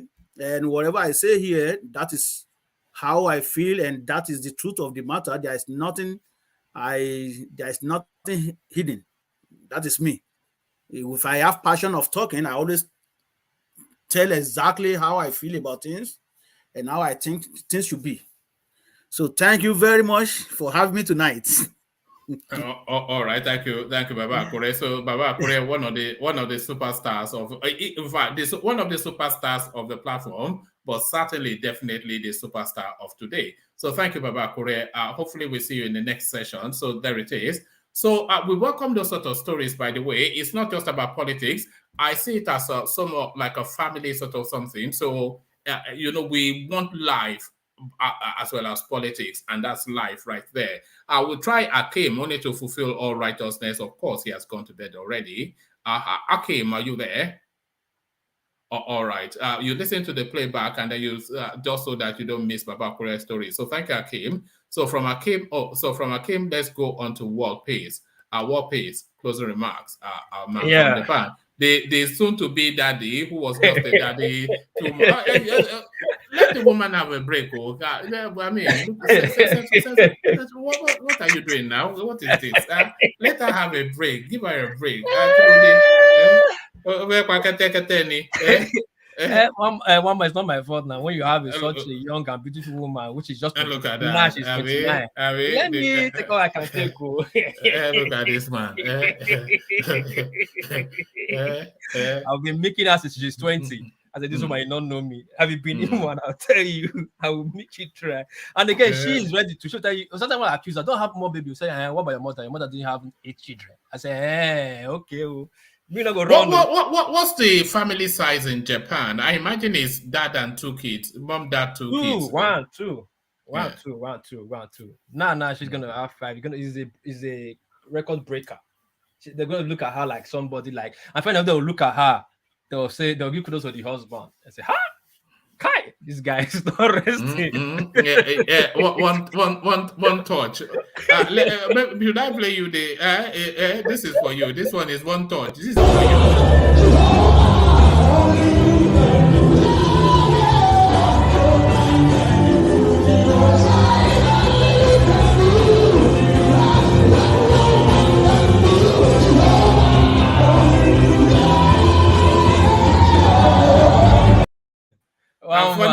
Funny enough, it's from your side of the yes, so leave our side alone.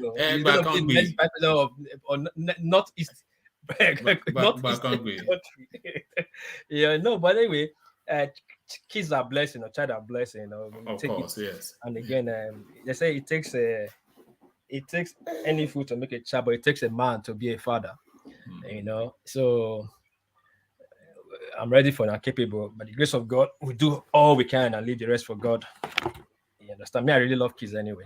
Anyway, my country people, already the final hour of the day. My favorite group now, put the comments section. We're gonna click like, share, and thumbs up. Make sure not forget to buy coffee. Do what I say, not what I do. Make sure I try buy coffee because you don't me I will buy my own. Like buyaka. Soon I go see him. Today I was very cool and melody section, few panelists, which is very good. We have to talk. But other than that, if we do 7 hours or other than that, but it's not here. Would they wait for you next time? I think National Mind just came in now. I think that maybe this media guy. It cannot be National Mind. But if you not come, I greet you. Oga Jalikoko, I greet you. Oga Progressive, I greet you. Hope you did okay. One man. Thank you. Let me face the order of the day and let me take care of the day. All right. Go change some nappies. I'm out. All right. Thank you. So daddy duty resumes. But the daddy of the platform, the mighty one himself. Ajande Koko, the final word. Yeah, thank you, one man. Let us thank Baba Kure for taking the time to tell us his success story. I think everybody have one story or the other of that we can tell of where we are coming from. Here we are in a foreign land where we are blessed. We are living comfortable, no fear of insecurity, no fear of no food to eat. Every infrastructure function well around us. Basic amenities of life, everything available. High-bound water, 24 hours, electricity. And we have to thank God. And listening to Baba Kure, I think she will tell us something that we should not forget where we are coming from. No matter what the situation, no matter what the situation of the country, we should still remember our people back home. We should still try to help them and help people around us here too. People that, we found ourselves in a position to help. We should help them as well. And that's what I can take from all what Baba Kure have said. He worked hard like every other person, and God has put him in a comfortable position of leadership in his community. And that's why we are advising him that he should not see himself as just an ordinary person in that community or in that town. he should go for the position of political leadership to lead his people, so that all of them together as Nigerians can contribute hugely to the economic growth, political development of that area, and tell that community that they are not there just to live in, but to as well contribute their own quota to the development of where they live. So I hope we will consider our advice. We would like to hear from him that one day that he's contesting for one political position. And when that happens, we will pray for him, and he will surely win that contest. And by the grace of God, we shall all be present on his inauguration day to assume that political office. So, Abagre, so other than that, let me thank our people at the commentary section. You are the strength of the platform. You've been with us from the beginning to the end. God bless you all as well. And our listeners around the world, click on the like button, share, and subscribe if you haven't done so right now before we leave. And to one man, another 4.5 hours. Thank you for bringing us together. And world peace, congratulations to you and your family. Another baby is on the way. Congratulations to you and your wife as well. So we are happy that you can announce it to One Man Went to Moon platform, because we are family. So and God will continue to strengthen us together and strengthen your family as well. So other than that, thank you, One Man. Have a good night. See you tomorrow by the grace of God, and we'll continue the struggle from there. Thank you, One Man, the Eagle. See you tomorrow. All right, brilliant. Thank you, Ajanle Koko. So thank you, Ajanle Koko. So thank you, Ajanle Koko, and thank you, everybody. So to the super chatter in the singular, and to the coffee buyer in the singular, and to the in-betweeners in the plentiful. So to one and all, thank you. Thank you for your company. We don't take it for granted that you will be here, but you are here, and we're grateful for it. So thank you for spending the time. Make sure you've clicked on the like button, because all the way through, you never really see the like buttons, the like thing showing near enough the amount of audience that seems to be paying attention. So there's a missing gap there somewhere that only you can fill. So fill in the missing gap by clicking on the like button. So it's been one of those sessions again, and this is how the platform has been evolving. So we kick it off with the politics, and then we end up in human. It's like after hours. I think the first hour or two, we go hammer and thong at the politics of it. And then in about the 2-hour mark thereabouts, then we ebb into some life story type thing. And then that is how it goes. So Baba Kure, definitely, I am certainly inspired. Is that stoicism, isn't it? It's not peculiarly to any culture, but it is identifiable to somebody like me, especially as a Yoruba person. Is that stoicism? It's those principles of, if you do the right things, things have a good chance of going well. So if you just do the right things, and make the right effort, things have a good chance of going well. And that belief was again exemplified by that motivational story that Baba Kure told us all. If you are not motivated, if you are not motivated by Baba Kure's narrative, then I hold my hands up in surrender on your behalf. You're just a hopeless case then. So you're not. So don't be a hopeless case. Come take the motivation and inspiration same time tomorrow. So if here, carry conversation on within the comment section over here. I say peace.